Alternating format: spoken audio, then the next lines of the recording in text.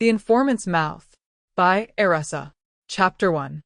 What the Smoke Remembers. The city organized itself below in the way cities do when they don't know they're being watched. Without performance, without vanity, just the plain machinery of a Tuesday morning going about its business. Rickshaws threading between the trams.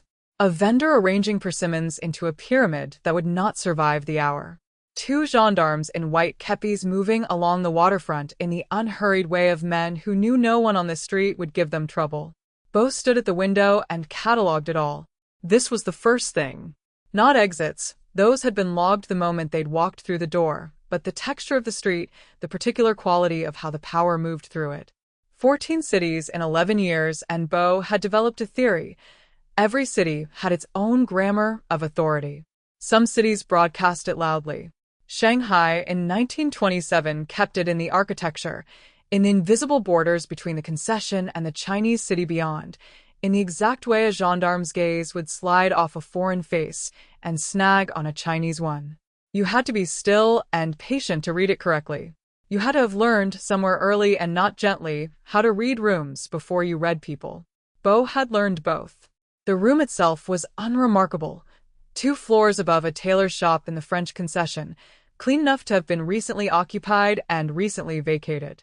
A single window facing west. The floorboards had been swept but not waxed, and the smell was of old lacquer and someone else's cigarettes and the faint brine of the river 3 blocks east. Bo had taken the room on a Saturday and spent the intervening days mapping the district on foot, the way a cartographer might, if cartographers were also trying to identify surveillance patterns and likely escape corridors. The telephone rang once. Bo crossed to it without hurrying. "You've had 4 days," boss said. No greeting. He never bothered. "I've had 4 days to not make any visible mistakes," Bo said. "That's different." A brief pause. Voss appreciated precision. It was one of the few things Bo genuinely respected about him. "The briefing stands," he said. "The target has a Friday residency at a club called the Golden Crane, 3 blocks from your current position. Concession Intelligence has a file. I'll have it on your table by this evening. And the approach? That's your area of expertise, not mine." His voice had the particular flatness of a man who had been delivering assignments for so long that he'd stopped distinguishing between them. A posting in Hanoi. A name in Warsaw. A woman in Shanghai who printed things that made Paris uncomfortable. All the same register. All the same mild, administrative weight. The network has been growing. Paris wants it mapped and dismantled before the situation becomes politically inconvenient. You have 6 weeks, possibly 8. And if 8 isn't enough, then I'll be having a different conversation with someone else. A beat. Get close to her. That's the beginning and the end of it.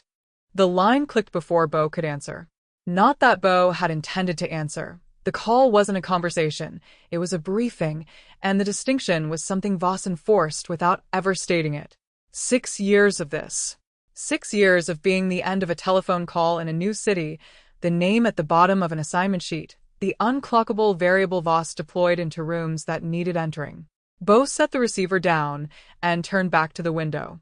The persimmon pyramid had lasted longer than expected. The vendor was now arguing with a woman in blue who seemed to have definite opinions about the structural integrity of the arrangement. Somewhere below, a motorcar horn. A child's voice, high and directive, narrating something to someone who probably wasn't listening. The ordinary percussion of a city indifferent to whatever happened above it. Exit routes. 3 viable, 1 preferable. The alley behind the tailor's shop opened onto the side street, which connected to the main thoroughfare in 2 directions. The staircase at the back of the building was narrower than the front, but had the advantage of emerging close to the market, which was consistently crowded in the mornings and offered excellent cover in the middle distance. The window itself was an option only in circumstances Bo preferred not to calculate yet. Power structures. The French Concession was its own small republic, governing itself with the comfortable assumption of European superiority and the practical complication of sharing a city with people who were beginning, with increasing force, to disagree. The nationalists, the communists, the foreign powers playing a slow, intricate game of extraction while the city's actual population decided what kind of country it wanted to be. Something was building toward a pressure point. Bo could feel it the way you feel a storm and the pressure before the rain. Not the thing itself yet, but the quality of the air, the particular tension and how people moved. Weaknesses. Too early to say with confidence. File first. The file would come tonight. A name in a folder, Scarlet. No surname yet in the operational materials, which meant either they didn't have one or didn't need one. A propagandist. A woman with a Friday residency at a jazz club and a resistance network, and the specific longevity of someone who had survived this long by being better at their work than the people trying to stop them. Bo turned from the window and crossed to the small table where their notes lay in a grid. Maps, preliminary observations, a sketch of the street grid radiating out from the Golden Crane's corner. The club sign was visible from here. If you knew where to look, a painted crane above the entrance 3 blocks west, its gilded color invisible in the morning gray, just the silhouette of it, the shape of a bird with its neck extended. Something about the shape of it held Bo's attention for a moment. Not long. A second. The kind of second that doesn't get recorded in the operational notes because it doesn't mean anything yet. Bo lit a cigarette, noted the exits again from professional habit, and looked back down at the street where the persimmon vendor had won the argument. The Golden Crane sign hung unlit in the morning gray. Bo did not move toward it. Not yet. Chapter 2. The Woman Who Prints in Red. The press needed 3 pulls to find its rhythm. This was something only Scarlet knew, not because she'd hidden it from Pei, who folded beside her with the earnest efficiency of someone who had learned the motion completely and still hadn't learned to feel it, but because knowing was a different thing from observing. Pei knew the mechanics. Scarlet knew the machine. The slight resistance in the third pull before the ink distributed evenly, the small settling sound that meant the roller had caught correctly, the way the whole frame trembled almost imperceptibly when a good sheet came through. She'd learned it over 2 years of nights like this one, and she'd learned it the way she'd learned most things that mattered, by being alone with it, by paying it the kind of patient attention that most people reserved for people. It was nearly 4 a.m. The flower shop above them was locked and dark, chrysanthemums and gardenias standing in their water with a solemn indifference of things that didn't know what was happening in the room below them. The basement was warm with the press's heat, the air thick with the smell of ink and damp stone, and the faint sweetness that came off the paper stock. Scarlet found it, as she always did, deeply peaceful. "You're humming again," Pei said, without looking up from his folding. "I hum when I'm thinking. You hum when you're not thinking, too. That's the better kind." She pulled another sheet, checked the registration, the characters landing clean and black against their red-bordered page, and set it in the drying stack. The pamphlets always ran with a red border. Not because she'd planned it that way from the beginning. She'd used red ink for the first batch because it was what was in the shop and she'd been printing in a hurry, but it had become something. Red for visibility. Red for refusal. Red because it printed well, and because concession walls would not forget the color. They worked in companionable quiet for a stretch. Pei had gotten better at the silence over the 2 years since he'd found her. Found the work, technically, found a pamphlet tucked under a market stall, and arrived at the shop 3 days later with an expression of such transparent determination that Scarlet had nearly laughed, and then hadn't, because he was 19 and serious about it in the way that people were only serious about things before they'd understood what seriousness cost. She'd let him stay. She worried about him constantly and never said so, because saying so would change something. "Will Wawa come in the morning?" he asked. She said she would. Scarlet set another sheet. "She has something to tell me. Is it bad?" She didn't say. Which meant it was probably something Wawa had decided required a face. Wawa operated on a careful taxonomy of bad news. Small things came through the shop in the ordinary hours of business, medium things over tea. Anything requiring her full attention arrived in person before noon. A morning visit meant a medium thing, at least. Possibly more. Pei folded, smoothed, stacked.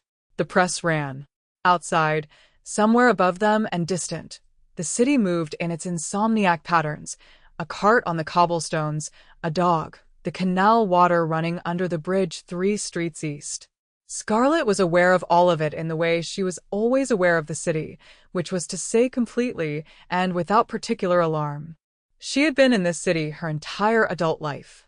She had learned its sounds the way she'd learned the press. by paying attention until the pattern became instinct, and instinct became something close to peace. She lifted the finished stack of pamphlets and fanned them. 30 clean sheets, characters sharp and correctly positioned, the red border even. She picked one up and read it aloud. Not loudly. Pei was 6 feet away and didn't need projection, and the walls were not thin enough to need whispering, but there was a register she naturally found when reading her own work, a voice that was neither the shop voice nor the stage voice but something prior to both, something that was simply her speaking to herself in the dark. The pamphlet was titled, in characters that ran clean across the top, "On the right to be counted." Below that, her argument, stated plainly, that visibility was not a luxury available only to those the law decided to see, that those whom the law chose not to see had the right, had, in fact, the obligation, to make themselves impossible to overlook. That the city was full of people the government had decided were inconvenient rather than real, and that inconvenience had never been a successful argument for disappearance. She read it through to the end. Checked a word in the middle. Witness. She had used it twice, which she'd noticed at the time and decided was intentional, and confirmed to herself that it was correct. Not for correctness, for truth. The distinction had been something her mother had said once, so long ago that the memory came without a face attached. You can say a true thing poorly or a false thing beautifully, and the beautiful lie travels further. Her mother had not meant it as instruction. Scarlet had taken it as one anyway. She set the pamphlet down on the stack, smoothed it with 2 fingers, and looked at it in the lamplight. The network was 3 years old. It had started as her alone, then as her and Wawa, then as something that had names and routes and a courier who folded pamphlets with the earnest efficiency of someone who believed completely in what he was folding. It had also started somewhere in its 3rd year to earn the specific attention of the Concession's intelligence apparatus, which Scarlet knew because she had contacts inside that apparatus. Careful contacts, maintained at a cost she thought about only when the press was running, and she had the quiet to think about things she otherwise set aside.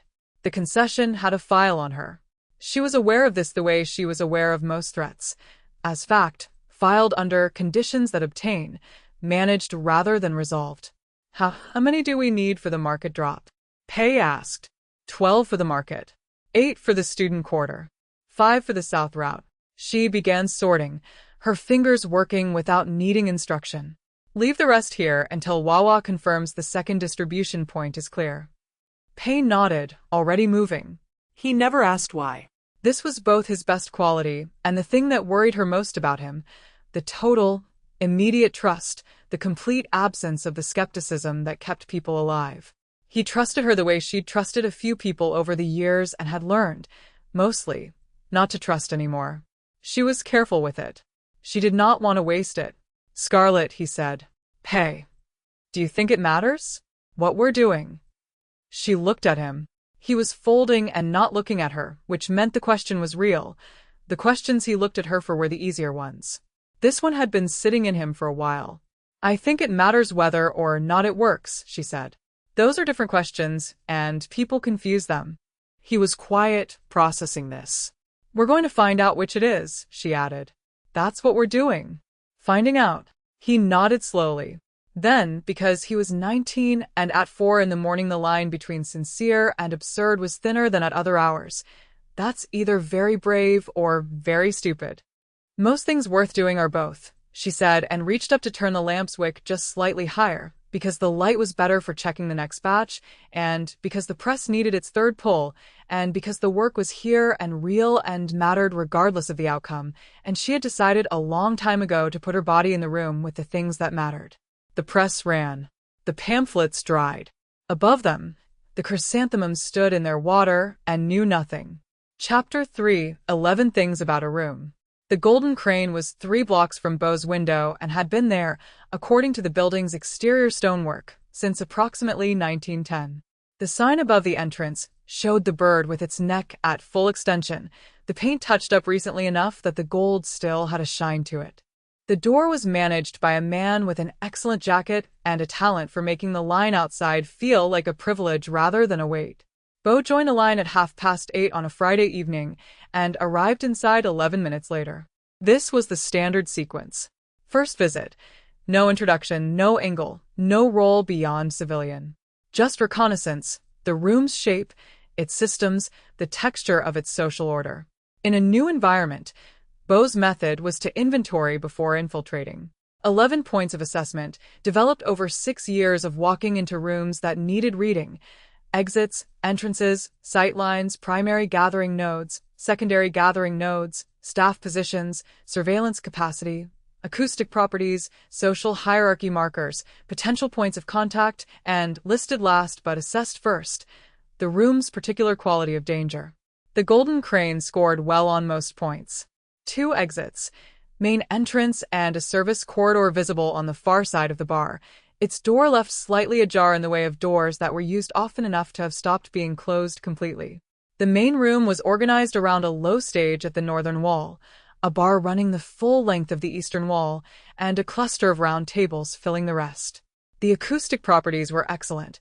The pressed tin ceiling was clearly intentional, the curves of it designed to carry sound down rather than letting it dissipate upward.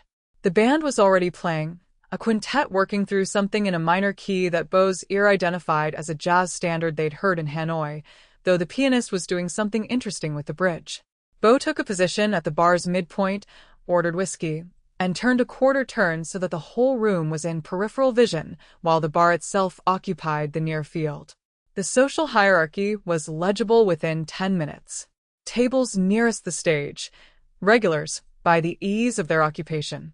Middle cluster, mixed, some regular and some not, the kind of crowd that paid full price and stayed 2 hours.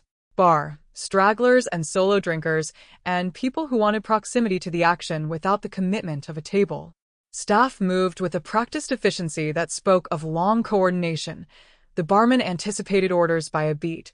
The 2 floor staff had divided the room between them so cleanly that their paths never crossed. The man Beau identified as the owner was not a man who circulated. He stood at the far end of the bar and watched his room with a specific quality of attention that Beau recognized from mirrors. Steady, comprehensive, neither looking at any one thing nor looking at nothing. Mixed Chinese and French ancestry in his face, early 50s, the kind of physical stillness that came from having stood in a room and watched it for many years. He refilled glasses when the barman was occupied.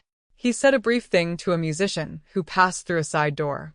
He didn't look at Beau, which meant he'd already looked at Beau, which meant he was good. The owner was noted. Filed under high-functioning neutral. Revisit. 9 of the 11 points completed. Beau added a 10th. The room smell, which was tobacco and alcohol and a trace of jasmine coming from somewhere, probably the fresh flowers in the low vases on each table, not orchids or chrysanthemums but jasmine, which was unexpected for a jazz club and suggested someone with specific preferences was making choices about the atmosphere. And an 11th, but this was where the list broke down, because the 11th point was supposed to be the room's quality of danger, and instead it was the moment the band shifted tempo and a woman walked to the microphone. Beau had read the file. The file had a photograph. The photograph had not been adequate preparation. This was not. Beau would catalog it precisely later in the flat. This was not a matter of attractiveness, though she was, in a way that the photograph's grainy reproduction had failed to communicate, striking. This was a matter of the room. Scarlet walked to the microphone the way people walked to microphones when they had been doing it for a long time, without the approach performance, without the small rituals of adjustment and placement that amateurs use to manage their nerves. She simply arrived at it, and then, for exactly the duration of a breath, during which the band held in suspension, she looked at the room. Not any particular table. The room. The kind of look that established, without aggression and without apology, that she knew where everything was. That she had already done the thing Beau spent the first 11 points of every assessment doing. That the room was readable to her. Beau's whiskey was halfway to their mouth and stayed there. The band began. She sang in Shanghainese, in a lower register than the stage voice implied, something about a city that forgot things on purpose. The melody was the standard, but the lyrics were hers. Beau recognized after the second verse that the song had been rewritten, the original replaced with something that had the same bones and a different name. The room listened with a quality of attention that suggested this was usual. The regulars at the front tables did not look at each other. They looked at her. Bo looked at her too, because there was no alternative that wouldn't require deliberately looking at something else, which would have been conspicuous. She was wearing deep red, a cheongsam with a slit that showed the curve of her calf when she moved. Her hair was pinned elaborately, dark against the lamp glow of the stage. Her hands were at her sides for the first verse, and then rose naturally on the second, not the conducted gesture of a trained performer, but something that seemed to arrive because the music needed it. Her eyes were open. She was looking at the audience, and also looking somewhere further back than the audience, at the idea of what she was saying rather than the room she was saying it in. Threat assessment. The file said dangerous. The file meant politically. Standing here, Bo understood that the file was right for the wrong reasons. The danger wasn't the pamphlets. The danger was this: the specific quality of attention she'd turned on the room before she'd begun, and the specific quality of attention she was extracting from the room now. A person who could do this, make a room pay attention, make a room want to pay attention, was a person who controlled information, and controlling information was the only architecture of power that mattered in this city. Bo should have been writing the assessment in their mind. They were not writing the assessment. The song resolved into applause. Scarlet held the final note past where most singers held it. 3 full beats, the band having landed already, just her voice in the air, and then brought it down cleanly and smiled in the way of someone who was pleased by something that wasn't the applause. 11 points complete. The assessment was done. Bo stayed for the second song without having decided to, which was not a thing that happened to them in operational contexts. Then, with a precision that required more conscious effort than it should have, they set their glass on the bar, left money beside it, and walked to the exit. The alley outside was cool. The bunned traffic moved in its distant, indifferent rhythm. Bo stood on the pavement for a moment, not long, perhaps 4 seconds, and then began walking back toward the flat. They had counted the exits twice. Something had gotten in. Chapter 4: What Wawa Knows. Wawa arrived before the tea was ready, which meant it was a morning visit of the more urgent variety. Scarlet heard her footsteps on the back stairs, a particular rhythm, 3 paws 2, which had been their signal since they were 12 years old, and Wawa had lived in the building next door, and reached for a second cup before the knock. The apartment above the flower shop was small in the way of apartments that were loved rather than merely occupied, the surfaces too full, the books organized by color in one section, and by height in another, and by some private system Scarlet had never fully articulated in the rest. The window that faced the canal was open, and the morning was coming in with the smell of water and the vendor noise from the market 2 streets east. The city had been going for hours already. Scarlet had been going since before it started. Wawa came in, looked at the state of the table, pamphlet proofs, a draft of the next distribution schedule, 3 dried magnolia blossoms that had been there long enough to become part of the furniture, and sat down in the chair that was hers by 2 years of consistent use. "You slept," she said, "for 2 hours. That's not what I'd call sleeping. It's what I'd call it." Scarlet brought the tea to the table and sat across from her. Wawa looked, as she often looked in the mornings, like someone who had been awake since long before she should have been. Her hair was tied back with the focused efficiency of someone who had decided not to spend time on it. Her expression was the one she wore when she had already decided something, and was now working out how to present it. "Tell me," Scarlet said. Wawa wrapped both hands around her cup. She was the only person Scarlet knew who could make the act of considering tea look like an act of strategic patience. "There's been movement in the concession apparatus," she said. "Someone new. Asking questions." "What kind of questions?" "The kind that don't get asked unless someone's been assigned." Wawa's eyes stayed on her cup. "Not Renault's people. Something cleaner than Renault's people. My contact in the concession records office says a new portfolio was requested last week. Background materials. Historical operational summaries. The kind of briefing you prepare for someone who needs to understand a situation from the beginning." Scarlet absorbed this. The thing about intelligence work in her experience, and her experience was now 3 years deep in the infrastructure of it, which had not been her intention when she'd built the press, but had been an inevitable consequence of building something the concession wanted to stop. The thing about it was that the information itself was almost never the frightening part. The frightening part was the implication, who wanted it, and what they were going to do once they had it. A new operative. A new assignment. Someone who needed to understand the situation from the beginning, which meant someone who hadn't been in Shanghai long enough to have existing arrangements, existing accommodations, the specific web of tolerated inconveniences that Renault's people had developed over years of dealing with resistance operations that were, by French concession standards, containable. Renault had always been manageable. Manageable meant predictable. Predictable meant survivable, at a cost. Someone new had no arrangements to honor. Any description? She asked. Not yet. My contact knew the file was requested and knew it was from a temporary posting, not a permanent one. That's all. Scarlet turned her cup once in her hands, thinking. The canal smell came through the window. Below, a delivery arriving at the back of the shop. She could hear Pace's voice, the slight lift in it that meant he was trying to sound more seasoned than he felt, and the vendor's response, patient and unhurried. What do you want to do? Wawa asked, which was her way of saying, I have a recommendation, and I'm giving you the courtesy of asking first. I want to know who it is before they know we know they exist. Scarlet looked up, which means keeping the current routes running, keeping the Friday residency as usual, and not making any adjustments that a surveillance operation would read as awareness. She paused. And I want to know the moment anyone new starts showing up at the crane. Wawa made a sound that was not agreement but was not disagreement either, the sound of someone who thought this was the right approach and also thought it was going to require patience she wasn't certain was available. Teo will notice, she said. Teo notices everything and tells almost no one. That's why the crane is still standing. Scarlet drank her tea.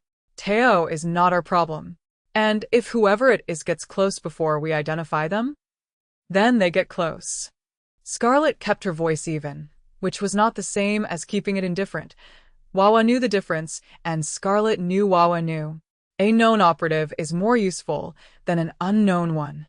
If we know who it is and they don't know we know, that's not a vulnerability. That's a position. Wawa set her cup down with the particular care of someone placing something fragile. Scarlet, I know what you're going to say. I know you know. I'm going to say it anyway. Wawa looked at her directly, not with the watchful professional attention that they turned on their work, but the other kind, the long kind, the kind that came from having run in parallel since they were young enough not to know better and long enough that the shapes of each other's fears were entirely familiar. You are not invulnerable. I know that. You proceed as though you are. I proceed as though the alternative is worse. She met Wawa's eyes. Which it is. You know it is. A silence.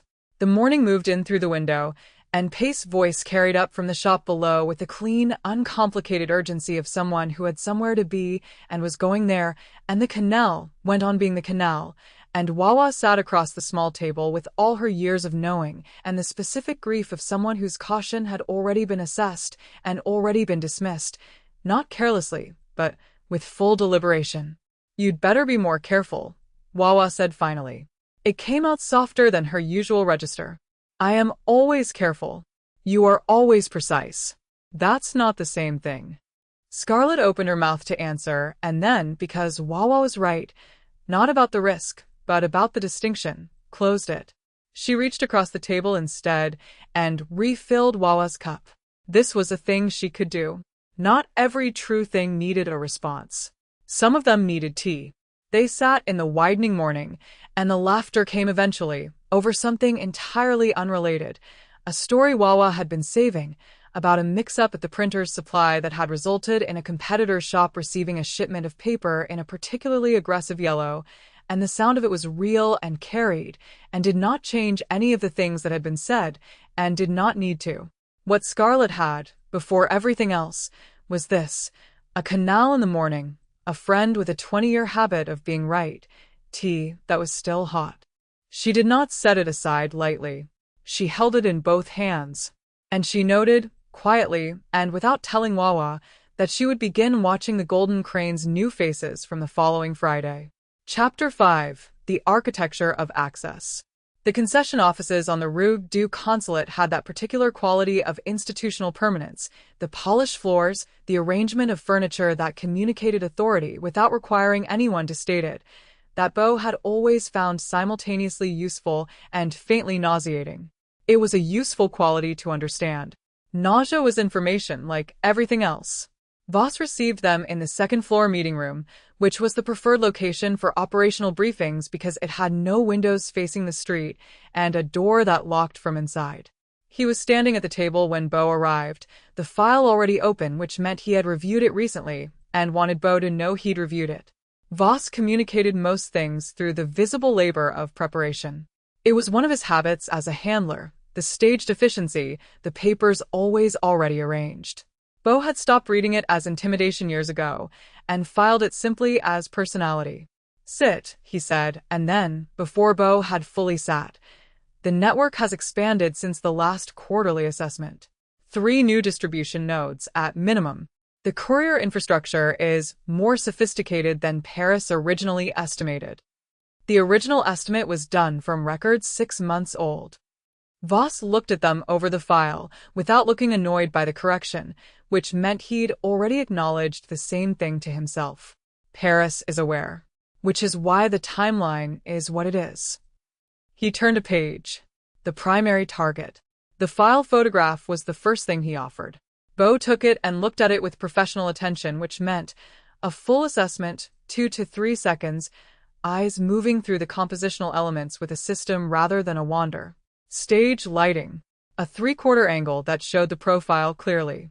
She was mid-performance, which meant she'd been photographed without her knowledge or consent, which the file gave no indication of finding noteworthy.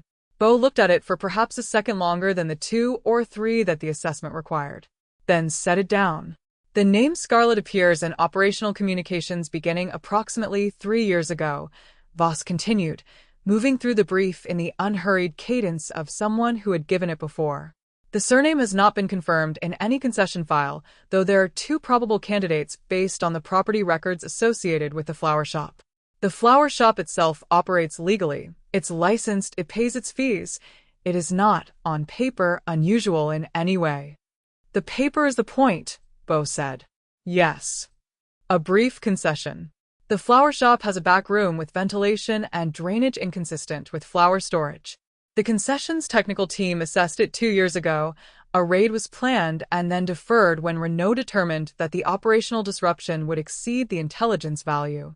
He paused. Renault's judgment on these matters has consistently privileged accommodation over extraction. Paris's current position is that this approach has run its course. Bo understood. Someone in Paris had decided the resistance network had grown past the point where it could be managed by existing local arrangements and had sent Voss, who was not Renault, who had not spent years building accommodations with anyone in the city, to correct the calculation. "The network structure," Bo said. Voss turned to the page. The structure was, as described, more sophisticated than Bo had expected from the file summary. A cell system with what appeared to be a central hub in the flower shop's distribution function, but lateral connections that did not all route through a single point. Which meant dismantling one node would not necessarily collapse the whole. Which meant Paris wanted the names of all the nodes, not simply the largest one. The names. That was the specific thing. Not the press, not the pamphlets, not the shop. Those could be addressed with a raid, and Renault could have done it years ago. What Paris wanted was the human architecture. Who made the decisions, who ran the routes, who printed and who carried, and who knew the network's full shape rather than only their own portion of it. "The approach?" Bo asked. "Access," Voss said. "She has a public-facing role at the Golden Crane. The Friday residency has been running for 6 years. The club is a social nexus for both concession-adjacent and resistance-adjacent circles. The access point is there." He looked at Bo with the mild, administrative attention that was as close to confidence as he ever expressed. "You've been chosen for this assignment specifically because you can move in both worlds without visible allegiance. The social flexibility. The range." By which he meant, Bo could read a room as anything the room needed, could present as French concession adjacent on one evening and as independent, politically unaffiliated on the next, with equal fluency, because the performance was in the structure of attention and access rather than in any single consistent costume. This was what 6 years of this work had made of them. A useful range. "Timeline," Bo said. 6 weeks from full engagement. 8, if the situation requires. but Paris has indicated that the political climate in the spring will close the window. He moved several papers into alignment with the particular satisfaction of a man who experienced tidiness as a form of control. You have the cover materials, the business position, the residential address, the social backstory. The full brief is in the packet. He slid the folder across the table. Beau took it. The packet was substantial. For inches of documentation, the accumulated surveillance work of 2 years of periodic attention from Renault's under-resourced operation, plus whatever the Concession's technical office had managed to photograph or intercept. Beau would read all of it. This was not because they trusted Voss's summary. They didn't trust anyone's summary as a practice, but because the details that got edited out of summaries were frequently the details that mattered in rooms. Questions, Voss said. It was not phrased as an invitation. Not at this stage. He nodded once. The briefing had the shape of a thing concluded. Voss began organizing the remaining papers on the table with that small, particular precision that indicated he was already thinking about whatever came next. Beau stood, collected the packet, and spent a moment, brief, administrative, easily justified, looking down at it in their hands. The photograph was inside this packet. The photograph and the 2 years of surveillance logs and the names Renault's office had tentatively identified and the technical assessment of the flower shop's ventilation and drainage and the 6-year record of a Friday residency at a club called the Golden Crane. It was a file like other files. It had a number at the top. The number sat in its field above everything else, reducing the contents to a problem of the same order as other problems, a name to be found, a network to be mapped, a Tuesday to begin making the social approaches that would, in 6 or 8 weeks, produce the intelligence Paris required. Beau tucked the packet under their arm. I'll report by the end of next week, they said. Sunday at the latest, Voss said, already not looking at them. Standard cipher. The polished corridor outside. The stairs. The street. Beau stood on the Rue du Consulate for a moment in the mild October air and looked at the pocket of documents under their arm. Inside it, alphabetically and without any particular distinction from the other documents, was a photograph of a woman holding a microphone in stage light, 3/4 angled, mid-performance, unaware. The approach was standard. Get close. Get trusted. Extract the names. Beau had done this 11 times before in 6 years in 14 cities, and none of those missions had left anything behind when they were finished.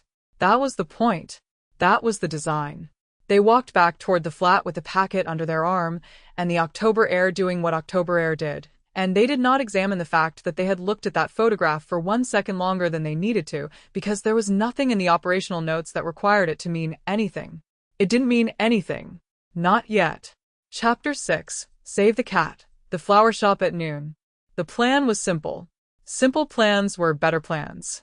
Beau had built this particular approach over the preceding week with the careful attention they gave every angle. The cover occupation, a minor import trading business, plausible and dull and easily forgotten. The social backstory, the precise calibration of how much to know about jazz and how much to seem to be discovering. A civilian with enough taste to frequent the Golden Crane and enough money not to ask the price. Someone who had been in Shanghai 2 months, was finding their way in the city, had heard the Friday residency recommended by a man at the import house whose name Beau had manufactured for exactly this kind of reference. The flower shop was the point of first contact because the flower shop was public and ordinary and gave Scarlet a context in which to assess strangers without the obligation of attention she carried on the stage. It was, Beau had determined, the more honest of her 2 public faces. The performance at the Crane was brilliant and deliberate, but the shop would show something closer to the structure beneath. The plan called for Beau to enter as a customer, identify a natural opening in the transaction, and deploy one of 3 prepared conversational gambits designed to move the interaction from commercial to social without apparent intention. Beau had done this kind of approach 11 times in 6 years. Not always with flowers. The principle was consistent. The shop occupied the ground floor of a narrow building on a side street 2 blocks from the canal, its window arranged with that specific quality of casual artistry that looked effortless and wasn't. Orchids in a low tray. A tall arrangement of something dried and architectural against the left wall. White chrysanthemums in a simple blue vase at the center, which was either a coincidence or a reference to something Bo would need to learn. The sign above the door was in characters that Bo translated as something like the red thread flowers, a name with a secondary meaning, the red thread of fate, the myth of the invisible connection between people the gods had decided would find each other. Bo filed this as either genuine sentiment or very good branding and pushed the door open. The smell hit first. Living green things, water, the ghost of something sweet that was probably the freesia arranged along the left counter. The shop was cool in the particular way of stone-floored rooms and not quite silent. The city came in at the edges, and from somewhere below or behind there was a low, barely there sound that Bo's ear parsed as machinery before the sound disappeared and became, possibly, imaginary. The woman behind the counter was arranging white chrysanthemums in a tall ceramic vase with the focused economy of someone in the middle of a task and entirely at peace with being interrupted. She was wearing a plain cotton chipao in deep aubergine, her hair pinned back in the manner of someone who had put it up to work and not to be looked at. There was ink on the side of her left hand, faint and dark, barely visible. She'd made some attempt to remove it and hadn't entirely succeeded. Bo ran the 11 points in approximately 2 seconds. No one else visible in the shop. Single exit other than the street door. A curtained corridor at the back. The counter was positioned to give clear sight lines to both the door and the window. The arrangement she was working on was almost finished. She was choosing between 2 stems, holding them up in turn. This was the target. This was Scarlet in daylight, without the stage and without the gold dress, and without the specific light of the golden crane, and she was, Bo noted with a professional portion of their attention that was still operating as designed. Nothing at all like the file had described her. The file said calculating. What Bo saw was someone deciding between 2 flower stems with the unhurried precision of a person who found the decision genuinely interesting. "Good morning," Bo said. Scarlet looked up. Her eyes were nearly black, and the attention in them was immediate. Not suspicious, not commercial. Simply present, in a way that most people's attention wasn't. She looked at Bo the way people looked at things they actually wanted to understand. "Good morning," she said. Her voice had that quality Bo had noticed on the stage, slightly musical, the consonants precise. "Are you looking for something particular, or would you like a moment to look around?" "I'm not sure what I want yet," Bo said. This was one of the 3 prepared gambits. It invited elaboration without demanding it, positioned Bo as someone open to guidance without appearing helpless, and created a natural opening for Scarlet to ask a question, which, in the operational framework, was the moment you learned what kind of person someone was. Scarlet looked at them for a moment with that complete, unperformed attention. Then she chose between the 2 stems, the taller one, which was the right choice. It completed the vertical line, and set the other down on the counter. "The orchids by the window are for people who know what they want and want it to look expensive," she said, returning to the arrangement and making one small adjustment. "The freesia is for people who want something that smells like a decision rather than an occasion. The chrysanthemums," she paused, the slightest pause, looking at the ones in the blue vase, "are for people with something specific in mind. Mourning or fidelity or the particular kind of apology that doesn't announce itself as one." She looked back at Bo. "You don't look like any of those." Bo had come in with 3 gambits and none of them addressed this particular conversational move, which was not a commercial exchange, and was not quite a social one either. It was simply, directly, a real observation, offered as though observation was a natural thing to offer a stranger. "What do I look like?" Bo asked. And here was the thing that did not fit the operational framework at all. She considered this seriously. Not for long. A breath, perhaps 2, but with the quality of someone asking themselves an actual question rather than preparing a social response to a social prompt. One hand resting on the counter. The ink on the side of her left hand. The chrysanthemums in their blue vase. "You look like someone who came in here with a reason you've already prepared," she said, "and who might enjoy having it interrupted." Bo went very still. This was the tell, the fraction of a second's absolute stillness that happened when something surprising arrived, the involuntary pause before the professional response could restore the surface. In every city, in every context, Bo's tell was stillness, and they had trained themselves to make it invisible. They did not, in this moment, entirely succeed. Scarlet was watching with that undeflecting attention, and she saw it. Bo knew she saw it. And what followed was not what Bo had expected. She didn't press the advantage, didn't deploy the observation as leverage. She simply looked at the chrysanthemums and then back at Bo and said, "What's your name?" Bo, they said. Not the cover name. Their own name. The one they had given to almost no one in 6 years. It happened without calculation, which was the problem, which was the entire problem distilled into a 2-letter syllable and a flower shop that smelled of Frisia. Scarlet smiled. Not the stage smile, not the performing smile, but something smaller and more private, the kind that arrived before the person wearing it decided whether to show it. "Scarlet," she said. And then, "Is there a flower for someone who came in without a reason and doesn't mind admitting it? Is there one?"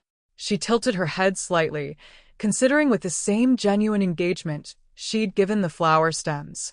"Gardenias," she said.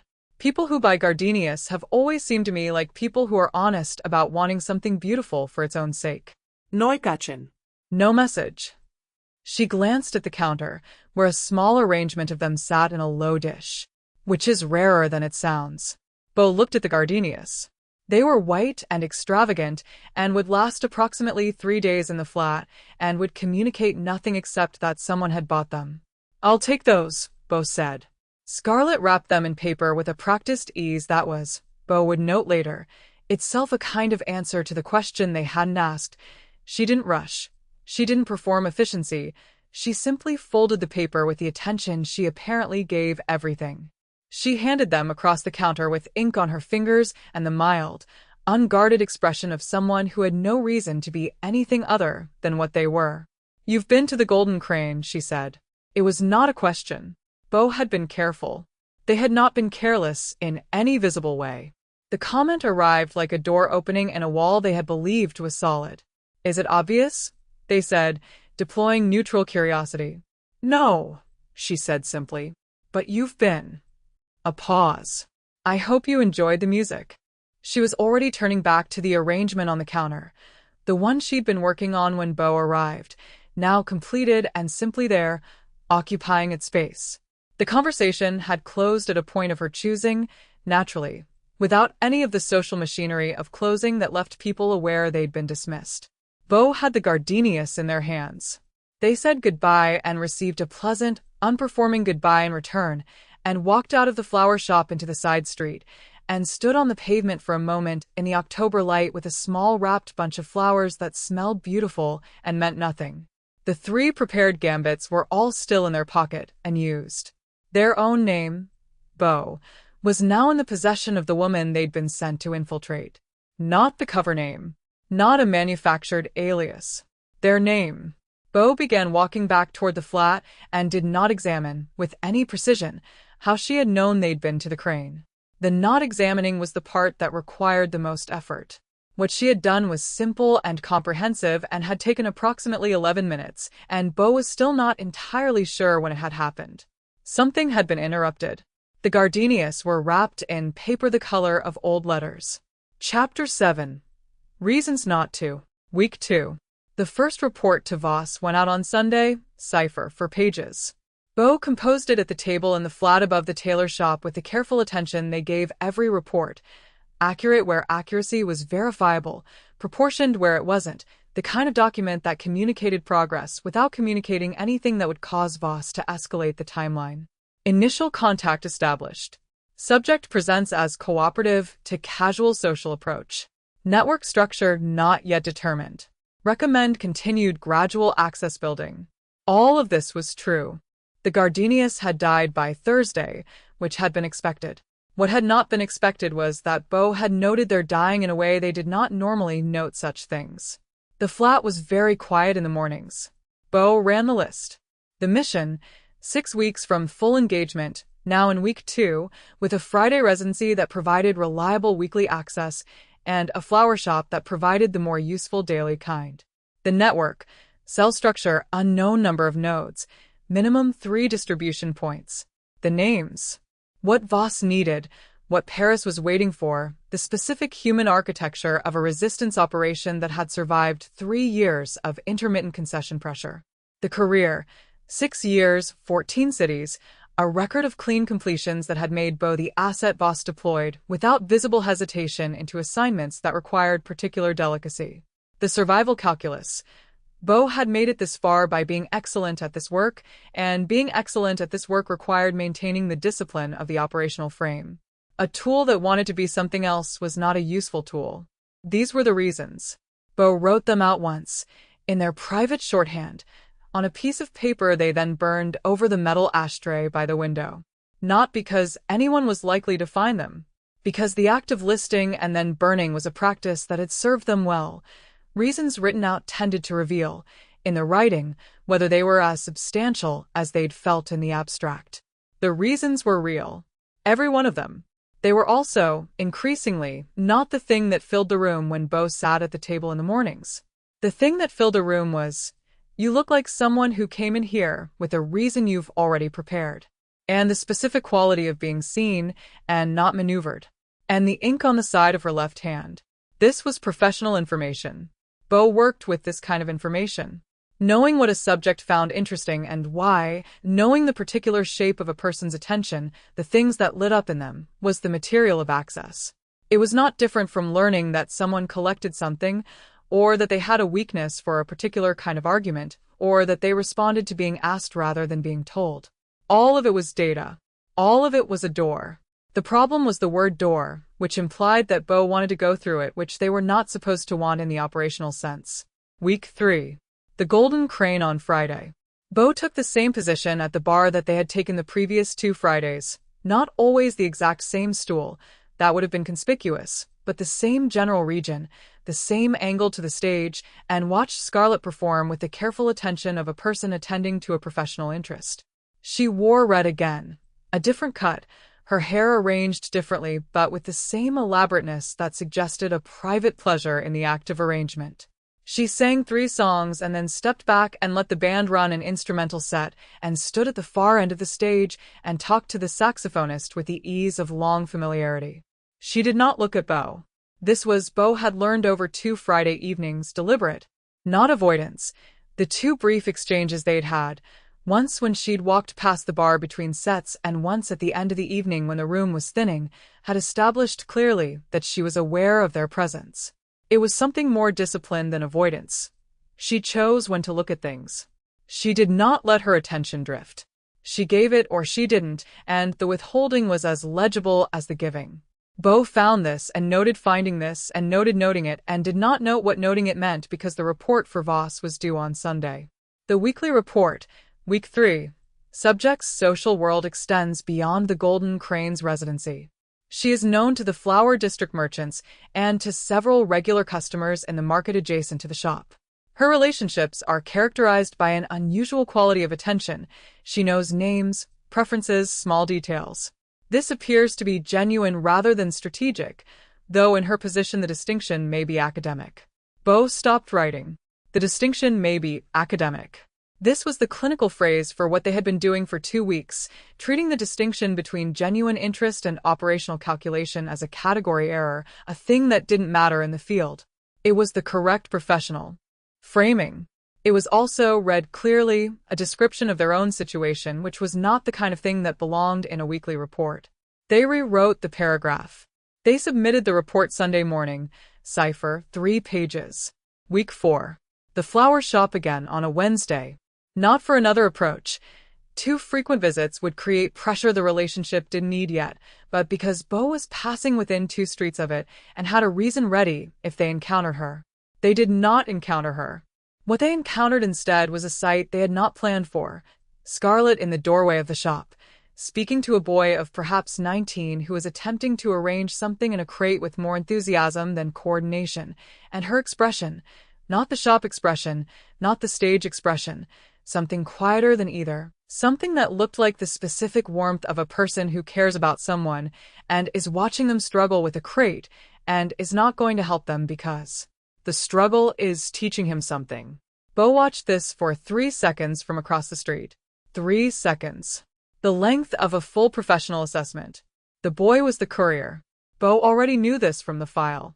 The file had described him as young male associate, role unclear. The file was wrong. What he was clearly, from 3 seconds of observation, was someone Scarlet was responsible for. Not operationally, or not only operationally. The particular quality of that unguarded warmth was not supervisory. It was maternal almost, and then something different from maternal, more lateral, more honest, the specific love of an older person for a younger one they can see clearly and worry about, and will not say so.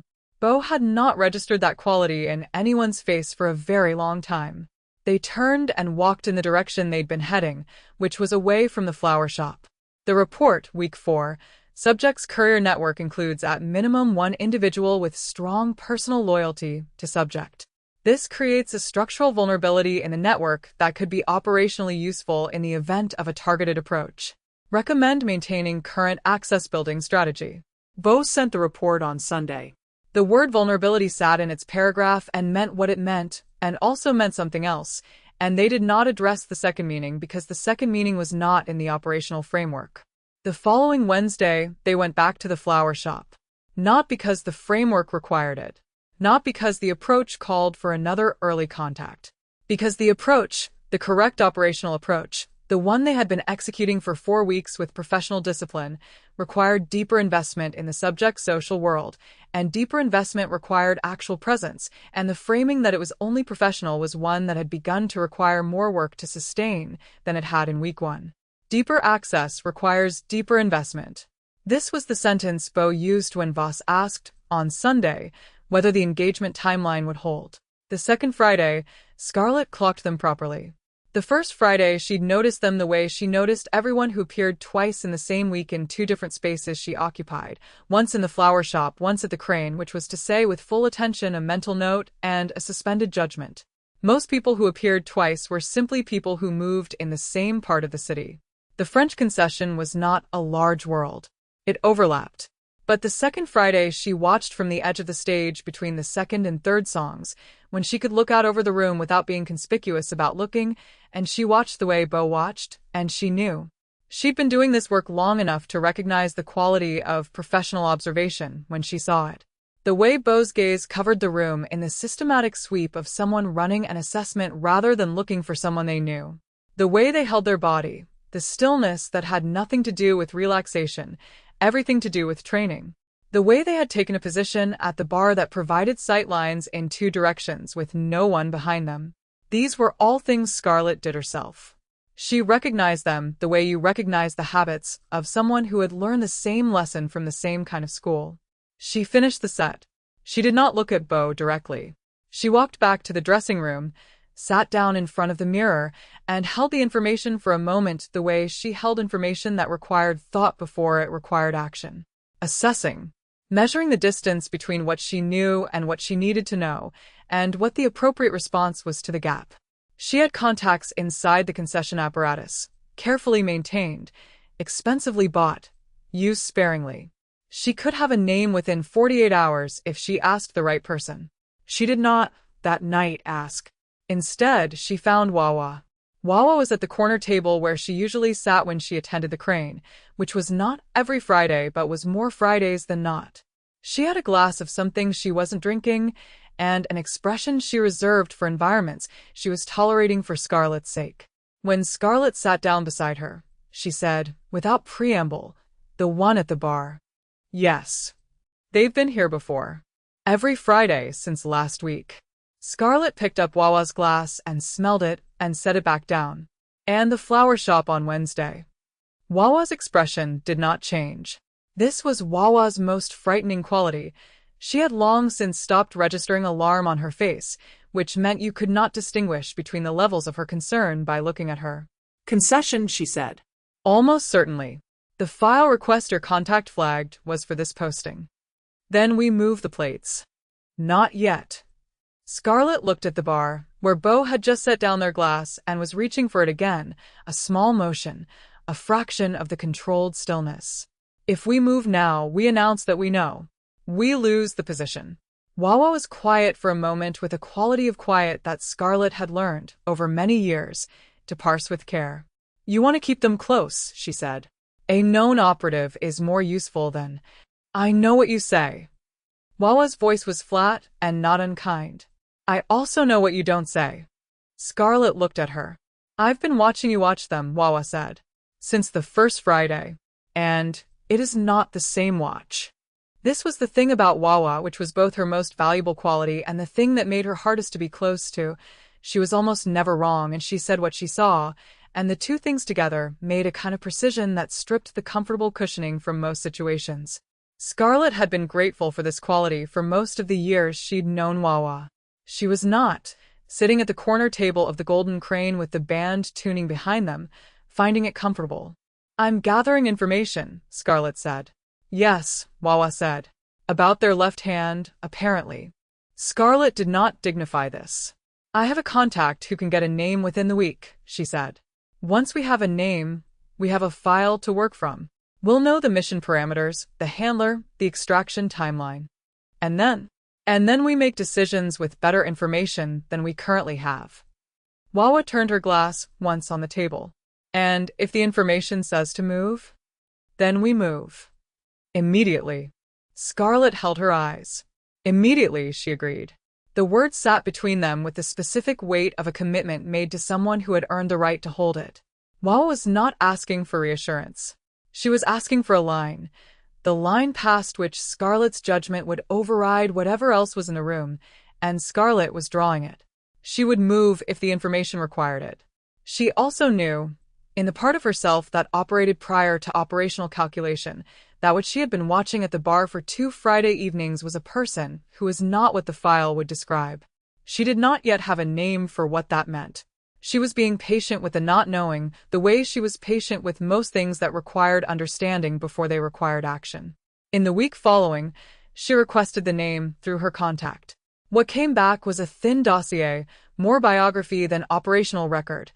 Bo Jingwei, 28, 11 years with the Concession's intelligence apparatus, based in Paris, but deployed intermittently across a dozen cities. No known family. Handler, Mathieu Voss. She read the dossier twice. She noted, with the careful attention she gave all operational materials, what it contained and what it conspicuously didn't. There was no mention of any previous assignment in which the operative had declined to complete the extraction. The record was clean. 11 previous missions, all listed under the same minimal summary, completed. Network disrupted. She sat with this for a long time. 11 previous missions. Each one a world that had been entered and then left behind, a set of people who had been gotten close to, and then what? The dossier didn't say. The dossier said disrupted and moved on, the way files always moved on, because the people inside them were not the point. She thought about the flower shop. The stillness that had broken, just fractionally, when she'd said you look like someone who came in here with a reason you've already prepared. The actual name, given without the pause that preceded a fabricated one. The gardenias chosen without any clear operational logic, simply because she described them honestly, and they had listened. Scarlet touched the back of her neck, briefly, thinking. She had 2 choices, which was always, in her experience, one more than the situation seemed to offer and one fewer than she would have preferred. She could move against this, alert the network, reroute the plates, rebuild the cover around a new layer of security. This was the correct operational choice. Wawa would endorse it. The network would survive it. The other choice was to wait. To watch. To give Bo Jingwei, who had given their real name and bought gardenias for no operational reason she could identify, the chance to show her something the dossier didn't contain. This was not the correct operational choice. She knew that clearly and held it without comfort. She also knew, not going to make the correct operational choice. She let 2 more days pass. Then she put the dossier away and went to find Wawa, who was in the market near the canal, and told her what she'd learned and watched Wawa's face do the thing it did when it was determining whether to express the alarm it was feeling or save it. I know what I'm doing, Scarlet said. Wawa looked at her for a long moment. The market noise ran between them. Vendors, a cart, someone's argument about the price of something that wasn't worth arguing about. Scarlet, Wawa said. Bo's operative mind filed this as a disclosure, notable, potentially calculated, and then the rest of their mind received it as something else, recognition. It was the same instinct, the same professional reflex, named plainly without apology by someone who had no reason to apologize for it. Bo had never heard anyone simply say that. "What are you watching right now?" they asked. She looked at them with that undeflecting attention, the kind that made the receiving end of it feel simultaneously examined and considered and chosen. Around them, the golden crane moved in its Friday evening rhythm, tables filling and emptying, the barman doing his practice dance, Teo at the far end of the bar in his usual position watching the room with the same comprehensive stillness he always watched it with. Bo had catalogued Teo 3 weeks ago as a neutral observer. The categorization still held, but it was holding with a little more complexity than it had initially. "Can I ask you something?" Bo said. "Yes." "How long have you been performing here?" Scarlet turned her glass once. 6 years, she said. "Teo gave me the Friday residency when I was 20. No questions asked, no conditions." A beat. He's that kind of man. They exist, but rarely. 6 years is a long time to perform the same night in the same room. It is and it isn't. She was quiet for a moment in a way that felt like thought rather than hesitation. The room doesn't change. The people change, and what's happening in the city changes, and the songs change. But the room, the particular air of it, the tin ceiling, the specific way the sound moves, that stays. And there's something to having something that stays. She looked at the ceiling for a moment. "I grew up in a city that changes everything on purpose." Stays were valuable. They talked for another 40 minutes. Bo's professional memory, which recorded conversations with the accuracy of a court stenographer, caught all of it. The range of it, jazz arrangements and the problem of translation, and the particular loneliness of cities that belonged to people who had arrived rather than been born, and also the texture of it, which was unlike any conversation Bo had had in recent memory, because it was a conversation in which both parties appeared to be actually present in it. Scarlet did not perform. She did not deflect. She asked questions that were real questions, listened to the answers with the kind of attention that made answering feel like something other than a transaction, and said things of her own that were offered because they were true rather than because they were useful. At some point Bo became aware that they had said more honest things in 40 minutes than they had said to anyone in several months, possibly longer. At another point Bo became aware that this was a problem. The problem was not that Scarlet had extracted anything operationally sensitive. She hadn't, or if she had, Bo couldn't find the moment. The problem was structural, architectural, the kind of problem that existed in the foundations rather than the visible walls. The problem was that Bo had been performing Access for 6 years in 14 cities, and this was the first time the performance had required so little effort that they weren't certain, sitting here, how much of what had just happened was them doing their job, and how much was something else entirely. The band finished. Scarlet set her glass down on the bar with a finality that was not rude and was not dismissive, and was simply the natural close of a thing that had run its length. "I'm glad you came back," she said. She said it the way she said things, not performing gladness, simply reporting it as fact. "So am I," Bo said. She stood, smoothed her dress, looked at them once more with that attention that was simply, continuously present. "Friday," she said. "Friday," Bo agreed. She walked back toward the stage. Bo watched her go and held the thing the Voss framework had no word for, the knowledge, clean and unhelpful and newly arrived in their chest with the quality of something that had been building slowly enough that they hadn't noticed until it was fully there, that they were not going to be able to complete this mission without losing something. They could not yet identify what. They stayed at the bar for another 10 minutes after she'd gone, listening to the band, not thinking. Then they walked home in the October night, and did not write the conversation into the weekly report because there was nothing in it that Voss required, and also because there was something in it that didn't belong in a report, and the presence of the second reason was itself a kind of answer to a question Bo had not been asking out loud. The novel tipped forward. Bo did not feel it tip. Or they did, and called it something else which was not a meaningfully different situation. Bo looked at her for a moment. Something in the operational framework shifted slightly, like a piece of furniture moved by someone who wasn't in the room. "I'll think about that," they said. "I know you will," she said. She said it as observation, not flattery, and turned back to the counter. Bo went out into the Tuesday street and thought about it all the way back to the flat. The Golden Crane, after hours. Week 6. Teo let them stay when the paying customers had gone. This was not extended to everyone. Bo had noticed over the preceding weeks that there was a specific, small group of people who were offered the after-hours crane: musicians, a few regular patrons, and Scarlet.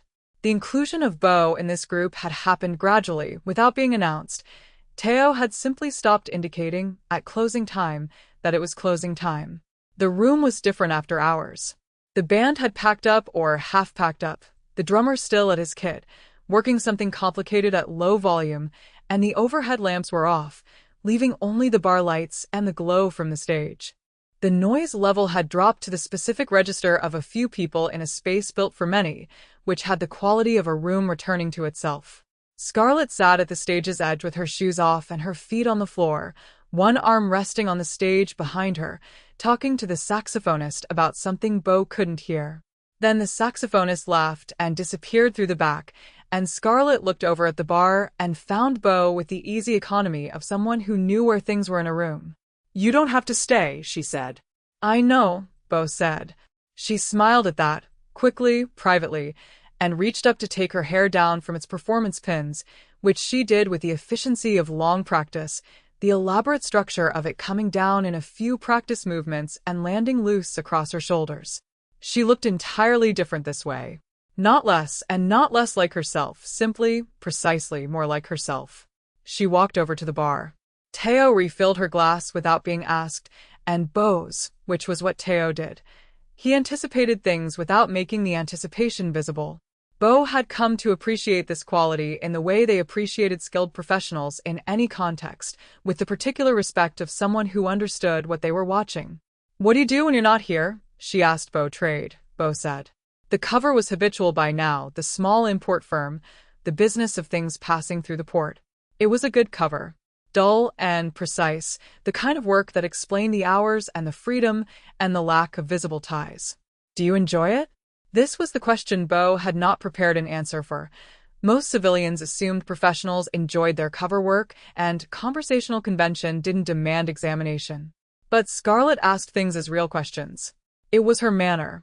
"Not particularly," Bo said, which was true on two levels simultaneously. "I'm good at it." "That's different. Being good at something you don't love is its own kind of sad," she said. Not with pity, with the honest acknowledgement of someone who'd had a position on this for a while. "What do you love?" Bo asked. She didn't hesitate. "This." A gesture at the room. The dim crane, the low-volume drummer, the smell of the evening's smoke still in the press tin. The press.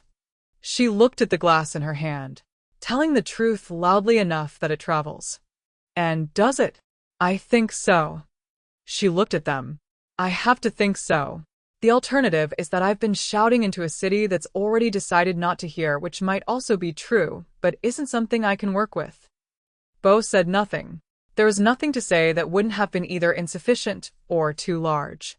Scarlet looked at them steadily, and then looked back at the room, at the drummer still working his quiet, complicated rhythm, at the empty stage that was just wood planking, without the light on it. They stayed another hour. The conversation went where it went, the city's current heat, the jazz underground and where it had come from, the question of whether beauty was a form of argument or only a form of comfort. Scarlet had positions on all of it and held them clearly and listened genuinely to Bo's responses. Bo gave more genuine responses than the operational framework required and less than they were aware of wanting to give. The night went on. The drummer finished and nodded and left. Teo cleared glasses at the other end of the bar and did not appear to be listening to anything. When Bo finally said goodnight and walked out into the small hours, the city was quieter than it was most hours, and the canal smell carried from 3 streets away, and the moon was doing something specific with the water in the gutters. Bo walked home in the particular quality of a person who had been in the presence of something they couldn't quite yet name, which was, as far as they were concerned, not a feeling. It was a condition that required monitoring. The canal. Week 7. A delivery gone sideways. The message had come through Wawa, via a system Bo had not been briefed on, and which Scarlet had told them about only in the most general terms. A delay on the delivery route, a gap in the courier schedule, everything fine but not tonight. The implication being that Bo, who had been invited to observe a perfectly routine distribution of something Scarlet described with cheerful vagueness as printed materials, would need to find another evening for it. The evening instead became this. The two of them walking a back canal route at 11 at night, ostensibly to assess an alternative transfer point Scarlet wanted to look at.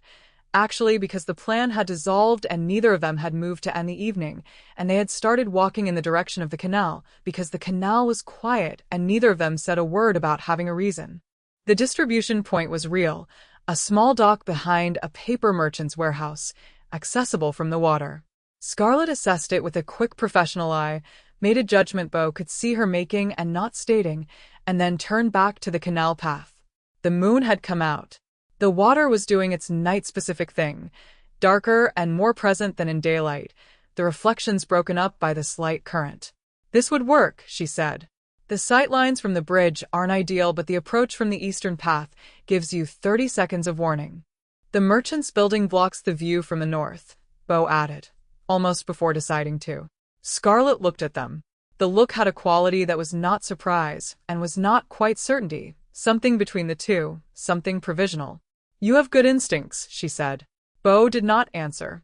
The not answering was the closest they could come, in that moment, to honesty without disclosure.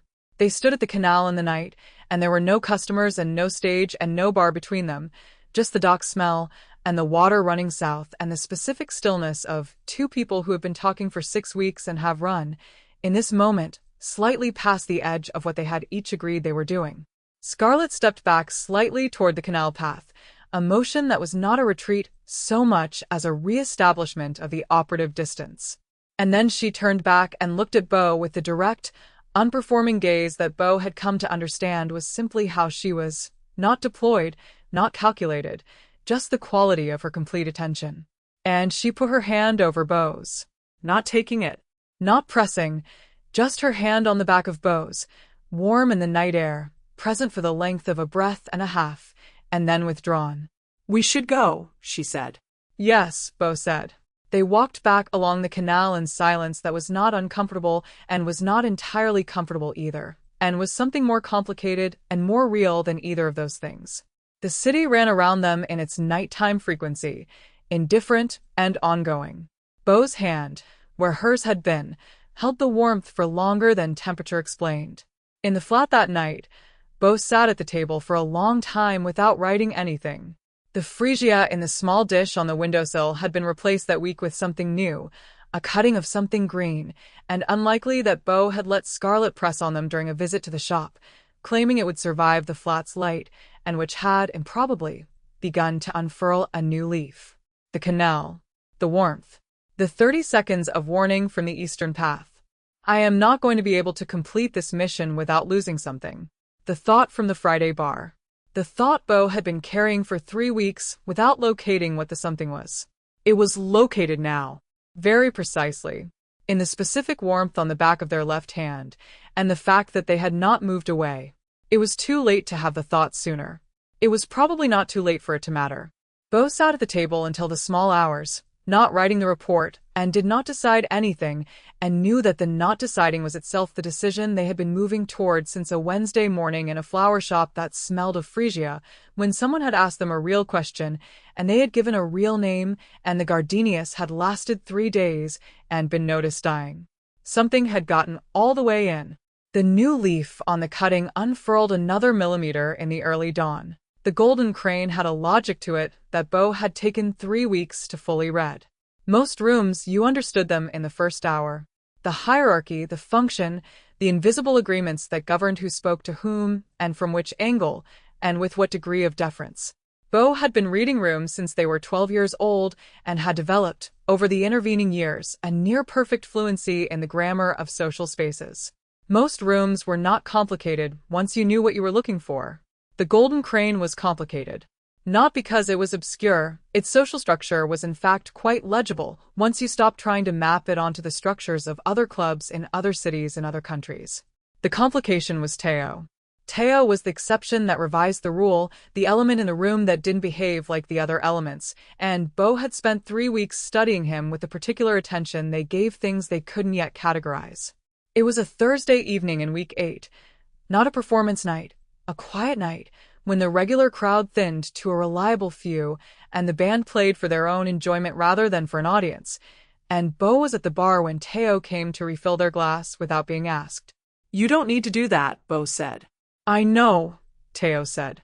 He refilled the glass, set the bottle back with the easy economy of a man who had been managing bars for long enough that the motion required no thought, and then remained where he was, unhurried, one elbow on the counter. You've been coming in long enough that I know what you're drinking. You know what everyone's drinking. Yes, he said, but I refill some more readily than others.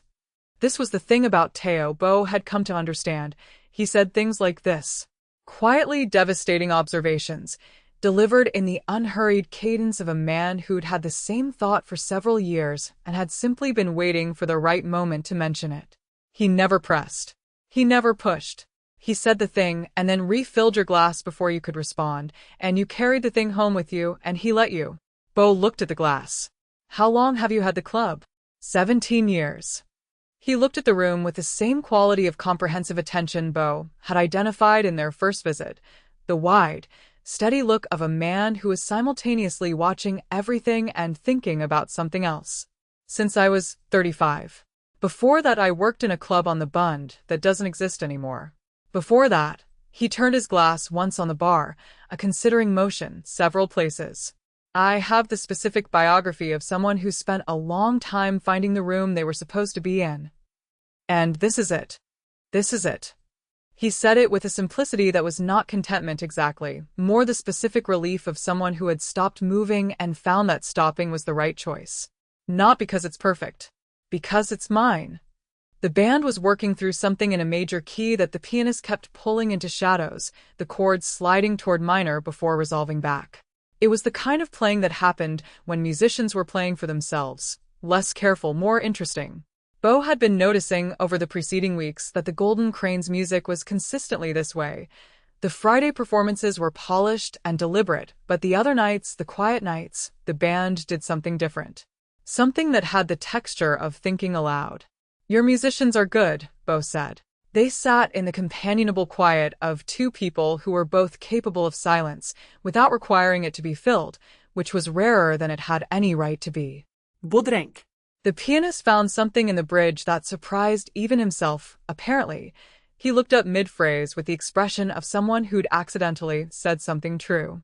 The drummer caught it and held on, and for 30 seconds the room had a quality of almost that didn't resolve, just sustained itself at the edge of something. Teo introduced Bo to Lin Wei, who was on a break, the way Teo introduced everyone to everyone. No preamble, no context, simply names offered and received, as though the people in the room were the room's own members, and had always been. Lin Wei shook Bo's hand and said they'd heard good things, which was probably not true, and was offered in the generous spirit of someone who decided to make it true retroactively, and went back to the piano. The saxophonist, Honoré, was a tall Shanghainese French man of 40, with a particular quality of physical ease that came from 20 years of performing, completely comfortable in his body, never quite all the way in the room, some part of him always already in the music. He and Bo spent 10 minutes talking about the difference between Parisian and Shanghai jazz, which was a conversation Bo could have from the civilian's angle without any particular difficulty, and which was, Bo noticed with the faint vertigo of having genuinely forgotten for a moment, not a performed interest. They had always liked jazz. They had liked it before the missions and had continued liking it in cities where liking it was professionally convenient, and in cities where it was not. The fact of the unconditional liking was briefly startling. Toward 10 o'clock, when Lin Wei had come back from a second break and was doing something contemplative and unhurried to a song Bo didn't recognize, Teo came to the bar again. He didn't refill the glass this time. He simply stood where he had been standing earlier, at the end of the counter, watching the room with his comprehensive attention, and then said, "Can I tell you something?" "Yes," Bo said. "I have had this room for 17 years. In that time," he considered the ceiling for a moment, the pressed tin curves of it catching the low light. "I've seen a great many people come through it looking for something. Some of them knew what they were looking for. Some of them didn't. Some of them found it here, and some of them found it somewhere else, and some of them didn't find it at all." He paused. The ones who didn't find it, in my experience, were usually the ones who decided, before they came in, that it wasn't available. Bo looked at him. Teo looked back with a mild, steady attention of a man who had said what he wanted to say and was entirely comfortable with however it landed. "More whiskey?" he asked. "No," Bo said. "Thank you." He nodded once and moved to the other end of the bar, where a regular couple was trying to catch his eye, and gave them his full attention with the seamless ease of someone who had never been somewhere else. Bo sat with the thing he'd said for several minutes, without moving. What would you give up to keep something real? That was the question under the question. Not stated as a question, stated as an observation about people who'd decided before arriving that it wasn't available. But the shape of it, held up to the light, was a question. Teo had the habit of this, asking things sideways, at an angle that left you room to deny you'd been asked at all, which was either generosity or a long-practiced precision, or both. Bo had been told, at 17, by the woman who'd arranged their life, that the work was the thing, and the self was the instrument of the work, and the instrument had to be kept clean. Clear of attachment, clear of the particular confusion that arrived when you started treating the objects of your professional attention as people rather than problems. It had been reasonable advice. Ing had given it as reasonable advice, from experience, with the tone of someone passing on knowledge that had cost them. Bo had taken it. They had been taking it for 11 years. The band resolved into something that had been building without being obvious about it, a resolution that felt earned rather than forced, the music landing where it was always going but taking a route that made the landing matter. Bo stood, left money on the bar, put on their coat. The canal ran south in the dark. The city moved around it in its nighttime frequency, all the invisible systems that kept a city functioning at the hours when no one was watching. Bo walked and did not think about the weekly report due Sunday, which had been growing harder to write, and did not think about Boss, who would call Tuesday if the Sunday report was thin, and did not think about the names they still didn't have because getting the names had stopped feeling like the work somewhere in the 6th week without Bo noticing the exact moment of the stop. They thought instead about Lin Wei's face when the piano surprised him. The way the room had sustained itself for 30 seconds at the edge of something. The new leaf on the cutting in the flat had put out a second one. Bo didn't examine that either. But they noticed it, climbing the stairs, and stood at the window for a moment before bed looking at the city organize itself in the dark, not mapping it, not cataloging it, just looking, and found that the looking was, for the first time in recent memory, something other than reconnaissance. It was something closer to being there. They held the distinction carefully, the way they held all distinctions that might matter. Examined, filed, not yet acted upon. In the morning they would write the report. The report would be accurate and proportionate, and would contain nothing Voss could use to accelerate the timeline. Tonight they held Teo's question in both hands like something they had been handed without quite catching it, and turned it over, and did not answer it, and carried it to bed. Chapter 12. The names on the list. Voss called on a Tuesday, which was not the usual day.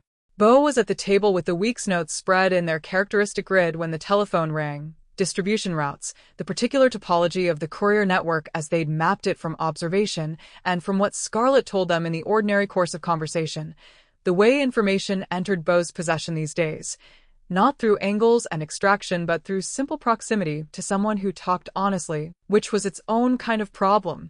The grid of notes covered the table. The telephone rang once. "The timeline has changed," Voss said. Bo set down the pencil. "In which direction?" "Compressed. Paris has moved the window to the end of the month." A pause that was not hesitation. Voss did not hesitate. He simply gave information time to settle before adding more. "I'm told the political situation in the spring makes delay untenable. The nationalists are moving in a way that will reorganize the entire intelligence apparatus within 6 months, and Paris wants the network disrupted before the reorganization changes. Who's responsible for the follow-through?" The end of the month. Bo looked at the grid on the table. 3 weeks, possibly 4. The network had more nodes than the original file had suggested. Bo had mapped 5 distribution points and suspected 2 more, had identified Wawa as a central coordinator rather than a peripheral one, had noted that the courier system ran through at least 3 separate handoff chains, any of which could be cut individually without destroying the others. "Sunday," Bo said. The line clicked. Bo set the receiver down and looked at the table. The printer. The notes on the table did not use that word. Bo had not written that word in any report, in any grid, in any of the careful documentation they'd been producing for 8 weeks. The notes said distribution infrastructure and primary contact and backroom operation and various other formulations that named the function without naming the person. The person was in the flat above the flower shop, 3 blocks west, with ink-stained fingers and a press that needed 3 pulls to find its rhythm and pamphlets that ran a red border and were, Bo had established from observation, printed in the basement below the shop's main floor. The printer. Bo sat at the table for a while after the call. The grid of notes had the clean, organized quality of their best work, legible, thorough, the accumulated intelligence of 8 weeks of close attention. It was, in the operational sense, excellent. Paris would find it excellent. Voss would find it excellent. The names extracted from it would be used for a purpose that Bo had understood in the abstract when they'd taken this assignment and understood now in a way that was not abstract at all, that had faces and voices, and the specific particular quality of being specific and particular people rather than an operational problem. In the evening, Bo went to the Golden Crane. The Friday set. Scarlet in a deep crimson dress. Not the gold one, which she reserved for Fridays when something in the air required it. Tonight she was in crimson with her hair pinned in a loose arrangement that was less formal than the performance pins and more formal than home. She sang 3 songs and between the second and third stepped back from the microphone and looked at the room with that comprehensive attention that had stopped startling Bo sometime around week 4 and found Bo at the bar and Bo looked back. This was what the notes on the table didn't capture. The notes captured frequencies, contacts, route schedules, the topography of the network. They didn't capture the way a room attended to her when she sang, or the specific quality of her voice in the third song. Something in Shanghainese about water remembering the shape of the vessel, which Bo had spent an embarrassing amount of time thinking about since last Friday. The notes didn't capture the fact that Bo knew, by now, the difference between the stage expression and the thinking expression and the expression she wore when she was about to say something that would lodge in Bo's ribs like a splinter for the following week. The notes were not wrong. They were simply incomplete, selective. They described a network and omitted a person, which was the kind of accuracy that was worse than lying. Between the second and third songs, Wawa appeared at Bo's elbow. This happened sometimes. Wawa did not make warmth a condition of her presence. She was there or she wasn't, and when she was, she said what she meant without the conversational cushioning most people deployed around difficult things. Bo had stopped finding this alarming somewhere in the 6th week. It was simply Wawa's manner, and Wawa's manner was, if you were paying attention, a form of respect. "She's running a delivery route tomorrow night," Wawa said. Not looking at Bo, looking at the stage. "I know," Bo said. They did know. Scarlet had mentioned it. The way she mentioned these things in the oblique shorthand of someone who decided, operationally, that Bo had earned a partial access to the network's logistics. Not full access. Bo did not have full access and had stopped pushing for it sometime around the canal because pushing for it had stopped feeling like the assignment and started feeling like a violation. "South Canal route," Wawa said. "Not the one you walked in week 7. Bo looked at her. "I know about the canal walk," Wawa said, still not looking at them. "I know about most things." A pause. "The south route has a vulnerable section. Under the bridge at the Rue de Cotter Consuls. If someone with Concession intelligence wanted to intercept a courier at the worst possible moment, that would be the moment." "I'm not planning to intercept anyone," Bo said. "No," Wawa said. "I don't think you are." The third song began. Scarlet sent. The room listened. Bo sat at the bar and wrote the Sunday report in their mind the way they always wrote it before committing it to paper. The first draft always internal, always tested against the question of whether it would hold up if Voss sent someone to verify. The first draft this week contained the South Canal route's vulnerable section under the Rue de Cotter Consuls bridge. The delivery time. The courier chain. In the second draft, which Bo composed while the song continued and Wawa finished her drink and left without another word, the South Canal route's vulnerable section was absent. A technical assessment of the network's distribution methodology was present instead, broad, structural, giving Paris something that looked like progress without giving Paris a when and a where and a who. In the flat, after midnight, Bo sat at the table with the cipher book open and wrote the report. The first line, Network Infrastructure Assessment, Week 8. Distribution methodology appears to utilize a lateral redundancy structure, resistant to single-point disruption.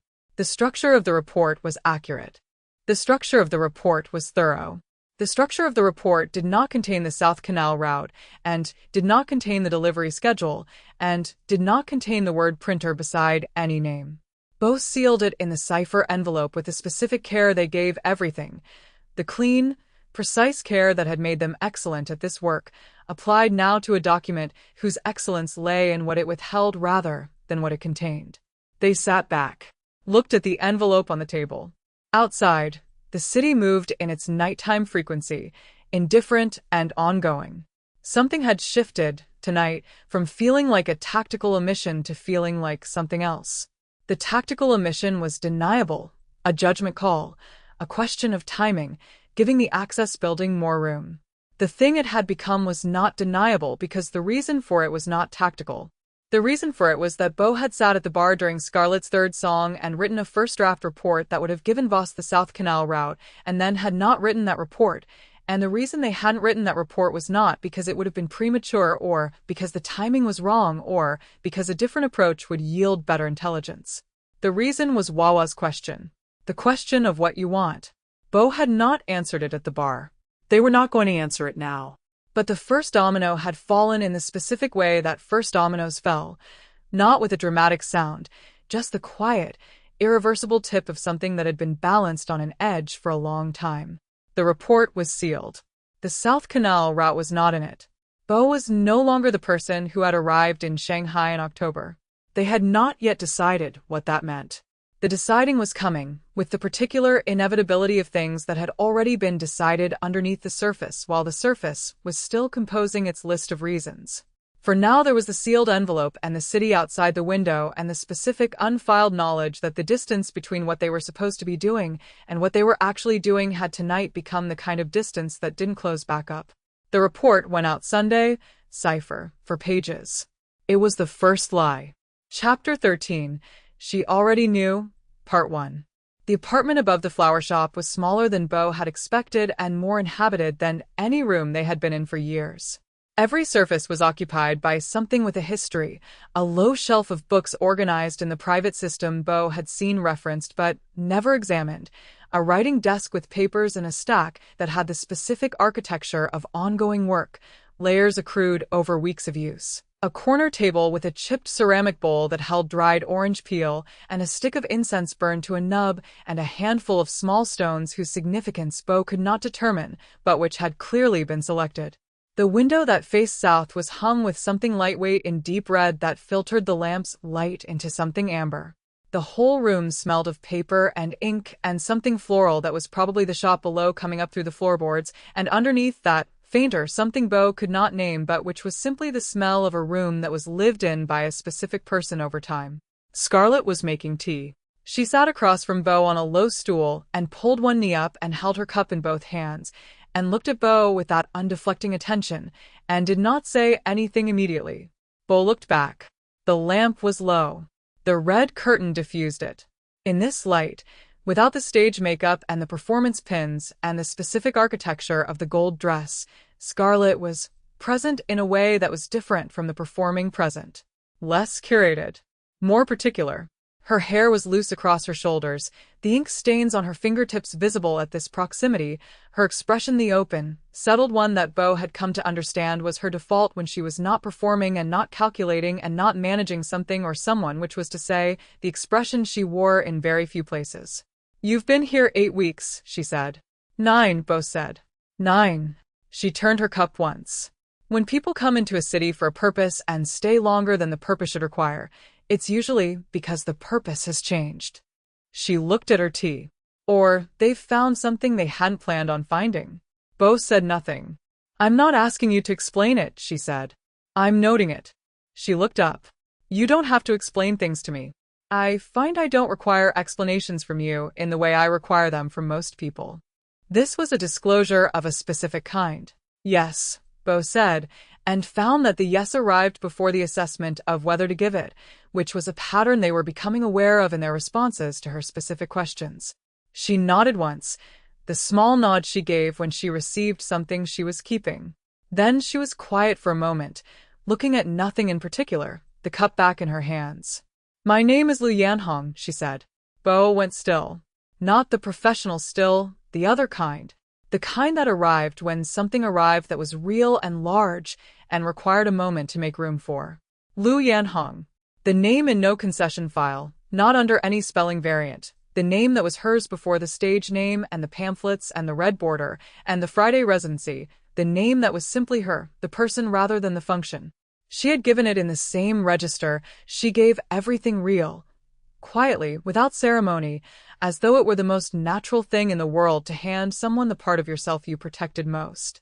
Yànhóng, Bo said. She smiled. It was the small private smile, the one that arrived before she decided to show it. The name they called me before I was anything else, she said. I don't give it to many people. A pause. I give it to the ones I've decided to trust. The timing doesn't follow a schedule. The room held itself. Bo was aware of the lamp and the tea, and the ink on her fingertips, and the sound of the canal, and the specific quality of a moment in which two very careful people had both briefly stopped being careful at the same instant. The name before the training, Bo said. Their voice was level. Their hands, flat on their knees, were not quite still. I was called Jing. Not Jingwei, just Jing. Before the papers, before the assignments. I haven't said it in, they stopped. I don't know how long. Scarlet looked at them with expression that was not the stage expression and not the shop expression and not the thinking expression. Something else, something Bo did not have a clinical name for and did not, in this moment, need one for. Jing, she said. Yes, Bo said. They were very close. They had been close before, the canal, the flower shop counter, the bar with its particular proximity, but this was different. The close of a room at night, the close of two people who have stopped pretending the distance is comfortable, the close that had been accumulating for 9 weeks, and was now simply present in the space between 2 cups of tea. What followed was not the beginning of something. It was the arrival of something that had already been in progress, which was different, the recognition of a thing already happening rather than the initiation of a thing new. Scarlet's hand moved first, the same deliberate movement she used with Bo that was different from her natural ease with others, more careful, more intentional, and Bo's response was not the operative's calculated response and was not any practice thing. It was simply what happened when you stopped performing absence. The lamp burned low. The canal kept its noise. The city kept its indifferent machinery running below them, and above it, in the red-lit room with its particular smell of paper and ink and the specific accumulation of a life lived by one specific person, something that had been building since a flower shop on a Wednesday morning arrived at its destination. Afterward, the dark. The lamp turned down further. The particular quiet of a room breathing. Scarlet was humming. Not performing, humming the way she hummed when she was working, the low, barely there sound of a mind at rest. Bo lay very still and listened to it and felt, with the clarity that sometimes arrived after intimacy rather than during it, the specific quality of being in a room that knew they were in it. Not because it was designed to know, because the person in it had decided, at some prior point and with full information, to make it a room in which Bo was known. Something moved in the apartment. Not significant. A familiar sound, Scarlet reaching for water on the nightstand, and Bo noted, without urgency, that they had not tracked where the water was. Had not, in entering the apartment, mapped the room's contents with their usual inventory. Lay very still, and afraid, and present. The canal kept moving. The city kept its noise. Above them, somewhere past the red curtain, the early morning was beginning to gray the sky, and the press downstairs was cold and waiting, and the pamphlets were sorted for the morning, and the work would go on the way it always went on, with purpose and with cost, and without apology. Bo did not sleep. But they were there in the room until the gray light found the curtain's edge, which was a form of staying they had not known they were capable of. It was enough. Chapter 14. The courier runs late. Pei was supposed to be back by 7. By 8, Scarlet had stopped checking the clock, which was the thing she did when the checking had stopped helping and she needed her attention for something that would. The Golden Crane was full, not a performance night, a regular Thursday crowd, the kind of evening where the music was good and the conversation was good, and the specific comfort of the room did its work on the people in it. Scarlet was at her usual corner table with something she wasn't drinking, and Wawa was across from her, and neither of them was saying anything, which meant both of them were thinking the same thing and had agreed, without discussion, not to say it aloud because saying it aloud would not help. Bo was at the bar. They had been there when Scarlet arrived and had read the table, the particular quality of Wawa's stillness, the untouched glass, and had not come to join them, had simply noted it from the bar and let their presence be what it was, a known quantity in the room, the specific category of not being where you weren't needed. At 8:20, Wawa's contact arrived. A small, fast-moving man who came in from the street with the quality of someone who'd been walking quickly for 10 minutes and wanted it to look otherwise, found Wawa's eye across the room and did not approach the table. Instead, he went to the bar, ordered something, and Wawa went to the bar at her own unhurried pace and stood beside him. Scarlet watched from the corner. She could read Wawa's face across a room in bad light. 20 years of practice, and what she read was South District, Patrol, Gap. The man left. Scarlet nodded once. This was the tree of, the information was not catastrophic. A delay was not a loss. Pei knew his protocols and his protocols were good, and she had written them herself over 2 years of iterative refinement, and they held. She also knew, sitting at the corner table with the untouched glass, that knowing the protocols were good was not the same as not being afraid. She was afraid. Not the large, undifferentiated fear she'd felt before she learned to route her fear into useful channels, the specific, bounded fear of someone who loved a person and knew the distance between that person and safety, and was measuring it in real time without being able to do anything except wait. The room went on. The band played. Teo moved at the far end of the bar in his comprehensive, unhurried way. At the bar, Bo did something that Scarlet noticed and Wawa, who was looking at her glass, did not. They set down their whiskey very carefully and looked at her. Not the operative look, not the professional assessment, the other look, the one that had started appearing sometime around the 6th week and which she had catalogued with the same care she gave all significant observations as something outside the parameters of their assignment. The look of someone who had located themselves in a situation and was now, simply and without performance, present in it. She looked back. A brief acknowledgement, nothing more, then looked back at the table. Wawa said quietly, "He'll be fine." "I know," Scarlet said. "He has good instincts." "I know." A pause. "You trained him well." Scarlet looked at her glass. "He trained himself," she said. "I just stopped getting in the way." She turned the glass once. "That's what you do with someone who came to it from conviction rather than circumstance. You get out of the way and trust them to become what they already are." Wawa was quiet with the quality of someone who is listening to the subtext rather than the text.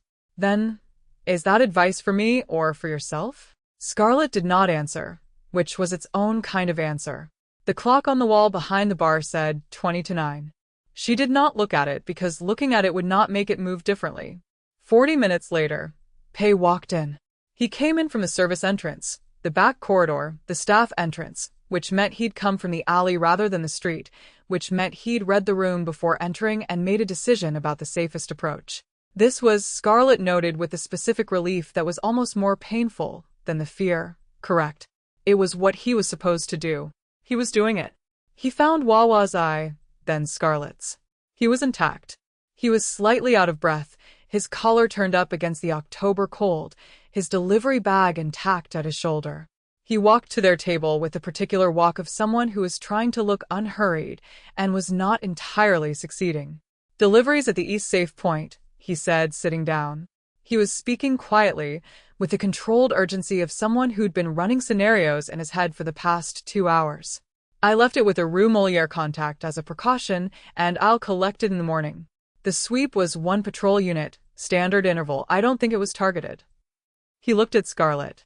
"I think it was routine." "I think so too," Scarlet said. "Are you hurt?" "No." Slight indignation in the tone. The 19-year-old's particular dignity, wounded by the question's implied doubt. "I've fine." The alternate route was clean. "Good."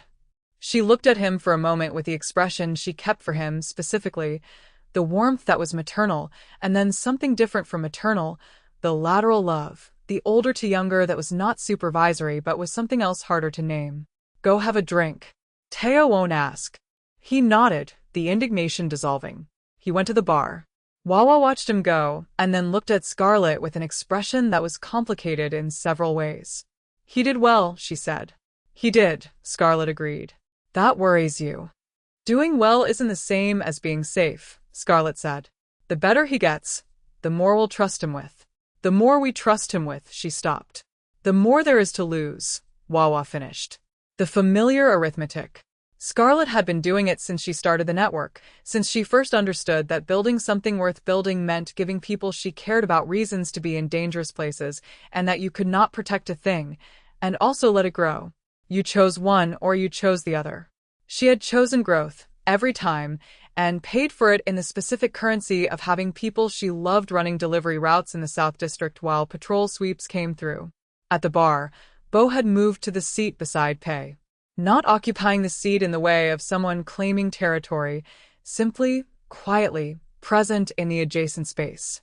Pei was talking. He talked fast when nervous, in the particular rapid cadence of someone processing something by narrating it, and Bo was listening with the full attention they gave things they were genuinely interested in rather than professionally assessing.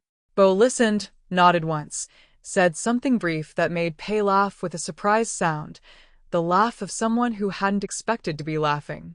Scarlet watched this. Wawa, who had turned to see what she was looking at, watched Scarlet watch it. The laugh, pace, genuine and unguarded, was the sound of a room knowing it was safe enough to sound like itself. Bo had produced this without appearing to try, the way they produced most things, through the specific quality of attention that made the person on the receiving end feel, accurately, that they had been considered. Wawa, Scarlet said. I know, Wawa said. I wasn't going to say anything. You were going to say something about being careful, and I already know. Scarlet looked at her. I was going to say thank you for staying. Wawa looked back at her.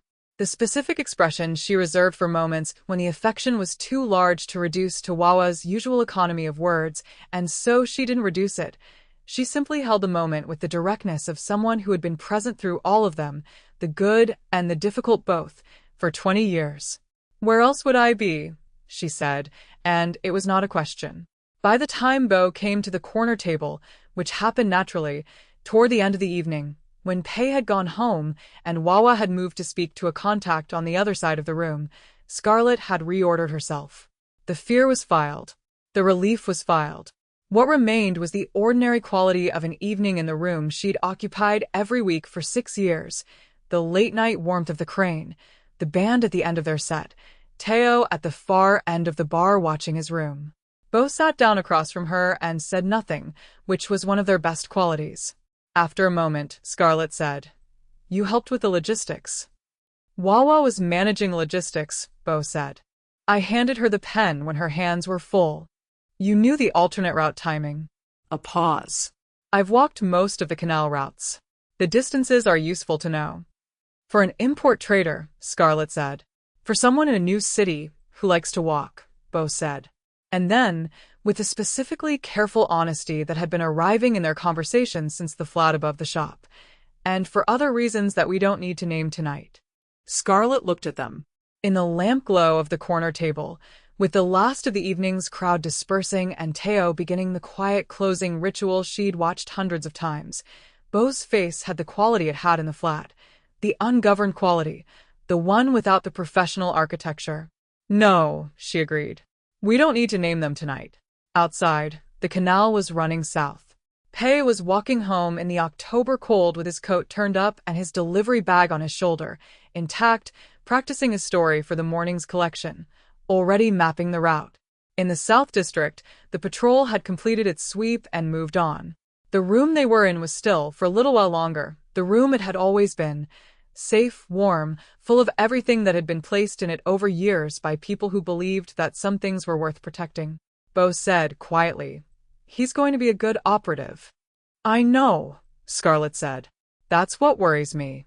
And Bo looked at her with that look that was not assessment, and was not professional, and was simply the specific regard of a person who understood what she'd meant, who understood that the things worth worrying about were not the failures but the successes, the people who got good enough at dangerous things to be trusted with more of them, and nodded once and said nothing and stayed. which was what she'd needed, and which was, more and more, what Bo knew how to give. Chapter 15. Wedding taught me. The flower shop after hours was a different room than the flower shop in business. The business hours shop was its public face, the window arrangement, the ordered counter, the particular quality of Scarlet's shop attention, which was warm and genuine and still, Bo had come to understand, a version of herself rather than the whole. The after-hours shop was quieter, darker, the unsold flowers standing in their water with the specific patient quality of things waiting for morning. The curtain over the back corridor was pinned up at the edge, which meant the press had been running and the air still carried the ink and stone smell that Bo associated now, automatically, with this particular kind of night. No customers, no performance, just the shop and the work and Scarlet in the back preparing the next batch. She had asked Bo to come by. Not urgently. In the easy, unperforming way she invited people into the ordinary movements of her life when she decided they belonged there. Come by after 7, she'd said in passing, in the flower shop's business hours, and Bo had come by after 7, and the door had been unlocked in the way of a door that was expecting someone. Now it was 8:30. The press had been running, but wasn't anymore. Scarlet was making tea in the small room adjacent to the shop floor, a narrow space with a gas ring and a shelf of mismatched cups, and a window that looked onto the alley, currently dark. Bo was in the shop itself, nominally looking at the flowers, actually watching Scarlet move through the small kitchen with the unconscious economy of someone doing a familiar thing without needing to think about it. She was humming. The low, barely there hum she made when she was thinking about something else. Not a song specifically, more the sensation of one, the shape of a melody without its content. Bo had heard it in the flat above the shop, had heard it in the back room after the press runs, had heard it once at the canal in the dark when she thought no one was close enough to catch it. They had catalogued it in the first weeks as data, a behavioral indicator of specific internal states, useful for reading. Not a large memory, not the ones Bo had catalogued and filed and stopped returning to, the load-bearing memories, the ones the wound was built from. This was smaller, the orchids in the window of the house in which city, one of several. Before Shanghai, Ing had kept orchids on the windowsill, white ones, and had tended them with the patient, unhurried attention she gave everything she cared for, which was not many things and which was tended with corresponding thoroughness.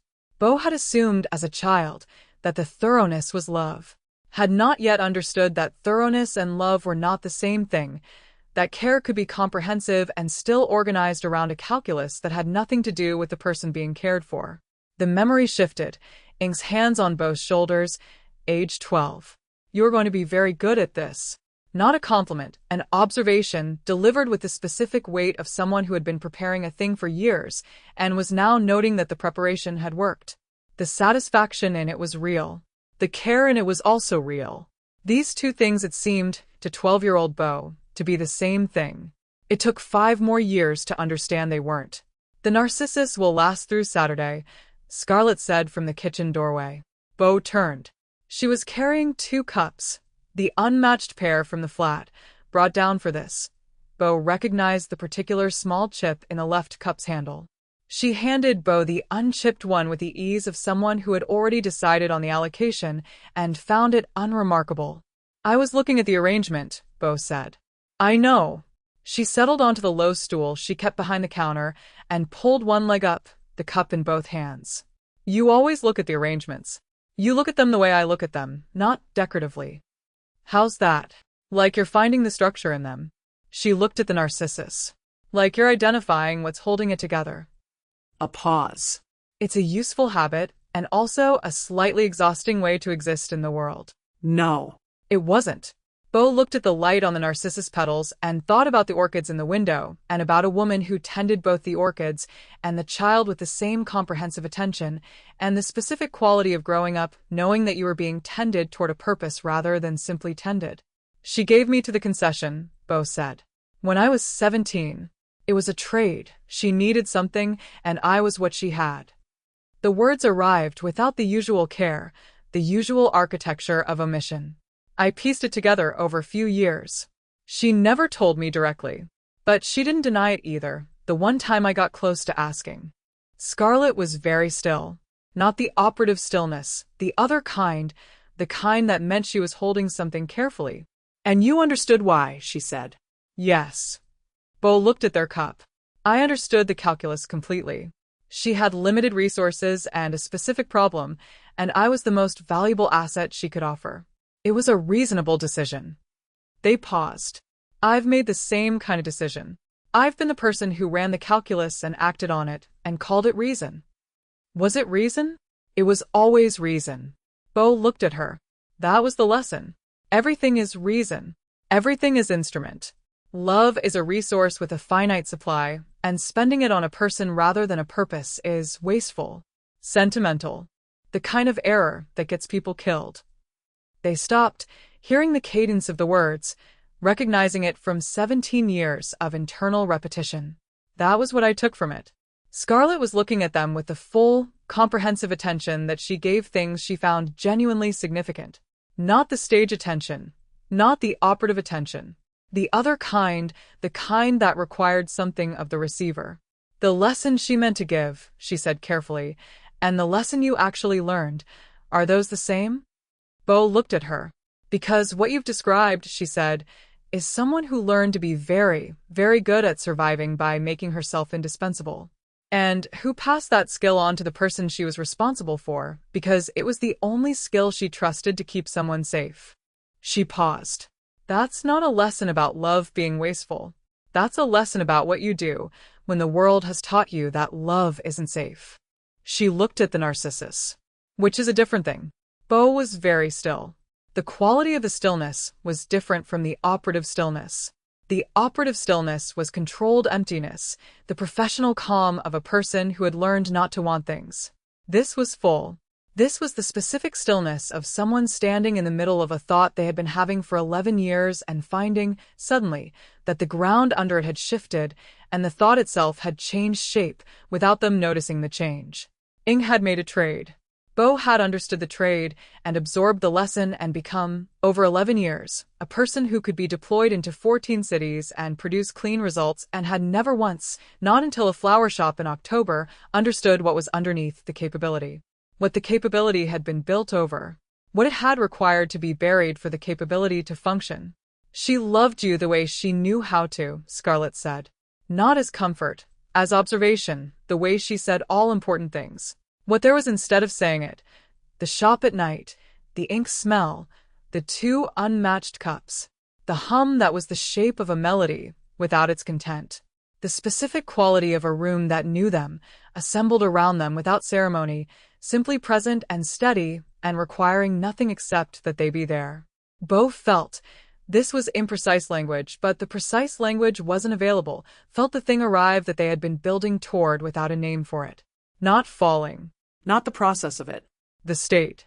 The arrival at a destination they hadn't known they were traveling to. They were in love with Lû Yànhóng. Not with the propagandist. Not with the gold dress and the stage and the performance. With the woman who made tea in unmatched cups and built arrangements like decisions and asked real questions and waited for real answers and said you don't have to say it in a voice that contained 11 years of the thing Bo had been told love wasn't. The distinction was significant. The distinction was everything. The distinction was the kind of thing that, once made, could not be unmade, which was terrifying in the specific way of irrevocable things. Bo's hands were flat on the counter, Scarlet's over them. The city ran outside in the dark, indifferent and ongoing. Below them, somewhere, the press was cold. Ing, Bo said. She taught me everything. They stopped, found the words, started again. Everything I know about how to be in a room, how to read it, how to survive it. She taught me that thoroughly. A pause. And somewhere in the teaching she also taught me that I was only worth what I could do. Which she might not have meant, which I don't think she meant. They looked at Scarlet's hand over theirs. But which is what I learned. Yes, Scarlet said. Simply yes. Not disputing it, not correcting it. Simply receiving it as what it was. You are. Bo stopped again. The sentence didn't have a completion the operational framework had given them. They had to build it from nothing, which was slow. You are the exception to every rule I was given about people. You are not what the file said. You are not what my training said you would be. They looked up and found her looking at them, complete and still and waiting. I don't know what to do about that either. You're doing it, she said. Outside, something moved in the alley. A cat, probably, the canal cats that ran the back routes behind the shops. The sound was ordinary, and the night was ordinary, and the flower shop smelled of narcissus and ink and the specific accumulation of everything it had been, and Beau was in it, and was known by it, and did not leave. This was the thing. This was the whole of the thing, the truth at the bottom of 11 years of reasons not to. The being there. Not the having. Not the performing. Just the being there in the room, in the dark, with someone who had looked at the whole of them, the operative and the wound and the 11-year lesson and the name from before the training, and put their hand over Beau's anyway. Not as tactic. Not as resource. As choice. Beau understood, with the terrible clarity of things that arrived too late to prevent and too fully to deny, that it had been wrong. Not about survival, she had survived, and so had Beau, but about love. Love was not a resource with a finite supply. Love was not a thing spent. Love was the specific knowledge of another person, accumulated, held, offered back without editing, and it did not diminish the holder. It made the holder more completely themselves. Scarlet had known this all along, had known it and had spent it on the work and on the city and on pamphlets in a red border, and on pay with his crate, and on Wawa with her caution, had spent it openly and without apology and had not once, been diminished by the spending. The thing that love was. The thing it actually was. Beau sat in the flower shop after hours with Scarlet's hand over theirs and let the thought be true. Not filing it. Not managing it. Just true. Which was, as it turned out, the thing they had been most afraid of. And which was, as it turned out, survivable. More than survivable. Real. Chapter 16. The Castellan Problem. The name came through Wawa's most expensive contact on a Wednesday morning, written on a scrap of paper in a hand Wawa recognized and trusted, delivered via the fruit seller on the Rue de Bretagne, whose wife had a cousin in the Concession records office and who received, in exchange for these services, a consideration Wawa had been funding for 2 years out of her own pocket without telling Scarlet. Scarlet found out about the contact eventually. She always did. The name on the paper was Castellan. Arrived Shanghai via Portset. Temporary mandate. No existing arrangements. Approximate timing. Same week as new concession posting. Wawa arrived at the apartment above the flower shop at 7:30, before the shop opened. Scarlet was already at her desk. She had been up since 5, which Wawa knew from the quantity of work spread across it. 2 completed pamphlet drafts and a 3rd in progress, and the distribution schedule for the following week annotated in 3 colors of ink. The tea was cold. Wawa poured it out and put the kettle on without being asked, and then placed the scrap of paper on the desk and sat down. Scarlet read it once. Then again. Same week, she said. 4 days after Beau arrived, if the timing holds. That's what my contact estimates, Wawa said. She said it without inflection, which was not the same as saying it without meaning. Scarlet set the paper down. Outside, the canal was doing its morning thing, the particular busy noise of water and commerce, the city's workday infrastructure in its first hour. The light through the south window was the flat, gray light of a November morning that had decided not to commit to anything. Scarlet looked at the paper on her desk and thought about timing, which was what she always thought about first, because timing was the thing that turned information into understanding. For days. Voss's posting and Castellan's arrival 4 days apart. Not coincidence, a sequence. Voss as the approach strategy, Castellan as the mandate if the approach strategy ran long. The two-pronged structure of an operation that had allowed for the possibility of failure at the access level and prepared for it in advance. He came with a clean mandate, she said. My contact used those words exactly. Clean mandate. No existing arrangements. The Concession's intelligence apparatus had, in its long tenure of operating in Shanghai, developed an elaborate web of managed relationships with resistance groups, with merchants, with the networks of minor criminality that kept the city's underbelly functioning. Renault's operation had been built on these arrangements. Renault had been, in the operational sense, manageable. He wanted the same things he had always wanted and honored the same agreements he had always honored and could be read like a document you'd read before. Castellan did not honor arrangements he hadn't made. Castellan had arrived with a timeline and a list, and the specific clean slate authority of someone Paris had sent precisely because the existing arrangements had stopped producing results. What do we know about his methods? Scarlet asked. Not enough. Wawa accepted this limitation as she accepted most limitations, without drama, with the direct acknowledgement of someone who filed not enough under things to fix rather than things to mourn. He came through Marseille before this. Before that, Saigon. My contact couldn't get the full brief. The file is held at a level above her clearance. Saigon, Scarlet said. Yes. She knew what had happened in Saigon. Not the details. The details were the concession's business, and the concession did not publish its outcomes, but the shape of it. A resistance organization that had been operating quietly for 4 years had, in the autumn of 1925, been dismantled with a speed that suggested someone had gotten a complete picture of the network structure before moving. No one who had been at the center of it had been available to explain what had happened afterward. She touched the back of her own neck, thinking, what do we need to move? Wawa asked. Scarlet looked at the distribution schedule on her desk. The annotated version, the one with 3 colors of ink, because each color meant something different. Red for routes that were currently active and established, blue for routes in testing, black for routes that needed to be rebuilt or abandoned. There was more black on the current schedule than there had been 6 months ago. More of the established routes had been showing signs of pressure. Not targeted pressure, not yet, but the ambient increase in patrol frequency that preceded targeted action. The precursor pattern she'd learned to read over 3 years of watching the concession's operational rhythms. The Eastern distribution node, she said. It's the most exposed. The handoff happens at the market, which means daylight, which means visibility. Or both, Wawa said. Or both. She turned from the window. I want everything we can get on his methodology. Not the Saigon details. I know what happened. The details aren't what I need. I need his patterns. How he works. Whether he moves directly or builds dossiers first. Whether he uses informants or surveillance. She looked at Wawa. Can your contact get that level? I can ask. Wawa closed the notebook. It will cost more than the usual arrangement. Pay it. Scarlet said this without hesitation because the hesitation, if she was being honest with herself, was somewhere else entirely and not about money. Wawa looked at her. The look had the quality it sometimes had. Not the friend look, not the colleague look, but the third one, the one that was both, the one that contained 20 years of watching Scarlet make decisions and knowing which decisions cost her something she wasn't showing. I'm going to ask you something, Wawa said. I know. About Bo. I know. Wawa was quiet for a moment, which was not stalling.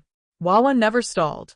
The quiet was the specific kind she used before saying something she had thought about carefully and had decided was worth saying, even knowing it might not land the way she wanted. Castellan's arrival was 4 days after Beau's, she said. If they came together, if the timing was coordinated, then Castellan's mandate is partly a function of whether Beau's assignment produces results. If Beau doesn't deliver, Castellan acts directly. Scarlet kept her face where it was. I'm not. Wawa stopped. Restarted.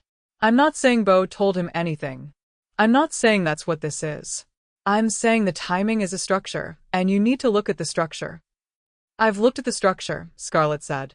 And she was quiet for a long moment. The canal outside. The flat November light. The paper with Castellan's name on it on her desk, which she would burn after Wawa left in the way she burned all papers that had served their purpose. And Beau hasn't given Voss anything that would trigger a direct action, she said. I know this because the network is intact, the routes are intact, and pay was stopped at the Rue de Cotter consoles last week by a routine sweep, not a targeted one. If Beau had given Voss the South Canal route and the delivery timing, last week's patrol would have been targeted. She looked at Wawa. It wasn't. That's absence of evidence, Wawa said. Not evidence of absence. I know the difference. Scarlet held her gaze. I've been doing this for 3 years, Wawa. I know what a targeted action looks like. Last week wasn't it? Last week wasn't it yet, Wawa said. The yet sat between them with the specific weight of a word that was correct and unwelcome. Wawa left. Her footsteps went down the back stairs, 3 paws 2, and faded into the canal noise of the morning. Scarlet stood alone in the apartment with the paper on her desk and the flat November light through the window, and the weight of the thing she'd decided. She had decided it carefully, the way she decided everything, with full awareness of the risk, with the clear-eyed understanding that what she was doing was not operationally correct, and was also not naive. It was the choice of someone who had been paying very careful attention for 10 weeks and had seen something in the data that the operational calculation didn't have a column for. The choice itself was not new. She had made it the night she went to find Beau at the bar. She had made it in the flower shop, in the canal dark, in the apartment with the red curtain, each time with a little more of herself committed and a little more to lose. She burned the paper. She finished the pamphlet draft. She went downstairs and opened the shop. By Friday she would know. One more Friday. She acknowledged to herself, in the way she acknowledged all things that were simultaneously true and difficult, afraid, not of being wrong, of being right, of Friday arriving and finding that Beau was exactly what she believed them to be, which would mean something was real, which would mean something was at stake, which was the thing she had been choosing for 10 weeks and was only now feeling the full weight of. She arranged the morning's flowers. White chrysanthemums. The narcissus from Tuesday, still holding just a spray of something red at the window, vivid and deliberate, for a city that needed reminding that things could be both visible and alive.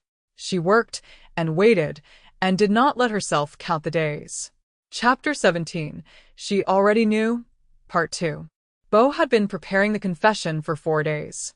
Not in writing, they had learned, years ago, that the written version of something important always came out worse than the spoken version, because writing forced a precision that intimacy didn't require and often couldn't survive. In their head, then, the shape of it, the sequence, the specific words for the specific things that needed naming. They had been composing it since Tuesday, since boss's call and the sealed report and the moment of clean, irrevocable knowledge that there was no version of continuing the mission that didn't require them to become someone they were no longer willing to be. There was also, underneath the composing, the question of what came after. Beau had not resolved the after. The after was a country with no map, and they had been spending 11 years in places where the map was the first thing you made and the last thing you burned. They did not know how to pack for a country with no map. But they had also spent 10 weeks learning from someone who had built an entire life in territory the Concession's maps didn't reach, who had printed her own directions and handed them to strangers in a red border, who had taught Beau, by example and by the specific quality of her presence, that the absence of a map was not an argument for staying in place. The flower shop on a Saturday afternoon.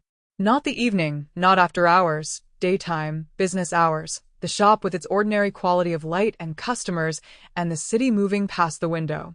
Beau had chosen daylight deliberately, because daylight was harder to romanticize, and what they were about to do should not be romanticized.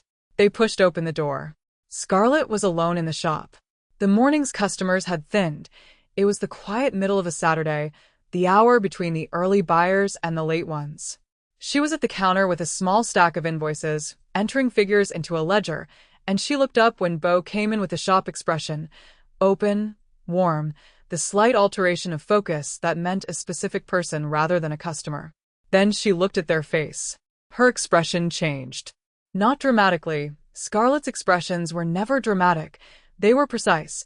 But Beau had been reading her face for 10 weeks and knew the difference between her versions of composed. This was not the ordinary composed. This was the version she wore when she was waiting for something she had already anticipated. Sit down, she said. Not urgently. Simply. Beau sat on the wooden stool beside the counter, the one where Pei usually sat when he was waiting for a job, which was why Beau knew it was there, and put their hands flat on their knees and looked at the counter, and then up at her. I need to tell you something, Beau said. Yes, she said. The yes was too simple. Beau looked at her and found her looking back with the full, undeflecting attention that had been the first thing they'd catalogued about her and was still, 10 weeks later, one of the few things that could catch them off guard. The quality of someone who was not performing patience, but was simply, entirely, already there. I was sent here, Beau said. I was sent here by the Concession's intelligence apparatus. My handler's name is Matthew Voss. The assignment was to infiltrate your network, to get close to you specifically, to identify the network structure, and to extract the names of its primary organizers. They kept their voice level. That was the assignment I came to Shanghai to complete. Silence. I haven't completed it, Bo said. I haven't provided Voss with anything that would enable a targeted action against the network. The reports I've submitted have been carefully insufficient. The South Canal route, the delivery schedule, the plates, none of it is in any document I've given him. They looked at their hands. But I took the assignment. I came in through your shop with prepared gambits. I attended the crane with the intent of access. The beginning of every week in this city was in service to something I am no longer willing to complete. The shop was very quiet. Outside, the Saturday street moved in its usual rhythm, a bicycle, two women in conversation, the distant sound of a vendor. I know, Scarlet said. Bo looked up. I've known since the second week, she said. Her voice was the quiet register, the one beneath the stage voice and below the shop voice, the register she used when she was saying something she had been carrying for a while and had decided the time for carrying it was over. Not who at first. But I knew you were Concession adjacent from the second Friday. The way you watched the room. The way you held your body. The patterns. She looked at the ledger, closed it with the flat of her hand. I had your name and your handler's name and your prior postings by the end of the third week. The thing about being surprised was that Bo had trained themselves over 11 years to manage surprise, to keep the response interior, contained, invisible to anyone watching. What happened now was not contained. The stillness was too total. The fraction of a second stretched. You knew, Bo said. I knew. For 8 weeks.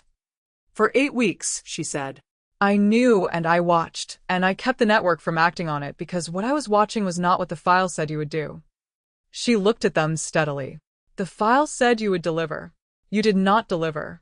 The file said 11 previous missions, all completed. You have not completed this one. A pause. I made a decision in the third week to give you the time to show me what you were going to do. And you showed me. Bo sat with this. 10 weeks of believing they were the one running the assessment, the one with superior information, the one who had the picture of the full situation.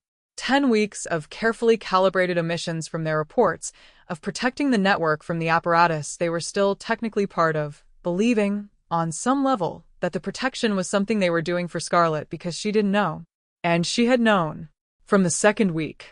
She had known and stayed and chosen, with full information, the thing that Bo had been gradually, asymptotically approaching the courage to name. You could have moved against me, Bo said. At any point. Yes. You didn't. No. Why? Scarlet looked at them for a moment with the expression that was not the stage expression and not the shop expression and not the thinking expression. The fourth one, the one Bo didn't have a clinical name for and had stopped needing one. Because a known operative who is not delivering is more useful than an unknown one, she said. That was the first reason. The operational reason. A pause. And because I was paying attention, and what I was paying attention to was a person who was, week by week, making choices that cost them something. Who was withholding. Who was, she stopped. Restarted. Who was becoming someone, in this city, that they hadn't been when they arrived. And I thought that person deserved the time to finish becoming it. The shop held itself around them. The chrysanthemums in the window. The ledger closed on the counter. The ink on her fingertips, faint today, a Tuesday press run still fading. I was going to confess, Bo said. That was what I came in here to do. I know, she said. You had the face you get when you've decided something. You've had it since Tuesday. She looked at them with the mild, clear attention that saw everything and needed nothing. I let you come in and say it because you needed to say it. Because you'd been composing it for 4 days and you needed to hear yourself say it. A pause. And because I needed to hear it too. Bo sat in the quiet flower shop on a Saturday afternoon and felt the specific disorientation of the ground shifting under a structure they had believed was solid, and finding that the shift was not collapse but correction, that the structure still stood, only it was standing on different ground than they'd thought, ground that turned out to be more solid than the ground they'd been standing on before. She had known. She had known and she had chosen. Not blindly, not naively, not as the sentimental error of someone who hadn't assessed the risk, with full information, with the clear-eyed precision that was the most consistent thing about her. She had looked at the whole picture and chosen to let it run. She had chosen Bo, with full knowledge of what they were. The network, Bo said. Their voice was not quite level. You need to know. Voss has escalated. There's a man named Castellan. He arrived 4 days after I did. He came with a clean mandate. I know about Castellan, Scarlet said. Of course she did. He's been in Shanghai 2 weeks, Bo said. His method, from what I can piece together from the Concession's communications I still have access to, he doesn't work slowly. He builds a complete picture, and then he moves. He won't be managed the way Renault was managed. Scarlet nodded. She was already in the other mode, not the intimate mode, not the quiet register but the operational one, sharp and organizing. How long do we have before he has enough to act? I don't know. A week, possibly 2. The reports I've been submitting have been misleading, but Voss is not unintelligent. He'll have noticed the thin quality of the intelligence by now, and if he's shared his concerns with Castellan, Castellan may have started building his picture from other sources. He has, Scarlet said. He's been running his own surveillance. My contacts have flagged 3 separate instances of unfamiliar observation in the South District in the past 10 days. She was looking at the map she kept, not the one above her desk upstairs, but the one she carried in her head, which Bo had come to understand was more comprehensive and more current than any paper version. We need to move the plates.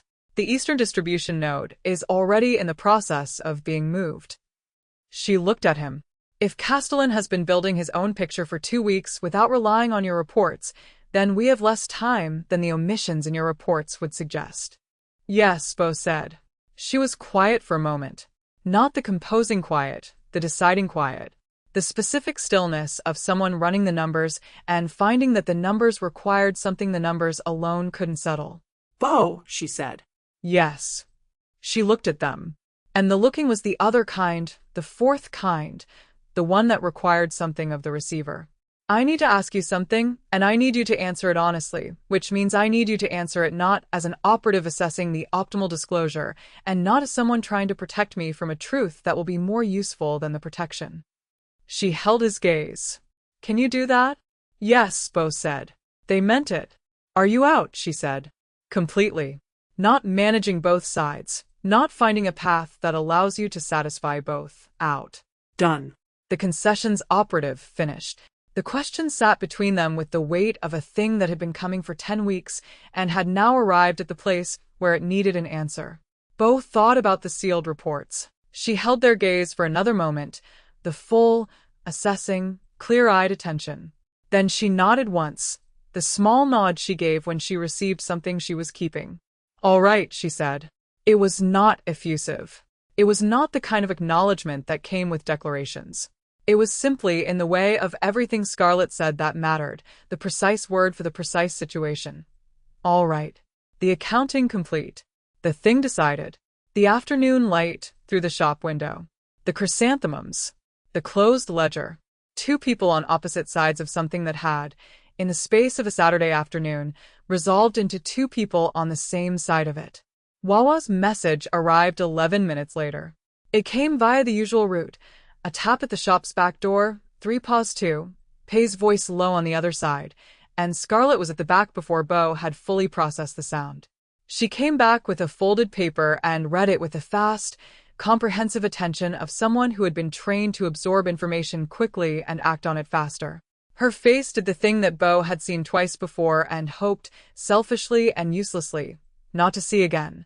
The controlled compression of alarm, the expression that was not panic and was not indifference but was the specific calculation of someone who had known a risk was real and was now holding the confirmation. Concession movement, she said. Castellan. He's requesting Renault's operational files. She looked up. All of them. Not the summary files, the full surveillance records going back 3 years. 3 years of records. The complete history of everything Renault's operation had noted and flagged and observed about the network. That's a specific request, Bo said. Yes. Scarlet was already in motion, not urgently, but with the focused economy of someone who has been preparing for a thing, and is now doing it. It means he's building the complete picture. It means the timeline I had is shorter than the timeline I thought. She looked at the backroom door. We have tonight, possibly tomorrow. The Golden Crane. Tomorrow was Friday. Bo understood, with a specific clarity of things that arrived fully assembled, that the Friday set was not incidental to the timeline. The Friday set was the center of it. The thing Castellan would move on. The most visible point in the network's most visible members' weekly schedule, the place where she was guaranteed to be at a guaranteed time, with the room's full attention. We need to move tonight, Bo said. Yes, Scarlet said. She was looking at the back room. The plates first. Tonight. And then there are 17 names that need to be somewhere. Castellan's files can't reach them. She looked at Bo. The look was the operational one, and also the other one, both at once, which Bo understood was what Scarlet always was. Both things simultaneously, always, the work and the person, and the choice made with full knowledge of both. I'm going to need your help, she said. I know, Bo said. Are you sure? Yes, Bo said, and meant it more completely than they had meant anything in 11 years. Outside, the Saturday street kept its ordinary rhythm, indifferent and ongoing. The city did not know what was coming. The city never did. Inside the flower shop, the work began. Chapter 18. The report he's already written. The contact inside the concession apparatus was not someone Bo had cultivated for this assignment. She was older, a clerk in the records division who had been there since before Renault and who had, over the course of 15 years, developed the specific philosophy of institutional survival that consisted of knowing more than anyone expected her to know and sharing it selectively with people she had determined were worth the investment. She had been useful to Bo in a different context, in a different city, for years ago.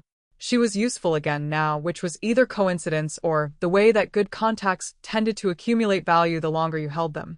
Her message arrived Sunday morning, via the drop point Bo had reactivated on Thursday, written in the loose cipher that meant urgent, not catastrophic. By Sunday evening it had resolved into something that was, in fact, considerably closer to catastrophic than the cipher had suggested. Voss had stopped waiting for Bo's reports to improve. The secondary assessment had been underway for 11 days, compiled not by Voss himself, but by the Concession's technical office, using the surveillance infrastructure Renault had built and Castellan had apparently been expanding since his arrival. It covered the South District, the canal routes, the markets adjacent to the flower shop. It had been built, Bo understood from the specific details the contact had included, from sources that were not Bo's sources that had been active in parallel, quietly, while Bo's reports had been growing carefully thin. Voss had known the reports were thin. He had let them come in anyway, had said nothing beyond the escalating pressure of the compressed timeline, because he had been building a parallel track, one that would reach Castellan within the week, the contact said, formatted and ready, whether or not Bo had delivered by Sunday. The report Voss had already written. Not the summary to Paris, the operational brief to Castellan.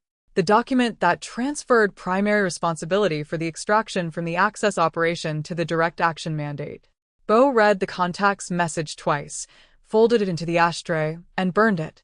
Then they sat at the table in the flat above the tailor shop with the window open to the November air and thought about the specific architecture of the trap they had built and which had now, with the precise efficiency of well-maintained systems, closed around them. 6 years. 14 cities. 11 completed missions. They had been an excellent tool. They had been so excellent a tool that Voss had built a system around them that was designed to function even if the tool failed, a redundancy, the way you built redundancy into anything important. If Bo didn't deliver, Castellan delivered. The two tracks ran in parallel. The secondary track had always been there. Bo simply hadn't looked for it because for 11 years there had been no reason to. The thing Voss had miscalculated was not the secondary track. The secondary track was professionally correct. The thing Voss had miscalculated was the specific variable he believed he understood completely, which was Bo, and which he did not, because the version of Bo he had built his calculation around had stopped existing somewhere around the 9th week in a city that had required something of them that 11 other cities hadn't. None of this changed the timeline. In the morning, Bo went to find Scarlet.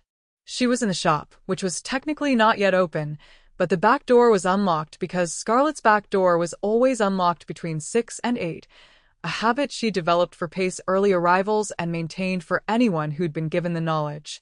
The shop was dim in the early morning, the city's light coming in thin and gray through the street window. Scarlet was in the back room, not the press room, the small space above the press room where she kept the network's operational materials in a locked cabinet that was disguised as a supply shelf. The cabinet was open. She was working. "I know," she said, when Bo came in. This was also a habit, Scarlet knowing things before they were told. Bo had stopped finding it startling around the 7th week. "The secondary assessment," Bo said. "Wawa's contact in the records office flagged it yesterday." She was sorting papers, not the pamphlets, the operational materials, the ones that documented the network structure in the kind of detail that, in the wrong hands, would do the work Castellan's mandate required. "Everything here needs to come apart and go somewhere he can't read it." She looked up. "Which means the chain. The 17 names. The 17 names." She held his gaze for a moment with the full assessment, then nodded once. "Then we use it," she said. "What the network can't survive," she said, "is losing the people who know how it works." She looked at the folded paper. "The names going through Lû's chain protects the operational picture. It doesn't protect the people." The people. Pei, who had been at the Rue de Cotter consoles on a delivery run and had doubled back from a routine patrol. Wawa, who was standing 3 feet away sorting materials with focused efficiency and had been in the resistance since she was 22 and had built more of this network structure than she ever took credit for. The contacts in the distribution nodes, the handoff chain operators, the printers who weren't Scarlet but who kept the work running in the spaces between press runs. "I know," Bo said again. "Then you know what we're actually trying to do," Scarlet said. "Not save the network." The network was already saved, or as saved as it was going to be. What they were actually trying to do was buy the people time. Move them before the secondary assessment became operational action. Get Pei on a different route. Get Wawa's name out of the records that Castellan would pull. Get the whole visible structure of the network sufficiently disrupted that a direct action would land on empty space rather than on people. "The Voss report," Bo said. "The one he's already written for Castellan. I can intercept it." Scarlet looked at them. "Not permanently," Bo said. "I don't have access to the secure system anymore. I burned that when I stopped delivering. But the document goes through the records office before it reaches Castellan. If my contact in records is willing to hold it by 24 hours, they looked at the folded paper in Scarlet's hands. 24 hours is enough for the chain to move. "Your contact in records," Scarlet said. "Is she safe? Doing this?" This was the question Bo had been sitting with since they'd burned the message in the ashtray. The contact who had been useful in other cities, who had chosen to share the information about Voss's secondary assessment, who had been in the records office for 15 years and had survived 4 directors and 2 major intelligence reorganizations and knew, better than most people, where every dangerous body was buried. "She knows the risk," Bo said. "She chose to tell me. That's already the choice." Scarlet was quiet for a moment. Then she put the folded paper in Bo's hands. They went through the back door and into the alley and into the canal route they'd walked so many times it had become theirs, moving quickly and without performance, carrying 17 names in their breast pocket toward a chain that would put those names somewhere the machinery of the French Concession would not find them. Behind them, in the flower shop, Scarlet turned back to the work. The report Voss had already written sat in the records office for 25 hours before it reached Castellan's desk. By then, the chain had moved. By then, most of what Castellan was planning to act on was already somewhere else. Not all of it. Enough of it. The rest would have to be managed differently. Bo understood this, walking back from the port drop at midnight, with the receipt from Lû's contact folded in their pocket and the city running its dark and different machinery around them. The names were safe. The plates were moved. The routes were rerouted. These were the things that could be moved. What couldn't be moved was Scarlet, who had a Friday residency at the Golden Crane, who had been the primary target on the brief Voss had handed to Castellan at the beginning of the secondary assessment, who was, in the specific geography of Castellan's mandate, the thing he needed to close the file and call the mission complete. Bo stood in the canal-smelling November dark and held this knowledge the way you held knowledge that was too large to carry and too important to put down. The report was already written. The names were safe. The network would survive. Scarlet was still in it. They walked home. They did not write a report. There was no one left to report to. Chapter 19. What Wawa finally says. Wawa found Scarlet in the back room of the flower shop on a Wednesday evening, sorting the last of the materials that hadn't yet gone through the chain. The room was quieter than usual. The press was cold and had been for 3 days, the pamphlet stock for this week already distributed, the next run delayed until the plates reached their new location and the new press arrangement was confirmed. The temporary quiet of a machine paused between one thing and the next. Scarlet was working by lamplight, efficiently and without particular hurry, the way she worked everything, as though the time available was sufficient and the task worth the full attention of it. She looked up when Wawa came in and read her face. "Sit down," Scarlet said. Not urgently, but with the specific quality of an invitation that was also a preparation. Wawa sat. For a moment neither of them said anything. Wawa had the look she sometimes had when she was deciding between the version of a thing that was true and the version that was true and kind, and was determining whether the situation required the latter or whether the latter was, in this particular case, an indulgence. "You know what I'm going to say," Wawa said. "Yes. And you're going to listen to it anyway." "Yes," Scarlet said. "Go ahead." Wawa looked at the lamp. The particular quality of her stillness was the kind that lived next to grief, the stillness of someone who had already held the feeling and knew its shape, and was now holding the conversation that came with it. "You know what they are," she said. "You know what they were sent here to do. And you're still," she stopped. "I'm still," Scarlet said. "How do you do that?" Wawa said. It came out not as criticism and not as admiration, but as something that was genuinely asking, the specific bewilderment of a person confronting a quality in someone they love that they cannot locate in themselves. Scarlet set down the papers in her hands. "Wawa." "I'm not." Wawa stopped again. "Started differently. I have been in this work for 8 years. I have watched the Concession take people I cared about because someone was careless, or because we trusted someone we shouldn't have trusted, or because the arithmetic was always going to come out this way, and we just hadn't reached the answer yet. They were sent here," Wawa said. "That is the fact at the center of everything. Before the canal, and the flower shop, and the flat with the red curtain, and whatever has happened in the last 10 weeks that I have been watching and not naming, before all of that, they were sent here to destroy this network. To get your name on a document that would go to people who would do something with it." She held Scarlet's gaze. "That fact does not unexist because they didn't deliver." "I know," Scarlet said. "It does not unexist because they are not delivering." "I know that too." "Then you know." "Wawa." Scarlet said her name the way she said it when she needed Wawa's full attention rather than just her presence. Wawa stopped. "I know the fact. I have held the fact since the 3rd week. I have gone to sleep with the fact and woken up with it and carried it through every conversation I've had with them and every press run and every delivery schedule and the entire 10 weeks. She looked at her hands. "The fact does not go away. I'm not arguing that it does." She looked up. "What I'm arguing is that the fact is not the whole of it." "Then what is the whole of it?" "The whole of it," Scarlet said, "is that I have been watching a person choose, in small increments over 2 months, to become someone different than the person who came through my door. Not because they were told to. Not because it served the mission. Because something in them encountered something in this city, in this work, in this room, in whatever has happened between us, and decided to pay a cost for it." She was quiet for a moment. "I don't think you can fake that. I have been watching very carefully for 2 months, and I don't think you can fake the specific quality of choosing something that costs you at every stage." Wawa was silent. "I am not naive about what they were," Scarlet said. "I am making a distinction between what they were and what they are." "You will tell me that's a dangerous distinction to make." "It is a dangerous distinction to make," Wawa said. "Yes," Scarlet agreed. "And I am making it anyway, with full knowledge of what it costs if I'm wrong." She held Wawa's gaze. "I've been wrong before. I've been wrong in ways that cost me. I survived them." A pause.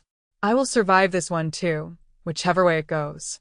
Wawa was quiet for a long time. The lamp burned. The cold press was cold beside them, and the materials stacked on the table were the last of what needed moving, and outside the canal ran south in the dark, and the city moved in its indifferent way. "You're in love with them," Wawa said. Not as accusation. As the final piece of an accounting. "Yes," Scarlet said. Wawa looked at her for a moment longer. Then she nodded once, not the conceding nod, not the agreeing nod, but the acknowledging one, the one that said, "I have heard you. I am holding this. I will carry it with me into whatever comes next. I'll be watching both of you," she said. "I know," Scarlet said. "For as long as I can," Wawa said. "And after that too, in whatever way is available to me." She stood. She gathered her coat. At the door she paused in the way she sometimes paused, not to add something to what she'd said, but to hold the room for a moment before leaving it, the specific gesture of someone who understood that some rooms you only got to be in a certain number of times and had learned, the hard way, to notice when you were in them. Then she left. The three paused too of her footsteps down the back stairs. The door closing. The canal. Scarlet sat in the back room with the cold press and the lamp and the last of the materials, and held the conversation in both hands, and did not take it apart to examine it because it was whole, and taking apart whole things was something she'd learned to resist. She was sure. She was also afraid. The two things were not incompatible. She had decided, a long time ago, that she would not let them be incompatible, that the fear was information and the certainty was choice, and the two could exist in the same person at the same time without one invalidating the other. The fear said, "Friday is coming." The certainty said, "I know." Outside, the canal kept moving. The city moved. Somewhere north of the flower shop, 3 blocks west, in a flat above a tailor's shop, a person who had been built by the French Concession to be whatever a room needed was sitting at a table in the dark, having delivered 17 names to a chain that would keep them from Castellan's hands, having become, in the small incremental choices of 2 months, something the French Concession had not built and could not use. Scarlet loved them. She had been sure of this for a while. She had been sure of them for longer than she'd been sure of the love, which was the order that the sure tended to arrive for her. The person first, then the feeling, then the knowledge that the feeling was also a choice and she was making it. She put out the lamp. She went upstairs. Tomorrow there were pamphlets to prepare. Thursday there was a last press run if the new plates arrangement came through. Friday there was a stage. The same thing. In fewer words. Bo looked back at the map. He's on the East Market route for the foreseeable future. He knows it. He's not happy about it, but he's doing it. Scarlet nodded. The East Market route was safer, more exposure in terms of foot traffic, which paradoxically made it harder to surveil specifically rather than generally.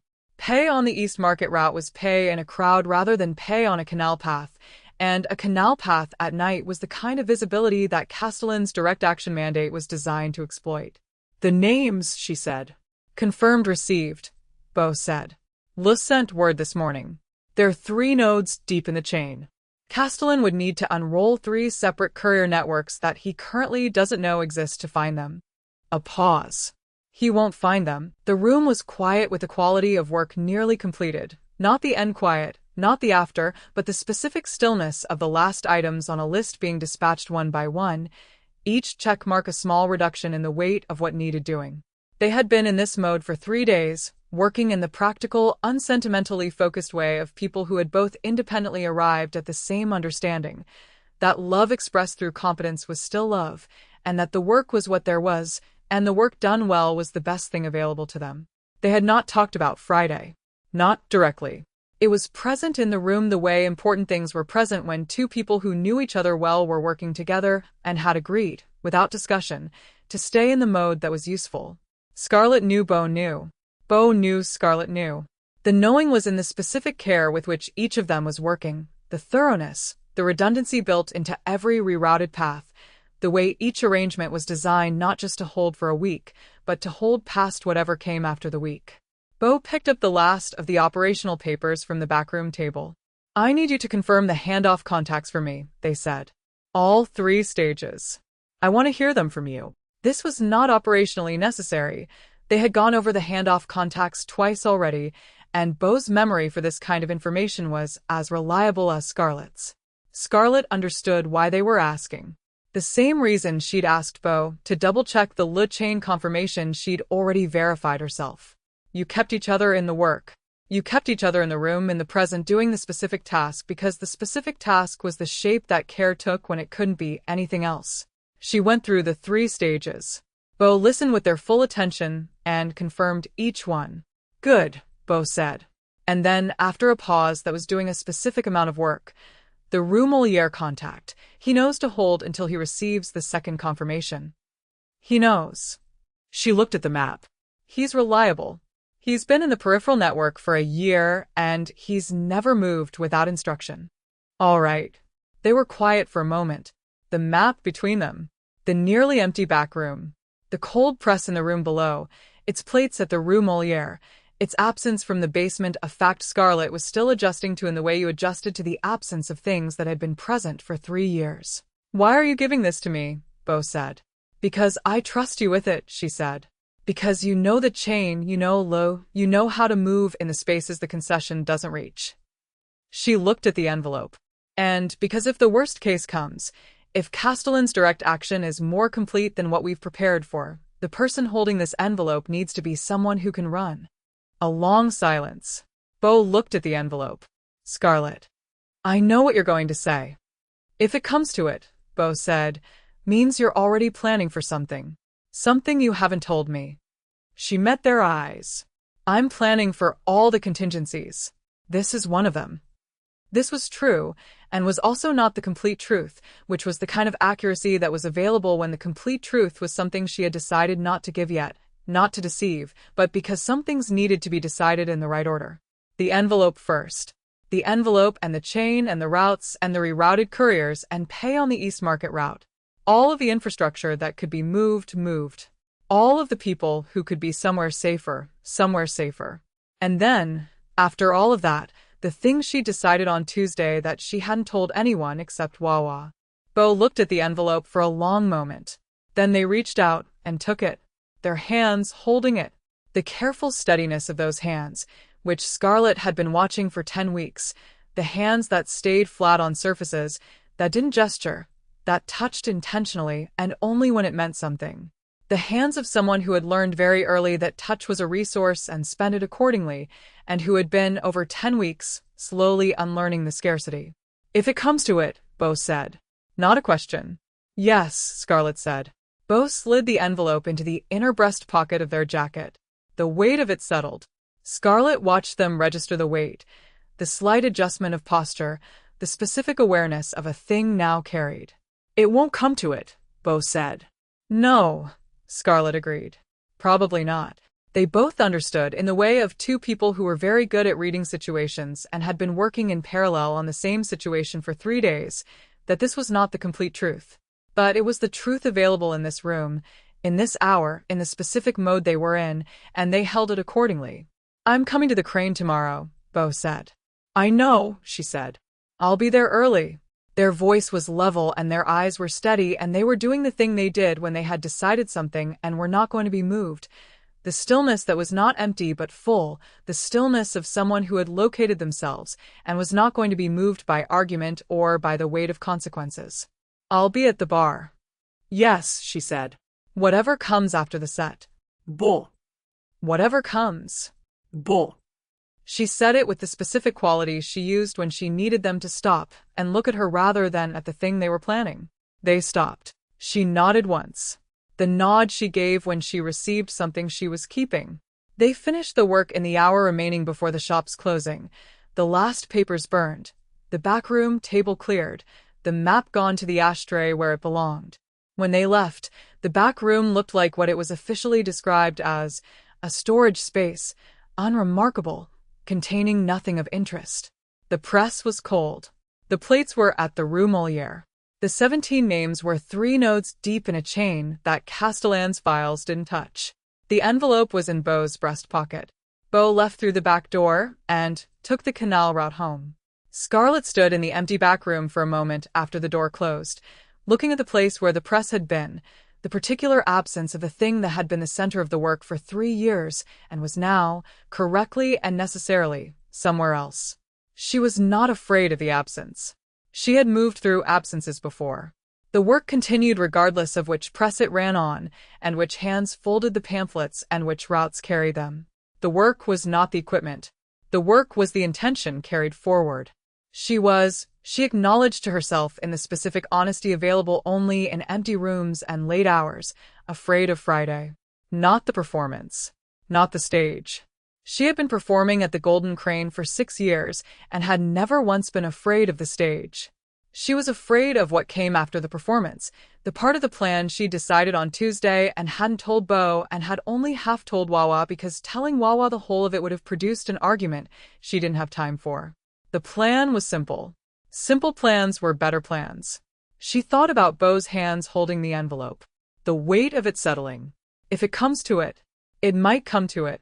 She had planned for it, which meant she had planned for the possibility that she would not be the one carrying the work forward past Friday. The network would carry it. The chain would carry it.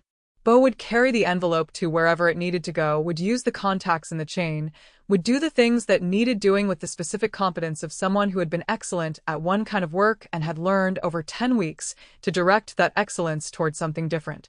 She had made sure of this. Everything she could control, she'd controlled. What she hadn't told Bo was that making sure of it was also a kind of love. The deepest kind, maybe, the kind that arranged things to continue past itself, that worked toward an outcome it might not be present to see, that said, even if I am not here, here is what needs to happen, and here is who I trust to make it happen. She had given Bo the envelope. She trusted them with the envelope. That was, she thought, turning out the light and going upstairs to sleep, probably the truest thing she'd done in this whole long, careful year. Chapter 21. Everyone I've been. The flat was very quiet on Thursday night. Bo had been in it since midnight, which was when they'd come back from the last errand the work had required of them. A brief, wordless exchange at a drop point near the Eastern Wharf, a confirmation received, a final instruction passed on. The work was done. There was nothing left to do before Friday that could be done tonight, which meant there was nothing to do at all, and the absence of doing was a specific kind of pressure that Bo had been managing for 11 years by doing something else and could no longer manage that way. They stood at the window. The city below organized itself in its nighttime fashion. The trams stopped, the motor car traffic thin, the waterfront lamps making their long reflections in the Bun's dark water 3 blocks east. Bo had stood at this window on a Saturday morning in October and catalogued all of it, exit routes and power structures and weaknesses, and the particular quality of the storm the city was balanced before, and the person standing here now was using the same eyes and the same window, and did not recognize the catalogue at all. The city was the same. The person looking at it was not. 11 years. They thought about that in the way you thought about distances that had stopped being abstract, not as a number, but as a weight. 11 years of being deployed into rooms, and becoming whatever the rooms required.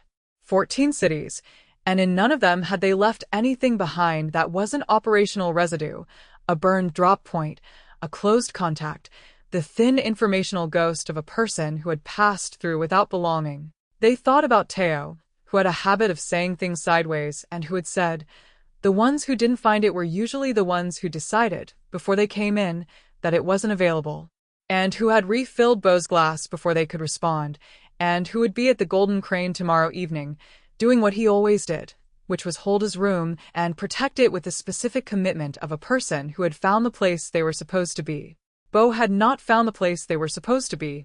That was the thing that was true, and had been true for 11 years, and which they had solved by not looking for it, by treating the looking as the wrong enterprise, by making the work the place and the mission the home and the assignment the identity, so that the absence of a self who needed a place could be mistaken from most angles for contentment. The window was dark now. They had turned the lamp down, the city's light sufficient for their purpose, which was not reading. The purpose was this: sitting with the specific disassembly of a self that had been functional and was no longer functional and had not yet become anything else. There was a version of Bo who was 10 years old and had not yet been trained. That child had liked things, had liked the sound of specific kinds of rain, had liked the feeling of getting somewhere fast on foot, had liked, with a particularity that had surprised even them, the way certain kinds of music moved through a room. Not as theory. As physical fact, The music doing something actual in the body that was not analysis and not appreciation but something prior to both. The child had felt this and had never been told it was important, and by the time the training began, it had been filed under irrelevant. Teo's musicians. The drummer working something complicated at low volume on a quiet Thursday night. Lin Wei's face when the piano surprised him. The 30 seconds in which the room had sustained itself at the edge of something. The filing had been incomplete.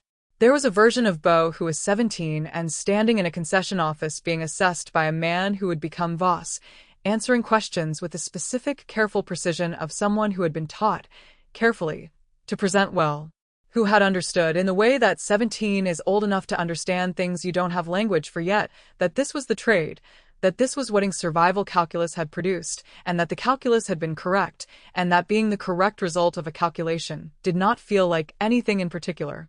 What it had felt like was the specific numbness of having already been something and no longer being it, and having been explained why.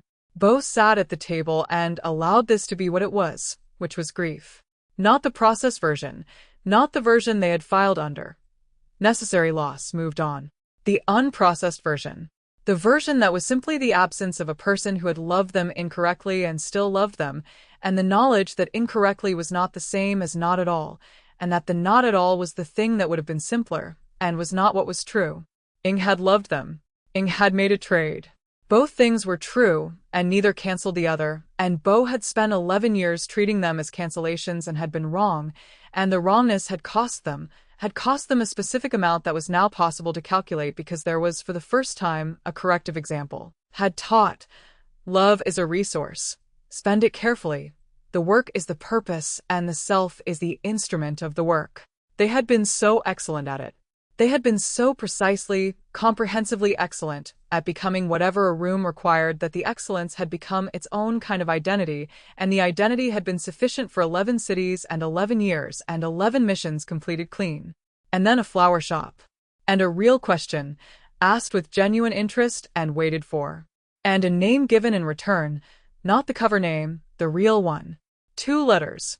The most exposed thing in their possession, given without calculation, in the middle of a prepared approach that had stopped being prepared the moment the door opened and the shop smelled of freesia. They had been the operative Xing made. And they had also always been the person underneath, waiting with the patient persistence of things that don't require attention to continue existing. The child who felt the music in the body as physical fact. The person who gave their real name in a flower shop on a Wednesday in October. The person who had walked a canal route so many times it had become their route rather than a route, who had noted the death of Gardenius as significant, who had composed a weekly report and then deliberately not written the most important thing in it, because the most important thing was not Boss's to have. Both had been true, at once the whole time. Bo looked at the cutting on the windowsill. The second leaf had been there for 3 weeks. A third was beginning, a small tight curl at the stem's base, visible in the lamp-down light only because Bo knew to look for it. It had survived the flat's light. Scarlet had been right about that. They turned back to the window. The city was going quiet in the specific way of cities in the deep hours. Not silent, never silent, but the particular reduction of frequency that happened when most of the noise was put to bed, and what remained was the city's own sound, the machinery of it, the river and the trams in their last runs and the nighttime vendors and the water in the gutters after yesterday's rain. They thought, I am going to lose her. They held the thought without flinching. They had been trained not to flinch at bad intelligence, and this was bad intelligence, and the training held here in the way it no longer held in other places, not because the training was right about how to respond to it, but because the habit of stillness in the face of things that were true was one of the few things the training had given them that they were choosing to keep. I am going to lose her. Tomorrow, or the day after, or in the way that the calendar of things that couldn't be stopped had already begun to run.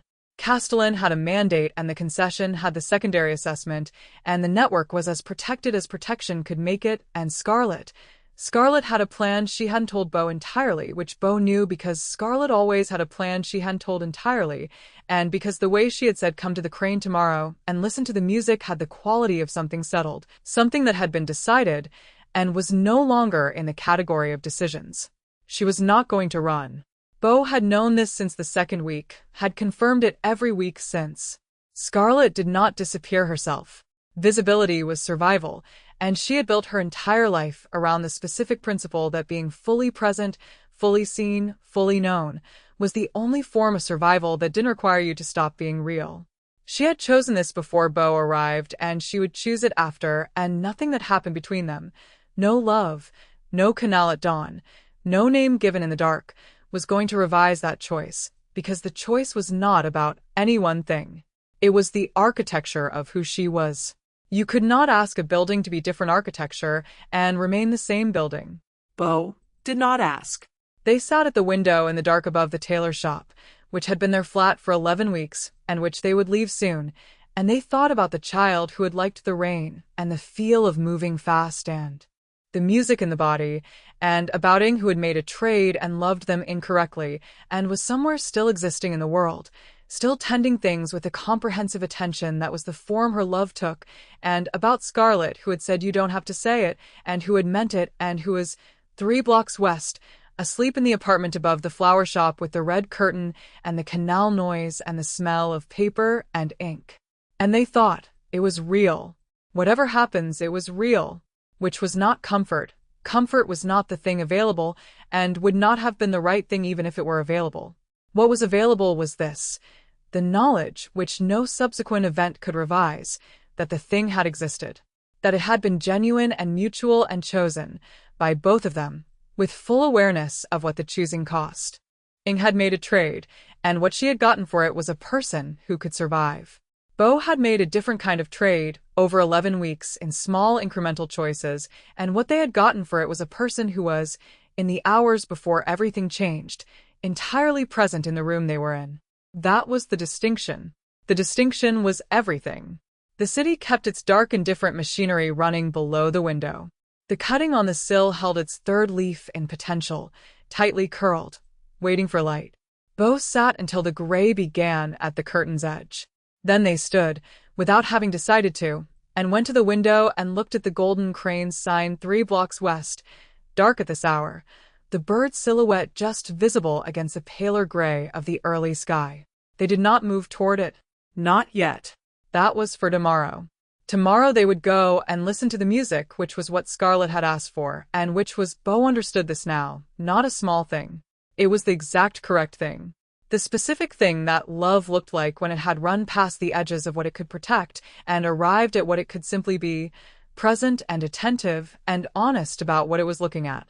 They went to bed as the sky began to gray and did not sleep, which was expected, and lay in the dark listening to the city's own sound, which they had learned over 11 weeks to hear as specific rather than ambient, and let it be what it was. The river was moving. The city was holding its breath. Friday was coming. Chapter 22. All is lost, the golden crane, from minutes to midnight.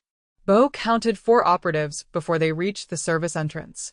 2 in the street to the east, civilian dress but the wrong kind of civilian, the particular quality of stillness that was not a pedestrian stillness, the way they held the space they occupied as assessment rather than transit.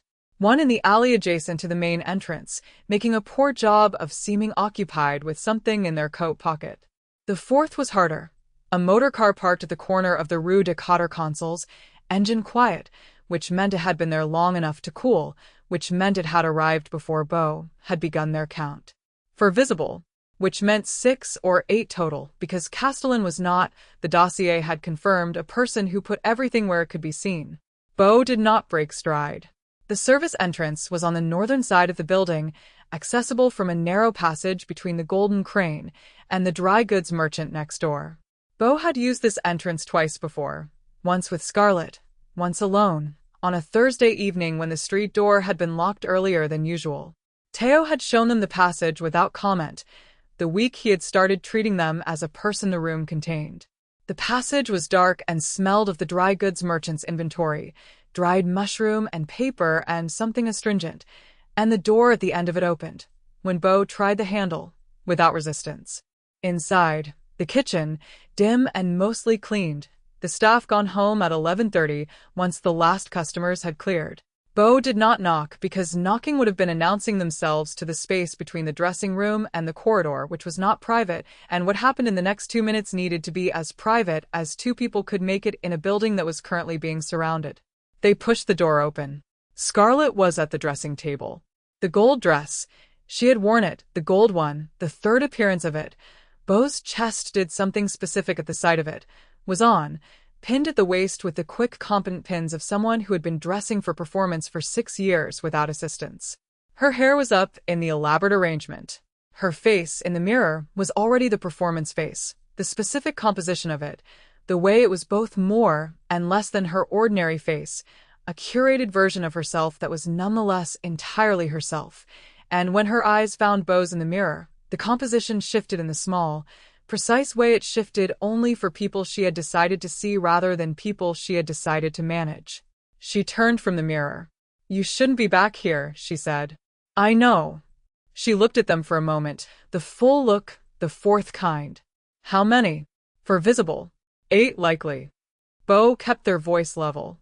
"The motor car at the corner has been there since before I arrived. He's moving tonight." She nodded once. The small nod. She reached for the spare hairpin and pressed it into the arrangement with the steady efficiency of someone completing a task rather than avoiding a conversation. "The last song is almost done," she said. "Scarlet."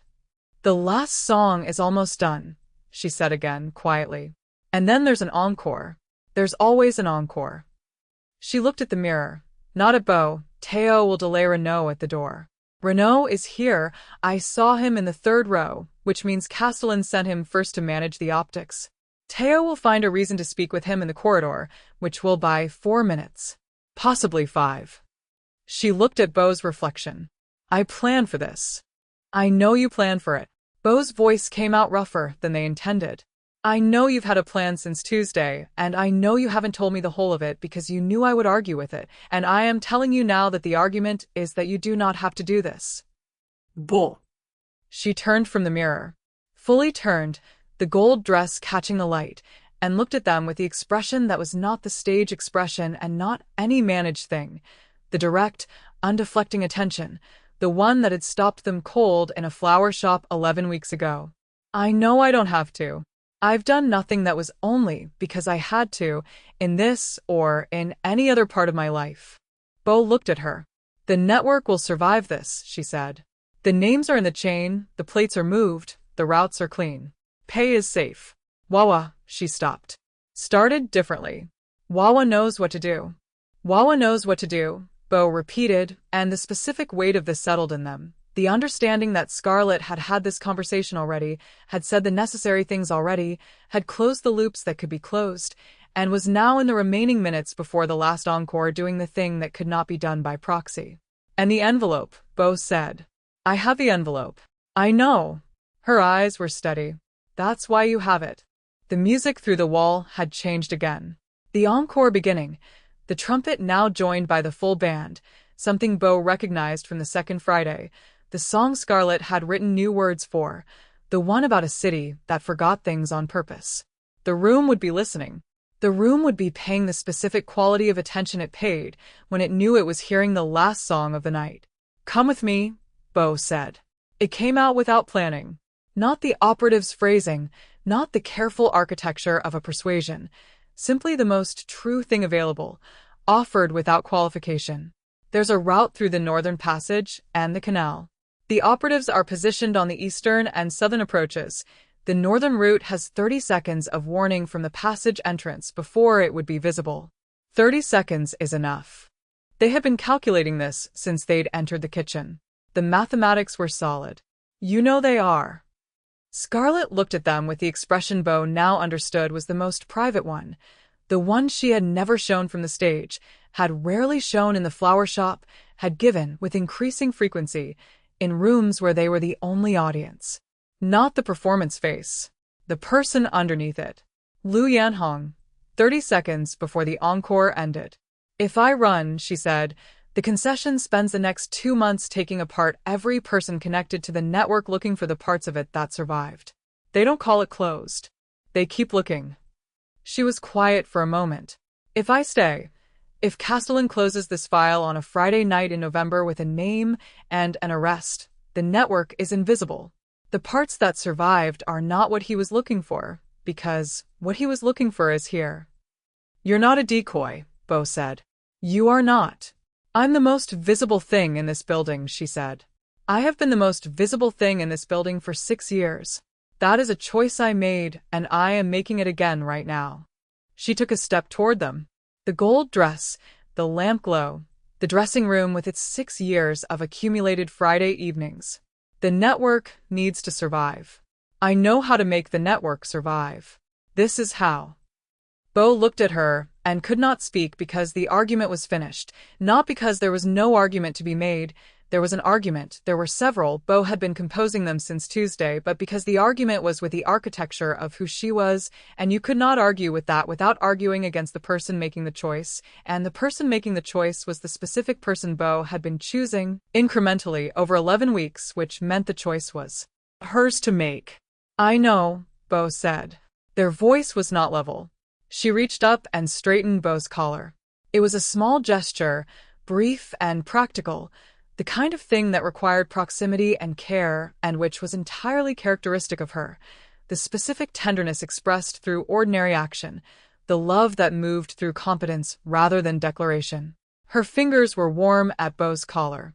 The ink on them, faint tonight, a Tuesday press run still fading. The ink would always be faint by Friday.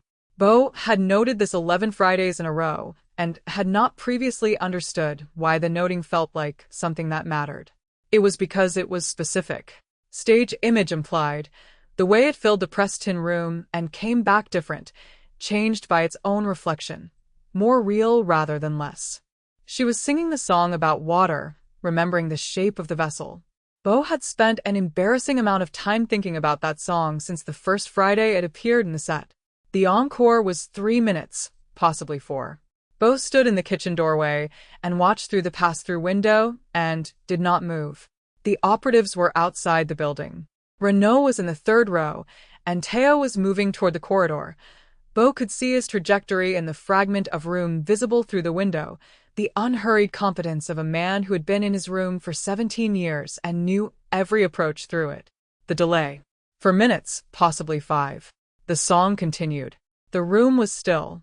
Not the ordinary stillness of an audience, the specific stillness of people who understood, in the way that rooms sometimes understood things collectively without anyone saying them, that the thing happening in front of them was the last time it would happen. Bo did not know whether this was true, or whether they were receiving it that way, because of what they knew was outside the building. It did not matter. The stillness was what it was. The last note. Scarlet held it. 3 beats passed where most singers would have brought it down, the band having landed already, just her voice in the room, and then brought it down cleanly, the way she always brought it down, and smiled in the way of someone pleased by something that wasn't the applause. The applause came. Bo turned from the pass-through window and moved through the kitchen to the service door. The alley was dark and cold and smelled of the canal and the dry goods merchant and the specific cold of a November night that had been deciding since noon to rain and had not yet decided to finish. Bo stood in the alley for 1 second, not long enough to be standing, and then began to walk north. They did not look back. This was not the discipline of someone managing an emotion. This was the choice of someone who understood, with the specific comprehension available only at cost, that looking back was not the thing available. What was available was this, moving. The canal route north. The envelope in the breast pocket, its weight real and specific. The 17 names carried in the direction they needed to go.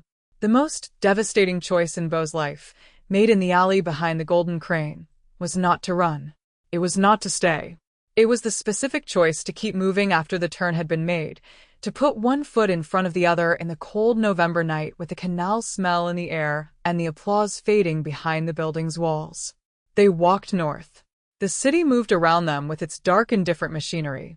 3 blocks away, for minutes from the service entrance, 2 minutes from the last notes still resonating in the pressed tin ceiling, the evening was reorganizing itself into what it would be remembered as. Bo did not know what would happen next. This was new.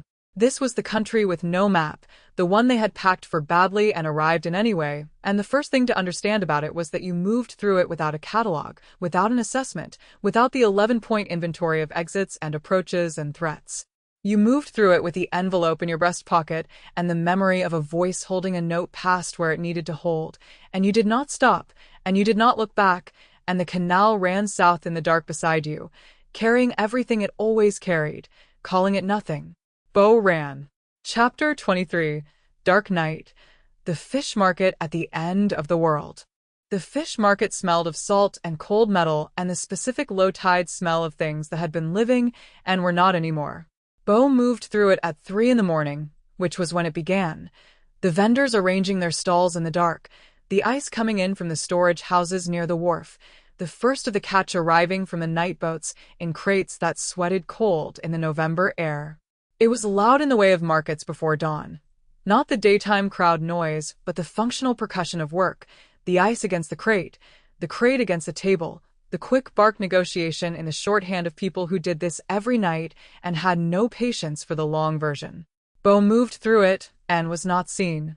This was not the operatives not seen, not the performance of civilian, not the careful attention to sightlines and surveillance and the practiced drift that left no trace in anyone's memory. This was simply the not seen of a person in the wrong place for the wrong reasons, moving too fast to be looked at, not interesting enough for the vendors' attention because the vendors were occupied with the work, and the work was the only thing that mattered at 3 in the morning in the fish market at the end of the world. The drop point was at the market's northern edge, where the ice storage buildings met the wharf. A doorway, recessed, the number above it illegible under years of salt air. Bo had been to this drop point once before in a different context, in a different city, in the period of their career when drop points were the mechanism of the work rather than the mechanism of undoing it. The location had come from Lû's chain, the last instruction in the sequence, the final point of contact before the names moved beyond Bo's range to follow. There was a man in the doorway. Not large, not small, unremarkable in the specific way that made him easy to look past. Plain coat, plain face, the particular absence of notable qualities that was itself a quality, if you knew what you were looking for. He looked at Bo once with the eyes of someone making an identification rather than a greeting, confirmed what he saw, and held out his hand. Bo gave him the envelope. He looked at it. Not opening it, confirming the seal, the specific mark that Lû's chain used for materials of this classification, the wax impression that the man would recognize, and that meant the chain would accept it. He folded it into his inner coat pocket with the practiced efficiency of a person who had done this many times and for whom the contents were not the point. The chain was the point. The chain would carry this, and it would arrive somewhere beyond Castellan's reach, and the names on it would belong. In some future the chain was pointed toward, to a network that was still moving. He nodded once and walked away. Bo stood in the recessed doorway. The fish market continued around them in its pre-dawn machinery. Ice. Crates. The particular smell of the cold. A vendor arguing with a delivery driver about something involving the size of the crates, in a register and a cadence that suggested it had been the same argument for years and would continue indefinitely and had a quality of companionship in it that was not apparent to the people having it. The canal to the east was running its usual dark. The city was mostly asleep. Bo stood in the doorway and held the absence of the envelope. The envelope was gone.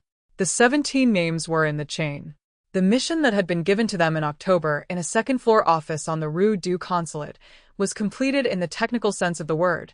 The names had moved from one set of hands to another, and the completion was the exact inverse of what Voss had commissioned, and the commission was irrelevant now because Voss was also irrelevant, which was a sentence Bo could now think without the accompaniment of anything except a flat, factual recognition.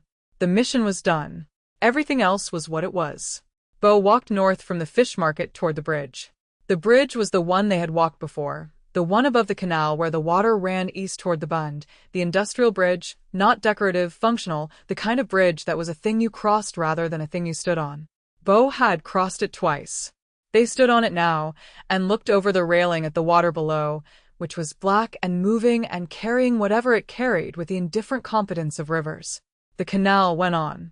South to the harbor, north from wherever it had come from, always the same direction and always in motion, carrying the cold and the dark and the things that fell into it and the reflections of the things above it, none of which it kept and all of which it moved. Bo looked at the water. The first thought was not a thought exactly, it was more like the specific quality of not yet, the way a wound sometimes takes a moment after the cause before the signal arrives. The body knew. The mind was working at a slight delay, the way minds worked when the thing they were processing was too large for the ordinary processing speed. She had stayed. This was the fact.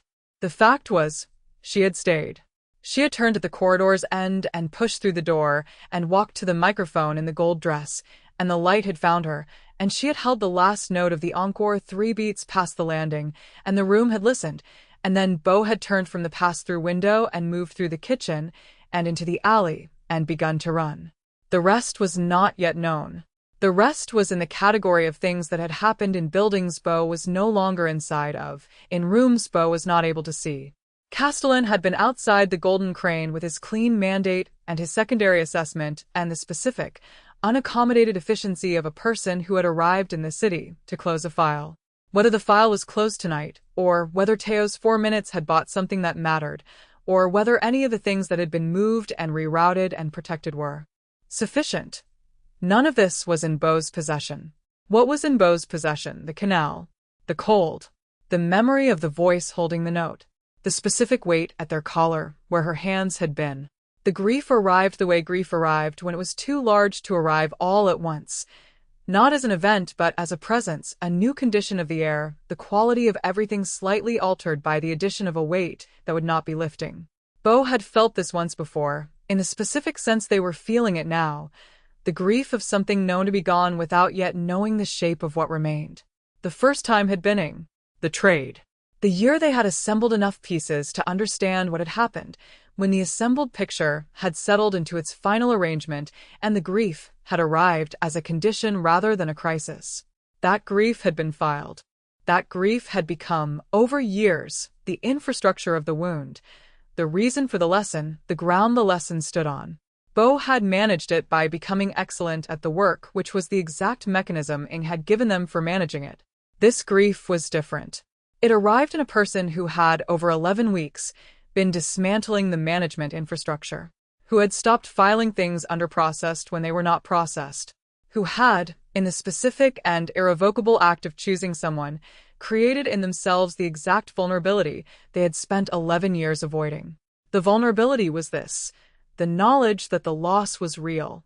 The previous losses had been real. Beau was not so far along in the revision of the last 11 years that they could retroactively make the earlier losses manageable by calling them not real. They had been real, but they had been losses of things Beau had not allowed themselves to fully have, which meant the losses were partial, the grief of proximity, the grief of almost, the grief of the thing that was nearly what it was before the professional discipline cut it short. This was the grief of the thing fully had.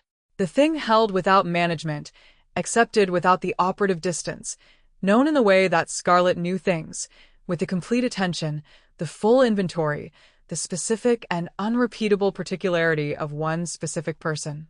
Lû Yànhóng, who dreamed in Shanghainese and wrote in Mandarin and said descriptions are truer than names, and who had given Beau her real name in the dark, in the quiet register, as a gift. Beau stood at the railing above the canal.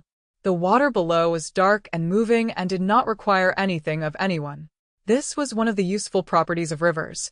They did not require. They moved and they carried, and they were indifferent in the specific way that indifference, in the right quantity at the right time, was not cold but neutral. Receiving. The river received what fell into it and continued. Beau thought about Ing. Not the managed version of the thought, not the filed version, the actual one, the one that arrived when the defenses were down, and it was 3 a.m. on a bridge above a canal, and there was nothing left to do. Ing, who had tended orchids and children with the same comprehensive patience, who had made a trade, who had been trying to give Beau a survival that she knew the shape of, because it was the shape of her own, and who had not understood, had not known she didn't understand, which was the thing that made it heartbreaking rather than monstrous. That survival was not the same as living. Beau had lived in this city for 11 weeks. Properly lived, the freesia in the dish, the cutting on the windowsill, the canal route that was theirs, the room at the Golden Crane that had known they were in it. They had been known by specific people in specific places and had allowed the knowing, and the allowing had changed the shape of them permanently, in the way that things that are fully inhabited rather than simply occupied are permanently changed by the inhabiting. Ing had not known how to give them that. She had given them what she had. And what she had kept Beau alive for 11 years in 14 cities, which was not nothing, which was, in fact, more than nothing. It was the condition that had made 11 weeks in Shanghai possible at all. The grief fring arrived, the unmanaged version, the grief that was under the grief, the original one, and Bo held it the way Scarlet had said you held things you couldn't argue with the full attention, the refusal to look away, the specific patience of being present for a thing without trying to revise it. Ing had loved them the way she knew how. Bo had learned the only safety she had. Both things had been true at once, and the trueness of one had not cancelled the trueness of the other, and it had taken 11 years and a flower shop and a name given in the dark to understand that two true things didn't need to cancel each other to be held. The night was very cold. The river moved. Somewhere behind them, 3 blocks or 4, the golden crane was dark. The evening was over. The room had returned to itself, the pressed tin ceiling, the bar, the tables in their arrangement, the smell of the evening's smoke settling into the fabric of things. Teo would be closing, would have given his 4 minutes, and would now be doing what Teo did at the end of every Friday evening, the quiet methodical ritual of closing a room that was his, putting it to rest, being the last person in it so it was not empty when it closed. Bo hoped he was safe. The thought arrived with the specific quality of care that had been developing over 11 weeks for the specific people in this specific world, the warm, worried care of someone who had stopped cataloging people as assets and had started, without noticing the transition, knowing them as people. The fish market was quieter now, the first rush of arrival done, the work settling into its middle hours rhythm. Somewhere east the sky was beginning its long preparation, the particular darkness that came just before the gray. Bo pushed off the railing. They did not know what they were going to do. This was the first time in 11 years, possibly in their adult life, that this had been true in a way that didn't have the structure of a next assignment waiting to fill the space. The next assignment was gone. Voss was gone. The concession's operational framework was gone. What remained was Bo, at a bridge above a canal in Shanghai in November, with empty hands and an empty pocket and the specific knowledge that everything they had built themselves into was no longer the structure they inhabited. The structure had changed. They were in the country with no map. The city was starting to wake below the bridge. The first sounds of the early morning, the fish market's percussion carrying from the north, the canal traffic beginning its pre-dawn movement. Bo stood at the bridge's center and looked north and then south and then at the water, which was the same in all directions, which was moving the same way it had been moving before Bo had stood on this bridge and would be moving the same way after. They thought about Scarlet, who had said the river keeps moving. She hadn't said it exactly. It was not a thing she'd said in any specific conversation. It was the quality of the way she talked about the city, the way she talked about the work, the way she had built an entire life around the principle that things in motion were harder to stop than things at rest, and that the motion was the point, was the thing itself, not the arrival. You kept printing. You kept moving. The route might change, but the direction was the direction, and the direction was toward the city's knowledge of itself. The network was still moving. The names were in the chain. The plates were at the Rue Molière. Pei was on the East Market route.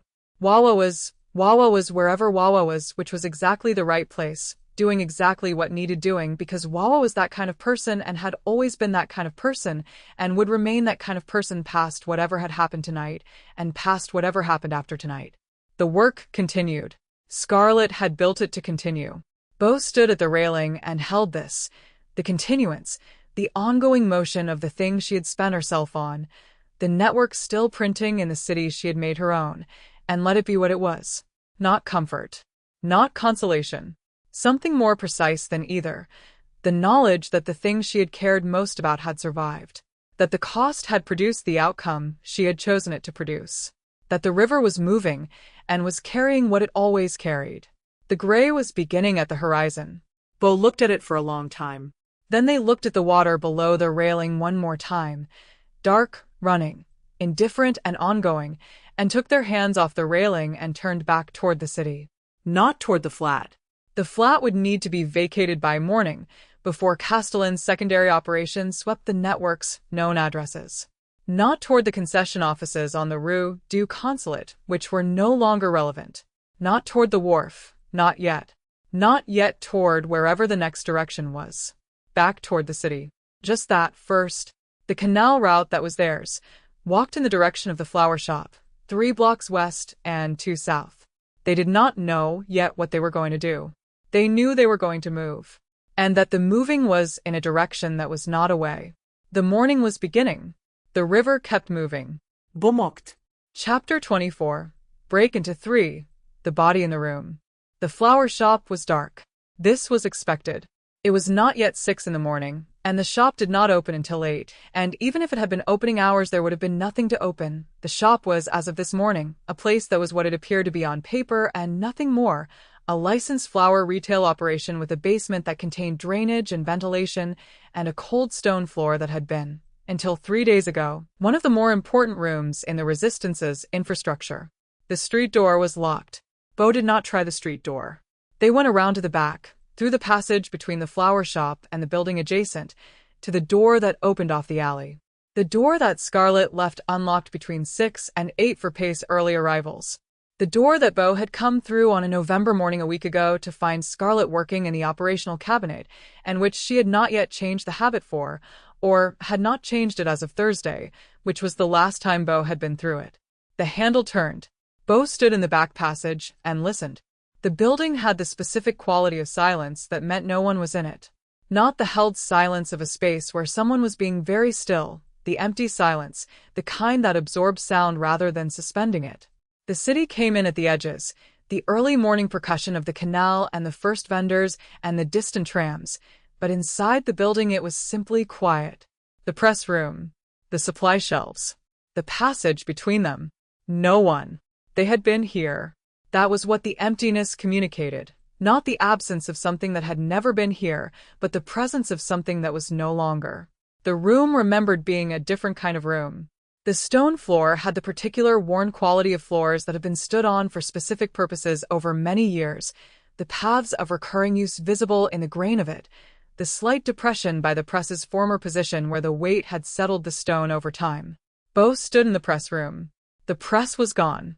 The space it had occupied was just floor, the same stone as the rest of the room, the mounting brackets removed and the holes plugged, the effort of making it look as though nothing had ever been bolted there having been done with competence, but not with the patience that would have erased every trace. You could see, if you looked with the right attention, exactly where it had stood.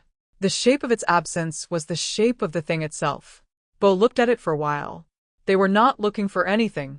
They had walked back along the canal in the early dark not because there was something to find in the empty flower shop. There was nothing to find. Scarlet had made sure of that with a thoroughness she gave everything. The materials moved, the cabinet emptied, the operational trace reduced as far as operational trace could be reduced, but because something else was required. Scarlet had understood this, had said it to Bo once, not in the context of this room, but in the context of the work. You do not let the important things happen without a body in the room to know they happened. The important thing had happened. Bo was the body. They stood in the press room and looked at the floor where the press had been, and at the supply shelves along the north wall that had been reorganized to look ordinary. The cleaning supplies, the paper stock, the miscellaneous inventory of a functioning retail operation, none of which told you anything about the room's other history except that someone had recently been very careful about making sure it didn't. The care itself was a kind of evidence. The thoroughness of an absence spoke the same language as the thing absent. 3 years. The press had been in this room for 3 years, and in those 3 years it had run pamphlets in a red border and produced the specific accumulation of paper and ink and argument that had put Scarlet's name in a concession file and made her the primary target of 2 successive intelligence operations and earned her the Friday residency at the Golden Crane by the force of what she put into the world. On the right to be counted. The pamphlet that Bo had read once, from a document in Voss's briefing materials, not the original, the surveillance transcription of the original, Renault's office having obtained a copy years ago and filed it under seditious literature, subject of ongoing monitoring. Bo had read the transcription in October with the professional attention of someone building a target profile and had noted, politically sophisticated, rhetorically effective, designed for maximum distribution. Had filed it under useful intelligence about the subject's methods. They had not, in October, read it as a thing that was actually true. The distinction had cost them something. The cost was instructive. The cost was the kind of lesson that could be unlearned once paid. Bo stood in the empty room and breathed the smell of it, the stone and the old ink, the faint ghost of paper, the damp that came through the drainage in the floor. The room had been the center of something for 3 years, and the something had been forced outward, moved, dispersed into the network's surviving branches, and the room was now just a room. The room would remain a room. Someone would eventually use this space for something ordinary, and the floor would settle differently under the new use, and the smell would change, and the particular absence of the press would fill in with the presence of whatever came next. But for now it was this, empty and visited and known. Bo knew the room. They knew the specific quality of the light in it at various hours. They had been in it enough times to have assembled a sense of how it changed across the day. They knew the sound the drainage made when it rained, which was the sound of rain, doing what rain did when it was caught in stone rather than soil. They knew the press had needed 3 pulls to find its rhythm, and that Scarlet knew this in the particular way of knowing something by being alone with it over many repetitions, and that the knowing had mattered to her in a way that had nothing to do with function. Bo had not known this press. They had heard it, through the floor on the evenings spent in the apartment above. They had known the sound of it the way you knew the sounds of the specific place you occupied, automatically, filed under ambient, the machinery of someone else's work. They knew it now differently. They stayed in the room for a long time. Not as long as the grief required. The grief had requirements that were beyond any single room's capacity, that would need more time than one morning could give. But long enough to be, fully and without management, present in the specific space that had been the center of the thing Scarlet had poured herself into, and to understand that being present was not the same as being able to help, and that being unable to help was not an argument for not being present. Witness matters, Scarlet had said. Not in those words, not in any single conversation, in the accumulation of all the things she'd said, in the way she'd lived, in the pamphlet about visibility and the Friday residency, and the gold dress worn to the last performance. You do not disappear yourself. You do not let the important things happen without a body in the room. You be there, fully and at cost, because being there is the one form of resistance that requires only a self and costs exactly that. Bo was the body. They stayed until they had finished staying, which was not a time they could have predicted, and was not a time that was particularly legible as significant by external measurement. The light through the passage window had shifted from dark to gray to the first pale version of morning by the time they moved. The city outside had organized itself into its early morning shape. The market vendors, the first trams, the canal traffic starting its day. Bo looked at the floor one last time. The shape of the absent press. The worn stone. The specific quality of a room that had been used for something real. Then they left. They went up the back stairs, slowly, not urgently, the way you moved through a space you were learning rather than a space you were exiting, through the passage that connected to the shop floor.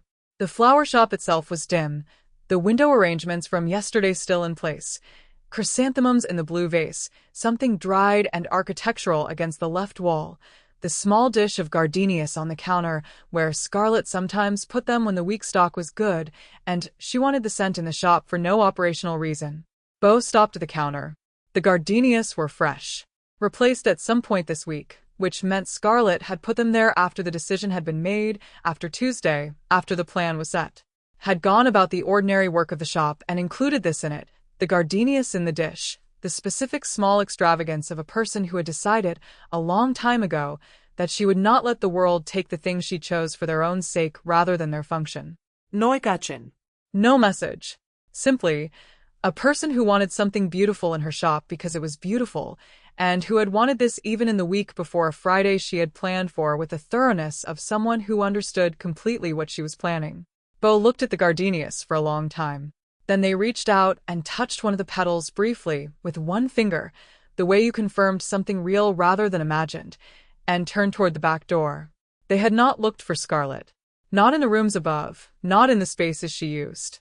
This was not because they didn't want to find her. The wanting was present and large, and would be present for a long time. It was because finding her was not the thing available this morning, and the things that were not available had to be held in the category of not available rather than in the category of not yet, which was a distinction Bo had learned from her, and was applying now with the specific difficulty of learning applied in conditions it was designed for. What was available? The gardenias, touched and real. The worn stone floor in the press room. The shape of the absent press. The canal, running south in the morning light. The envelope in the chain moving north. The network still moving.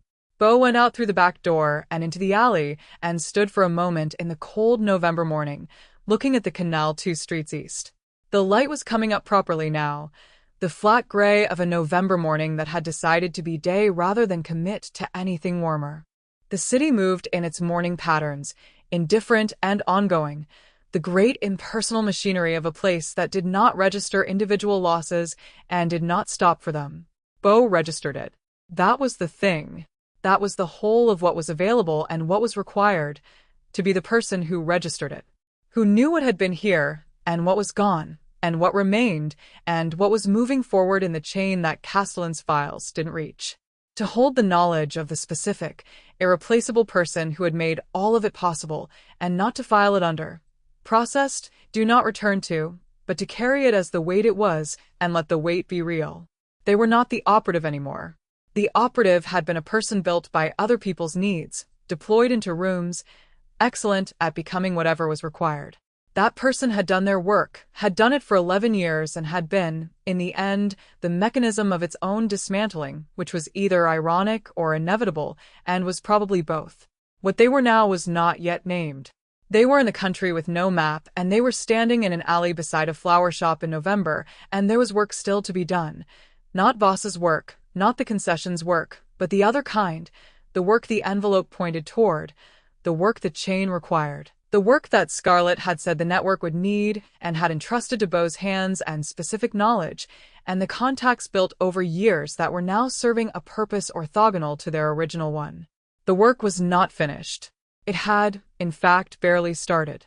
Bo stood in the alley and let this settle. The knowledge of what was next, not as a mission with a timeline and a handler and a completion criterion, but as a thing chosen for the reasons that things were worth choosing, because it was the continuation of something real, in the direction of something that mattered, carried forward by a person who had learned, at significant cost and without regret, what it felt like to actually be that person. They looked at the canal. Then they walked toward it and north and did not stop.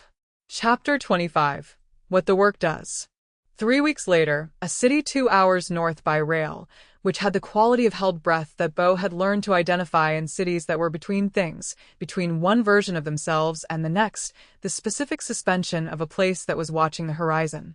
The room was small and clean and faced a market. Bo had taken it for the week and had extended twice, which was the decision of a person who had not yet decided how long they were staying but was not currently deciding to leave. The landlady was a stout woman of 60 with the specific manner of someone who provided rooms to the kind of person who needed a room for unstated reasons and had developed, over many years, a professional curiosity about the reasons. She brought tea on Tuesday mornings and asked no questions about the visitors who sometimes came to the building's back entrance, and Bo paid in advance and on time and was a model tenant in the ways that counted. The daily life was this. Wake before the market, listen to it organize itself through the window. Bread from the stall on the corner, which was run by a man with a flour-dusted apron and strong opinions about the correct temperature at which bread should be eaten, expressed without reservation to anyone who purchased it at the wrong moment.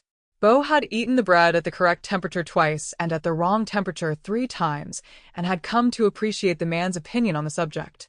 The canal was at the end of the street, narrower than Shanghai's canals, less traffic and less industry, with the specific quality of water in smaller cities, slower, more visible, reflecting the buildings on its banks with a clarity the Bun's water hadn't had. Bo walked it every morning. Not the operative's walk, not the sightlines assessment, not the surveillance pattern analysis. Just the walk, which was what the walk had become in the last weeks of Shanghai, when the canal route had stopped being a route and started being a place Bo knew. The Resistance Network's northern branch was smaller and newer than Shanghai's, built along the same cell structure but with less coverage and more caution. The natural caution of an operation that had been watching what happened in Shanghai and drawing the obvious conclusions about what the Concession's clean mandate meant for operations that were not careful enough. Bo had contacted the branch through Lû's chain 3 days after arriving in the city, via a meeting in a tea house that had the quality of all first meetings in underground work. Provisional, assessing, the two parties moving around each other with the specific mutual caution of people who needed each other and did not yet know if they could afford it. The branch contact was a woman called Ming, 42. Spare, with a particular quality of someone who had been doing this for a long time and had organized her survival around precision rather than luck. She had received Beau's credentials with the appropriate skepticism and the appropriate willingness to set the skepticism aside once the credentials held. She had said, "We have been expecting someone from the Shanghai chain. We did not know it would be you." Beau had not asked how she knew who they were. The chain knew what it knew. The work was this, movement. Not the movement of the operative, not the performed drift through a room. The movement of information from where it was to where it needed to go, which was the same work the network had always done, and which turned out, when you stripped away the mission and the handler and the operational framework, to be the only work Beau had ever been doing. Moving things between the people who needed them. The difference was, now the things being moved were the right things. It was not comfortable work. It was specific and unglamorous and required long stretches of patience punctuated by moments of careful action, and there was no boss to report to and no structure to operate within except the structure of the network itself, which was lateral and horizontal and had no concept of clean completion. The network was always incomplete. The work was always in progress. The pamphlets kept printing and the routes kept running and the people at the nodes kept doing what they did, and the whole of it kept moving in the direction it had always been pointed, regardless of whether any particular person was present to see it. Beau was present to see it anyway. That was the thing that had changed. The being there, chosen, not as function but as choice. On a Wednesday in the third week, Beau went to the bookshop. It was a small shop on the lane behind the market, the kind of bookshop that accumulated books in the specific way of shops that had been there long enough to stop selecting and start simply receiving what came to them. The inventory organized by a logic that was more geological than intentional, layers of acquisition rather than categories, so that you found things by browsing rather than searching, and the browsing was itself the point. Beau had been going there twice a week since arriving. Not for any operational reason. Because the shop's proprietor, a man of indeterminate middle age who wore the same jacket every day and had the quality of someone who had decided to stop registering the temperature, had a habit of setting aside things he thought specific customers would find interesting based on an assessment methodology he did not explain and which was, Beau had determined after 3 visits, startlingly accurate. He had set aside a volume of Wang Wei's poetry in a bilingual edition and a technical manual for hand-press maintenance that was 20 years old and written in a French so archaic it was practically another language, and both had been correct in ways Beau couldn't fully articulate. On Wednesday, he had set aside a pamphlet. Not the bookshop proprietor's usual selections, not a book, not a volume, but a small folded paper that had been tucked between 2 larger volumes on the shelf behind the counter, where the proprietor kept things that needed to be passed along rather than sold. He handed it to Beau without comment, in the way he handed them most things, as though the appropriateness of the handoff was self-evident. Beau turned the pamphlet over. The paper was different from the Shanghai stock, heavier, a different composition, the kind of paper that came from a press other than the one in the basement of the flower shop. The border was red. Not the same red, not precisely. The ink mix was slightly different, the shade landing closer to vermilion than the concession wall crimson of the originals, but the intention was the same. Red for visibility. Red for refusal. The specific choice of red that was not arbitrary, and was not only about what printed well. The title, in characters that ran clean across the top, on the persistence of things the state declares over. Beau stood at the counter. The proprietor said nothing, because the proprietor was the kind of person who understood that some things did not require commentary, and moved to the other end of the counter to attend to something with the easy, unhurried discretion of someone who had lived in a city like this for a long time and knew what discretion was for. Beau read the pamphlet. It was her voice. Not a reproduction of it. Not the mimicry of someone who had read Scarlet's work and was approximating her style. The voice was specific in the way that voices were specific when they came from a person rather than a method. The particular rhythm of the sentences, the way the arguments built on each other not with the logic of formal rhetoric, but with the accumulating logic of someone who thought in layers and trusted the reader to inhabit each layer before moving to the next. The way she used names, not personal names but categories, naming groups of people the law had decided were theoretical rather than actual, insisting on the naming with a cheerful, implacable force of someone who had decided that naming was a form of acknowledgement, and acknowledgement was the whole argument. You could not fake the specific weight of a person who had lived the argument they were making. Bo had read enough produced-for-purpose documents to know the difference between writing that understood its subject and writing that was its subject. This was the second kind. She had written this. After Friday. After the Golden Crane. After whatever had happened in the building Bo had not been inside of when it happened, in the time that had passed since the encore had ended and Bo had turned from the pass-through window and begun to run. She had written this. Bo stood completely still in the bookshop for a long time. The proprietor moved his books. The market noise came in from the lane outside, a vendor, a cart, someone's conversation about something that was not this. The pamphlet in Bo's hands was warm from the holding. The network was still printing. This was not metaphor. This was fact, material and specific.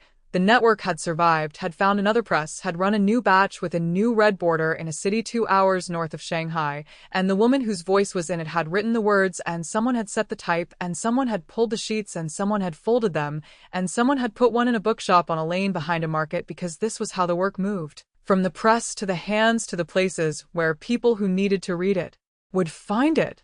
The network was still printing and Scarlet was in it.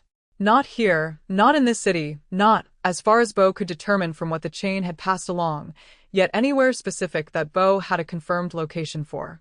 The intelligence was thin and came through layers, and was not the kind of intelligence that could be acted on in the way the Concession's intelligence could be acted on.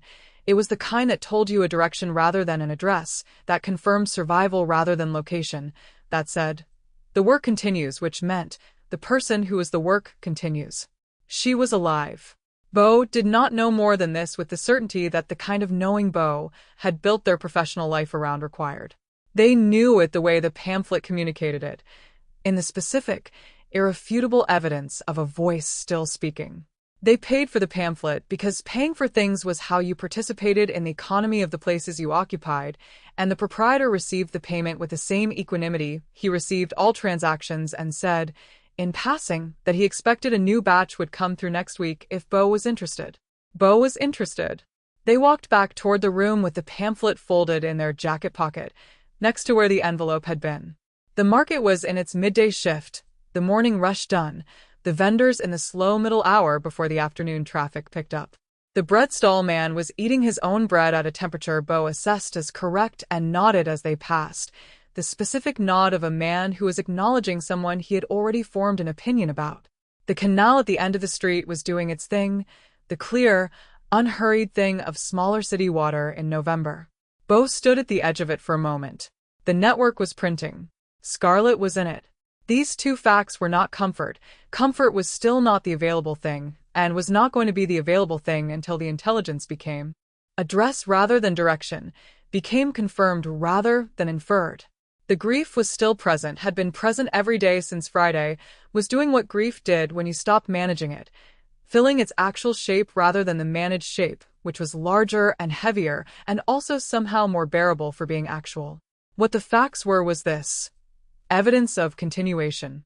Evidence that the work Scarlet had built was still moving in the direction she had pointed it. That the 17 names in Lû's chain had reached their destination.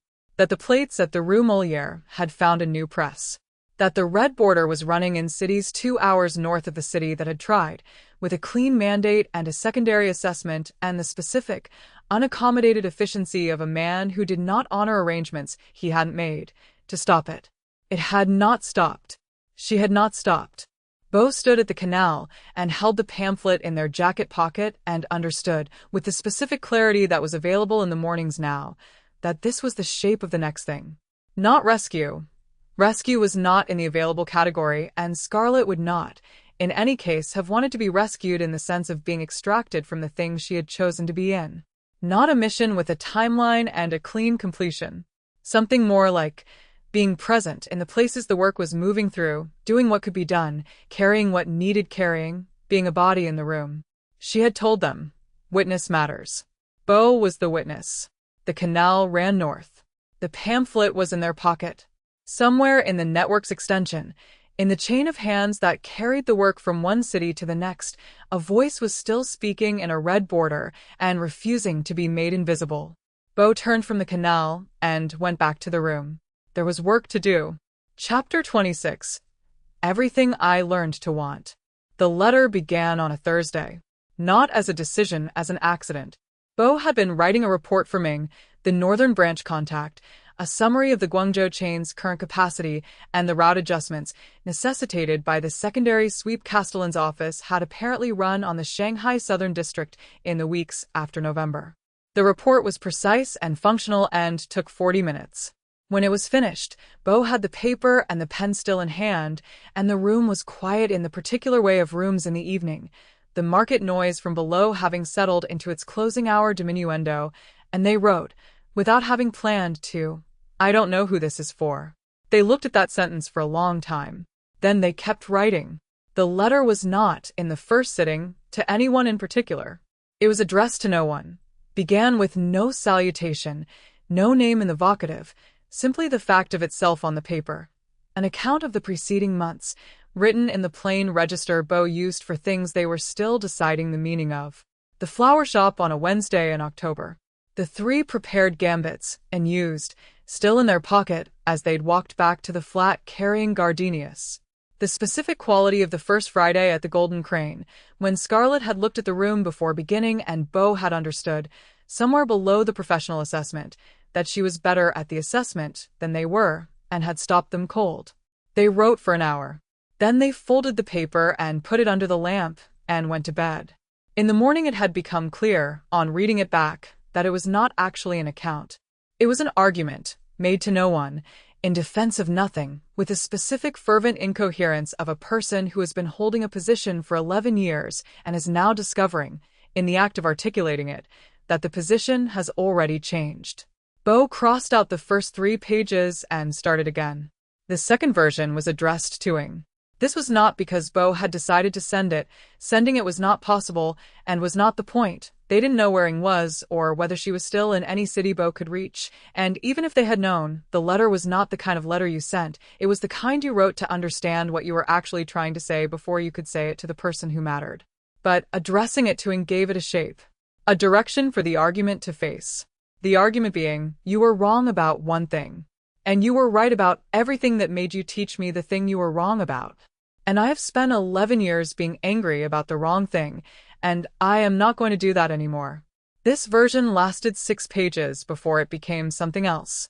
It became a letter to Scarlet on page 7, without Bo noticing the transition until they read back what they'd written and found that the sentences had changed register, had moved from the careful, even-handed reconstruction of someone accounting for a debt to the specific, unguarded directness of someone speaking to a person they expected to understand, without explanation. The handwriting changed too, Bo noticed. Slightly faster. Less measured in its spacing. The handwriting of someone who has stopped composing and started talking. They kept writing. What they wrote to Scarlet was not what they would have said in the dressing room, or on the canal at dawn, or in the quiet of the apartment with the red curtain. It was what came after those things, the layer underneath the things that had been said, the thoughts that had been accumulating since November, in the specific way of thoughts that have no one to go to and so deepen and complicate themselves, becoming more accurate the longer they wait. What they tried to say was, I learned something from you that I didn't know I was learning, which is the only kind of learning that stays. The other kind, the kind you know you're receiving, the kind you gave me with both hands and full intention, that kind holds the shape of the lesson in it forever, and you can feel the shape when you use it, the way you can feel the shape of a tool in the callus. But what I learned from you I can't feel the shape of because it's not a tool. It's the thing the tools are for. They cross this out. It was true, but it wasn't right. Started again. What they tried to say was, I don't know what I am now. I know what I was. I was useful and precise and excellent at a thing that required me to be nothing in particular when I wasn't being it, which is a description that applies to an instrument and not a person, and I knew this and called it a reasonable arrangement and filed it under acceptable losses, the cost of the capability. You showed me, not by telling me, by being what you were and not managing it, that the acceptable loss was the wrong category. That the thing I had filed there was the only thing I'd ever had that was actually mine. This version lasted through 2 more pages before it became, again, something different. By the 4th evening it had stopped being a letter in any recoverable sense and had become a record of a thought in progress, which was different from a letter the way a canal was different from the destination it ran toward. The canal was the moving, not the arriving, and the moving was its own category of real. Bo wrote and crossed out and rewrote, and did not finish. This was, they understood somewhere in the second week, the point. The letter was not supposed to finish. Finished letters were a different kind of thing, the kind that were done, that had reached their conclusion, that could be folded and addressed and sent or burned. This letter was not that kind. This letter was the kind that kept becoming something other than what it started as, because the person writing it kept becoming someone other than who had started writing. Not dramatically. Incrementally, in the small persistent way of things that don't announce themselves. Bo learned this from her too. Not explicitly, in the way she existed in a room, in the way she understood that the work was not the product but the act of making it. You kept printing. The pamphlet that came out at the end of the run was the evidence of the work, but the work was the running, the 3 pulls to rhythm, the ink smell, the hours. The letter was the running.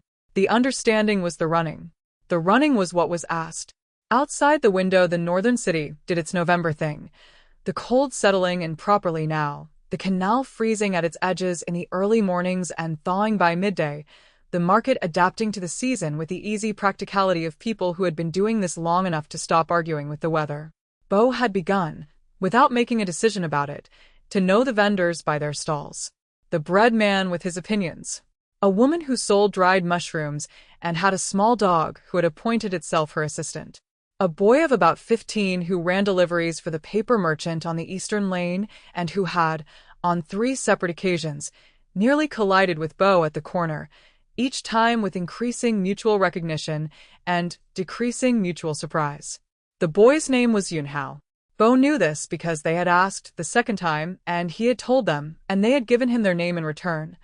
Bo, just Bo, and he had received it with a slightly skeptical look of someone who suspected there was more to it and had decided, for now, not to press.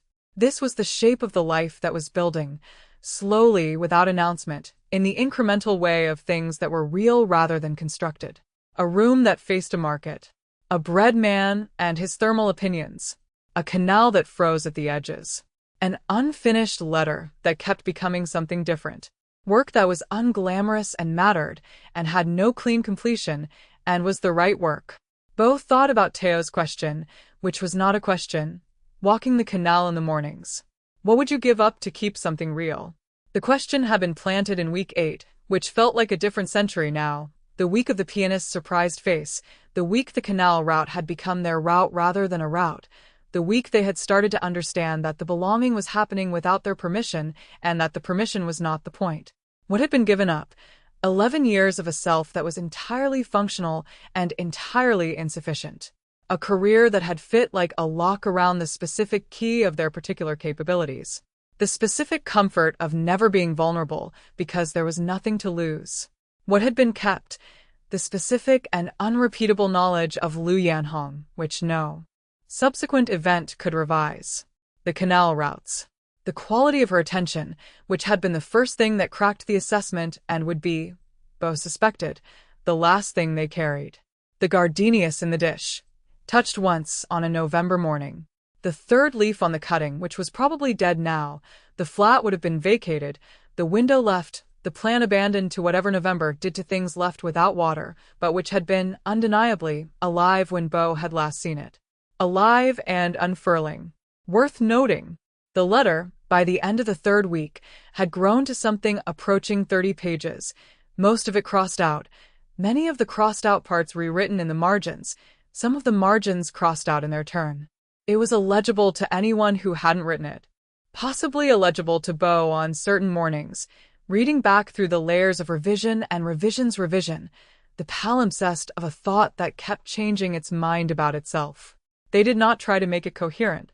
They had spent 11 years making things coherent, organizing information into the clean, precise structures that produced useful intelligence and clean reports and the operational clarity that Boss had relied upon, and which had been, it turned out, a form of reduction.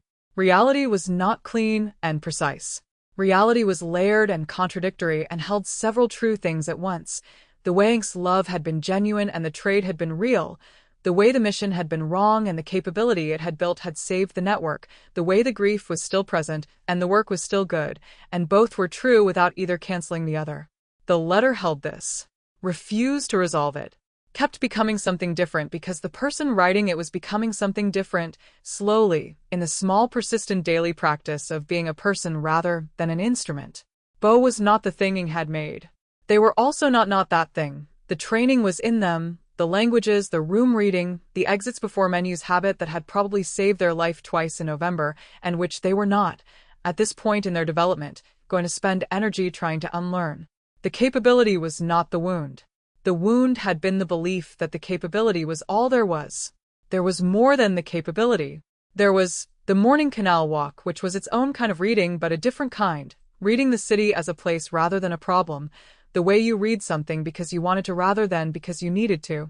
There was Yunhao at the corner, who was growing less surprised by the collision each time and was beginning, Bo thought, to aim for it with the experimental curiosity of a 15-year-old who had decided someone was interesting. There was Ming, who was precise and careful and had the quality of someone who had survived by being sharper than the situation required, and who had said, last Tuesday over tea, that Bo's read on the Guangzhou chain's exposure was the best assessment she'd received from outside the network, and who had said it with the flat directness of someone who gave praise only when it was operationally accurate. There was the bookshop on the lane behind the market, where there would be a new batch next week. There was the letter unfinished, which kept becoming something different, which was not the kind of thing you sent, which was the kind of thing that persisted. On the last night of the third week, Bo added one more line to the letter's most recent version, and then folded it and put it under the lamp, where it had been every morning for 3 weeks, available for returning to. The line was, I think she was trying to tell me that I was worth it too. I didn't know how to hear that until now. It referred to Ing. It also referred to Scarlet. It referred, in some way Bo was still working out the shape of, to themselves, to the specific person who was currently sleeping in a small room in a northern city with a canal outside and a market below, and an unfinished letter under the lamp, who had been built by other people's needs and who was slowly, and without fanfare, building themselves into something different. Not finished. Not resolved. Not the clean completion of a mission with a debrief and a timeline and a target achieved. Just becoming. Incrementally, persistently, in the direction of the thing that the letter kept trying to say. The canal froze a little more at its edges overnight. In the morning it would begin, as it always did, to thaw. Chapter 27. The note she was holding. The intelligence arrived on a Friday, which was either coincidence or the chain's particular sense of occasion. It came through Ming via a contact 2 nodes removed from anyone Bo had ever dealt with directly, the chain standard protocol for information that needed to travel carefully, which meant information that was both significant and fragile, the kind that could not afford to be summarized in transit because the summary would be wrong. Ming brought it herself, to the tea house on the East Lane where they met on Tuesdays and occasionally on other days when the other days required it. She sat down without ordering anything and put a single sheet of paper on the table between them, face down. From the Shanghai chain, she said. 3 weeks old. The delay was the relay. The direct route is still being watched. 3 weeks. Bo calculated, without meaning to. 3 weeks ago was the beginning of December. 6 weeks since Friday. They turned the paper over. It was a summary, written in the network's internal cipher. The one Scarlet had built from scratch, which Bo had learned from Wawa's reluctant instruction in October, which bore the specific marks of its designer in the particular compression of its structure, the information organized not by chronology but by relevance, the most important facts first regardless of the order in which they had occurred. This was how Scarlet had built everything, for the reader, not for the record. Bo read it. The first fact, Scarlet was taken the night of November 15th. The arrest had occurred at the Golden Crane's main entrance, not backstage, which meant Teo's delay had held long enough for Castellan's operatives to lose the back approach and regroup at the front. The 4 minutes, possibly 5, had been 5, possibly closer to 6. The second fact, she did not speak. Not in the hours after the arrest, not in the days of questioning that followed, not in the subsequent weeks during which the investigation ran its course against a network that kept not being where Castellan's files said it should be. She did not speak about the routes, the names, the plates, the chain, the contacts, about any of it. The summary said simply, she did not speak, in the specific shorthand of the network's internal language that meant, She held completely under conditions we are not going to document because the documentation would be its own category of harm. Bo held the paper.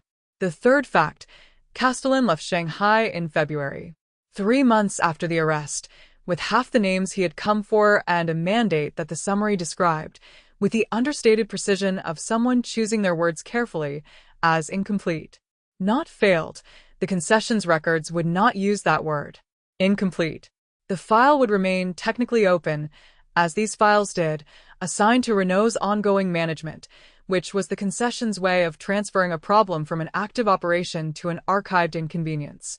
Renault would manage it the way he managed everything, with the careful accommodation of someone who had been in this city long enough to understand that some problems were cheaper to tolerate than to solve. The fourth fact, the network was still printing. This was the last item on the summary and the only one written without compression, expanded in the specific way of things the writer wanted the reader to feel rather than simply know. The Shanghai press had been silent for 6 weeks. But in the network's extended reach, Hangzhou, Nanjing, the northern branch that Bo was currently inside of, the work had not stopped. The pamphlets kept running. The routes kept moving. The chain that Lû had carried the names through was carrying other things now. The continuing intelligence of the network's distributed nodes, the accumulated work of the people who had built this thing, and who had kept building it past the point where the person who started it was present to see them. Ming watched Bo read. She had the quality of someone who had read the same document and was now watching someone else receive it, not detached, not performing patience, simply present in the way of someone who understood that some things needed to be received at the receiver's pace and could not be hurried without being damaged. Bo set the paper down. She held, Bo said. She held, Ming confirmed. The tea house was quiet at this hour. The late morning, between the breakfast trade and the lunch crowd, the small empty space in the day when the room returned to itself. Outside, the canal moved with its cold December quality, the ice at its edges thickening now.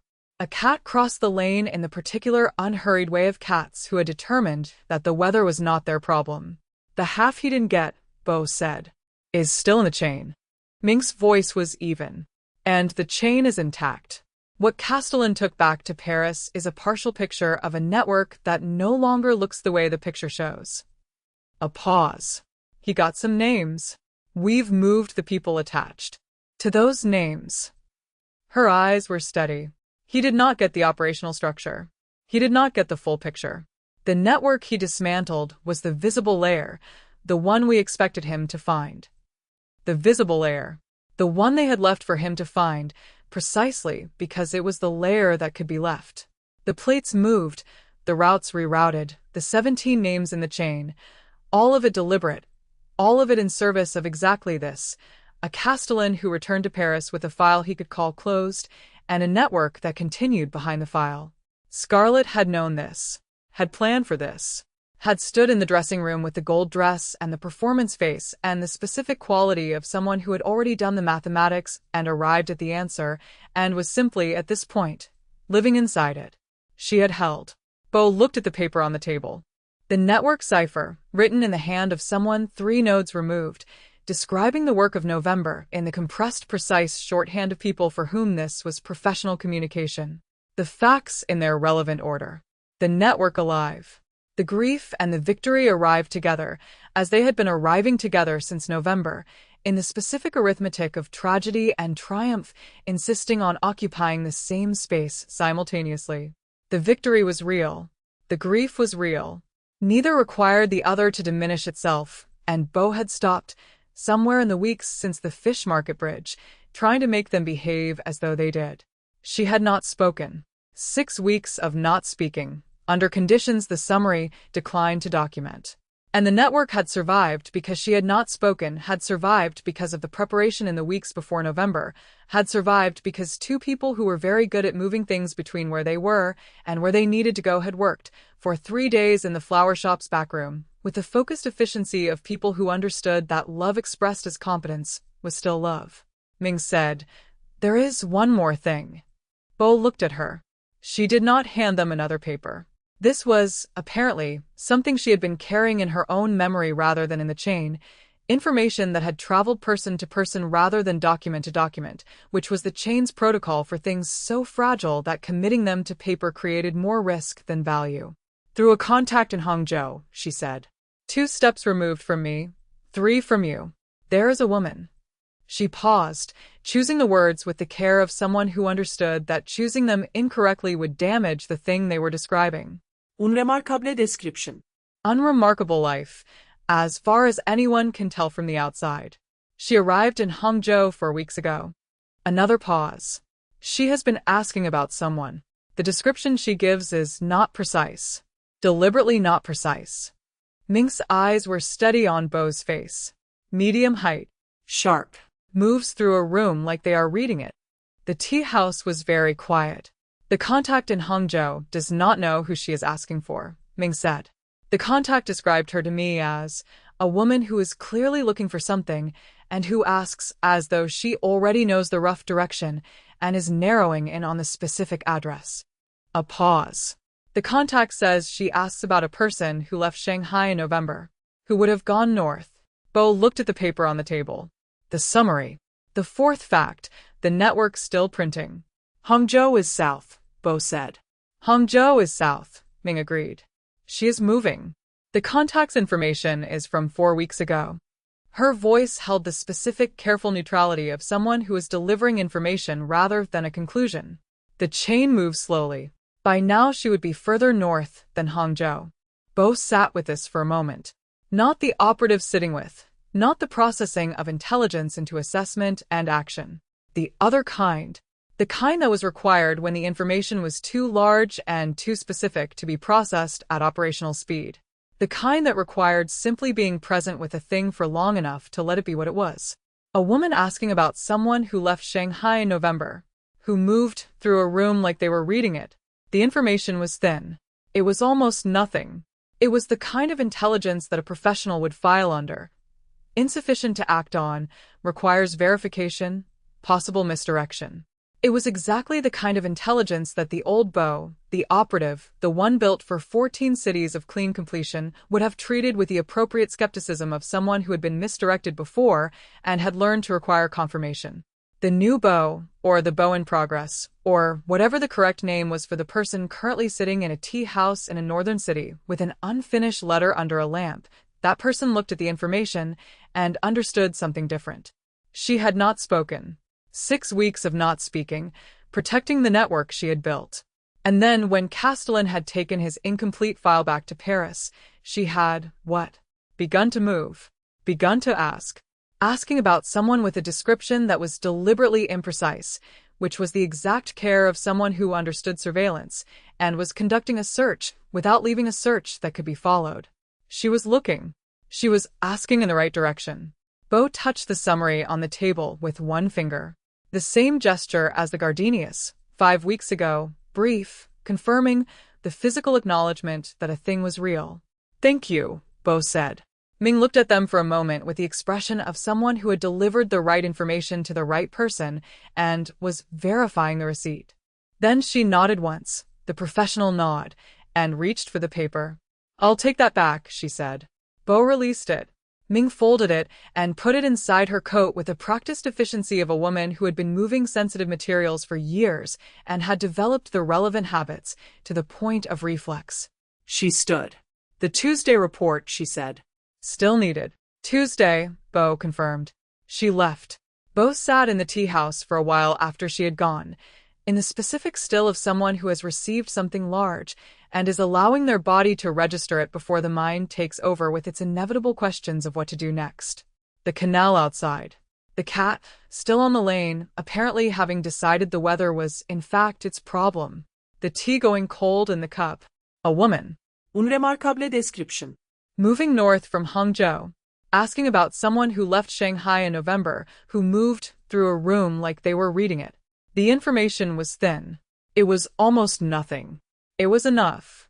In another city, which was not this city but was a city that looked like this city in the particular way of cities that were between things, the canal, the market, the specific quality of winter light on water, a woman sat in a room she had taken for the week and was extending. The room faced west. She had chosen it for the west-facing window, which was not tactical. She had, in the past several weeks, been making a small number of choices that were not tactical, which was either a very new development or a very old one returning, depending on which direction you were reading from. Outside the window, the city organized itself in its morning patterns, indifferent and ongoing. She was watching it without cataloging it. Not exactly. Old habits held at the edges, the exits noted, the street's traffic read for its particular quality of ordinary versus surveilled, but the center of the watching was different. The center was simply the city doing what it did, alive and indifferent and real. She had her notebook open on the table. The page was half covered in a draft she had been working on for 2 days, the sentences not quite landing in the right order yet, the argument present, but the shape of it still emerging. She worked at it the way she worked everything, patiently, with the understanding that things arrived when they were ready and could not be forced ahead of their arrival without becoming something worse than what they would have been. She touched the back of her neck. The notebook. The draft. Outside. The city. The canal. Somewhere north of here, someone who moved through rooms like they were reading them was also, she was fairly certain, reading the rooms in the direction of this one. She turned back to the page. She wrote, "The river keeps moving. What the river carries it does not name. What it takes from you it takes as its own, and what it gives you is not returned but transformed. The shape of the water remembers the shape of the vessel, and the vessel, emptied, knows itself by what it held." She read it back. She crossed out the last clause. Started again. The vessel, emptied, is still the shape that held the water. Better. Not finished but closer to the thing she was trying to say. She kept writing. The winter light moved across the floor. The canal ran north. Chapter 28, final image. The river keeps moving. The city organized itself below in the way cities did when they didn't know they were being watched. Without performance, without vanity, just the plain machinery of a morning going about its business. Bo stood at the window. The city was not Shanghai. It had Shanghai's quality. The held breath, the particular suspension of a place balanced on something that was about to shift, the political air carrying the specific charge of competing pressures not yet resolved into action. But it was not Shanghai. The canal was different here, the architecture different, the sound of the morning market different in its frequency and pitch. A different city with the same grammar of tension, the same invisible weight in the air that Bo had learned, over 14 cities and 11 years, to read the way other people read faces, by the particular quality of how the pressure moved through it. They were no longer mapping it for exits. This was the change that was easy to describe and hard to fully account for. Standing at a window in a city that was not Shanghai, in the gray morning of a December day, watching the street organize itself below, and not cataloging the exit routes. Not automatically, not as first motion, not as the practiced reflex that had been the architecture of how they inhabited spaces for 11 years. The exits were there. Bo could find them, could still run the 11-point assessment if the situation required it, could still read a room's danger and power with the specific fluency of someone who had been doing it since before they had language for what they were doing. The capability was intact. It was simply no longer the first thing. The first thing was this, the city looked at as a city. The vendor below, arranging something with the patient economy of a person who had performed this arrangement hundreds of times and still gave it attention. A child in a coat too large for them, navigating the morning street with the focused determination of someone who had been given an errand and intended to complete it correctly. The canal 3 streets east, its winter surface catching the flat gray of the sky. The specific quality of the morning light, which was the light of a city not quite awake, the gray before the gray resolved into weather, the particular suspended moment of a day that hadn't yet decided what to be. Bo watched it without annotating it. This was new. Not entirely new. It had been growing since October, in the incremental way of things that didn't announce themselves, since the canal route had become their canal route rather than a route, since the Golden Crane had become a room they knew rather than a room they were reading. But the watching without annotating was newer, or was completing itself here, in this city, at this window, in a way it hadn't quite completed before. The flat was the best room they had taken in 4 cities. Not the largest, not the best appointed, A single room with a table and a chair and a window that faced south and caught the morning light when there was morning light to catch, which in December was occasionally and unpredictably. The building smelled of the bakery on the ground floor, which operated before dawn and produced a smell that was, Bo had decided over several weeks, one of the most specifically welcoming things they had ever encountered in a building they didn't already belong to. They were not certain yet whether they belonged to this one. The uncertainty was different from the uncertainty of previous cities, which had been the unconcern of someone for whom belonging was not a category they tracked. This uncertainty was the active kind, the kind that cared about the answer. Bo had been in this city for 3 weeks, which was the same amount of time they had spent in the city before it, and was, apparently, the amount of time it took for a city to begin to have the quality of a place rather than a position. The bread man whose opinions they had left behind in the northern city 2 weeks ago had been replaced by a different bread man here, one with different opinions, whom they had been learning. There was work in this city. The chain ran through it. Ming had been specific about the nodes, the contacts, the particular gaps in the network's coverage here that someone with Bo's specific capabilities could address. The work was real, and was the right work, and Bo was doing it, in the specific, unglamorous way of a person who had found, in the doing, that the doing was enough. The unfinished letter was in the inside pocket of the code on the chair. It had grown to 40-something pages, most of them crossed out, the surviving lines mostly marginal, things written in the smaller spaces between the struck-through versions, the thoughts that had persisted through several revisions and were apparently what remained when the drafts were stripped away. Bo added to it when something arrived that had no other place to go. This was, they had come to understand most of what it was for, to be the place things went that had no other place. The window, the morning, the vendor's arrangement, completed now, the fruits in their orderly tower. Bo thought about Chapter 1, which was not what they called it. They called it nothing, they called it October, they called it the first morning at the window above the tailor shop, and recognized the shape of this moment in that one. The same. Grammar. A window, a city organizing itself below, a person standing with the specific still quality of someone who had arrived somewhere and was in the process of determining what the arriving meant. Everything was different. In October, the still had been the operative still, the controlled emptiness of someone who had learned not to want things, who catalogued everything at a distance, who had looked at the Golden Crane sign 3 blocks west and not moved toward it. The window as a place to read a city from. The distance as professional. The not moving as discipline. This still was different. This was the still of a morning before deciding, which was different from the still of a morning before performing. The operative still had been the still before a role, before the prepared gambits and the calibrated civilian cover and the carefully weighted approach. This still was prior to all of that, the still before a choice, which required a different quality of presence because the choice was actually a choice rather than an execution. You could not execute your way through this kind of still. You could only be in it. Bo was in it. The letter in the pocket said, in one of the surviving marginal lines, written sometime in the second week, crossed out and rewritten 3 times before arriving at this version, the river doesn't carry things to where they were going. It carries them somewhere. The somewhere is the rivers, not the things. And then the river puts them down. And the putting down is also real. This had seemed true when written and continued to seem true on rereading. Bo was not entirely sure what it meant about rivers and was entirely sure what it meant about the past 4 months, which had been a carrying that the carried thing had not chosen or controlled but had, at some point, stopped resisting, and which had put them down, apparently, here, in a city that was not Shanghai but had Shanghai's quality, 3 weeks in, belonging uncertain, the work real, the grief still present and changed in its shape, the unfinished letter in the coat pocket. Here. The intelligence from Ming was 3 weeks old. The woman in Hangzhou, not Hangzhou now, further north by now, moving with the patient deliberate pace of someone who was asking rather than searching, narrowing in rather than casting wide, would be further north. Bo had been moving north. The information was thin. It was almost nothing.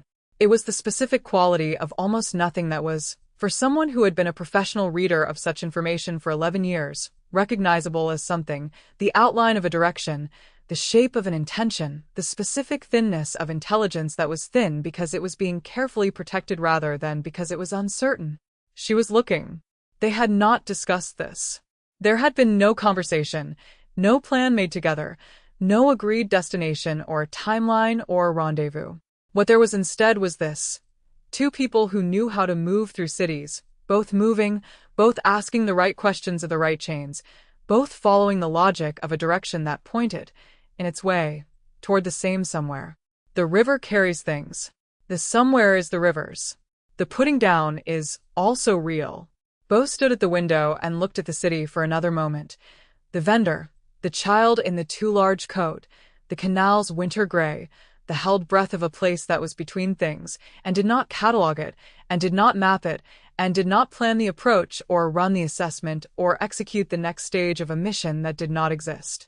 They simply looked. And then they turned from the window. They put on the coat, the one with the letter in its inside pocket, the 40-something crossed-out pages and their surviving marginalia, and picked up their things, which were not many. They had learned to travel lightly. Not the operative's light, not the light of someone who carried nothing because nothing was left behind. The other kind, the light of someone who had learned what was worth carrying and had narrowed to that. The unfinished letter. The pamphlet from the bookshop, folded once, the red border worn at the crease. The small notebook where they wrote the network's reports, also unfinished, always in progress. They went to the door. Downstairs, the smell of the bakery, warm and specific, the bread man's first run of the morning doing what it did in the building at this hour. The street door. The morning light, which had made a decision after all, gray still but with something in it now, the particular quality of winter light with intention behind it, the gray that was going somewhere rather than simply being gray.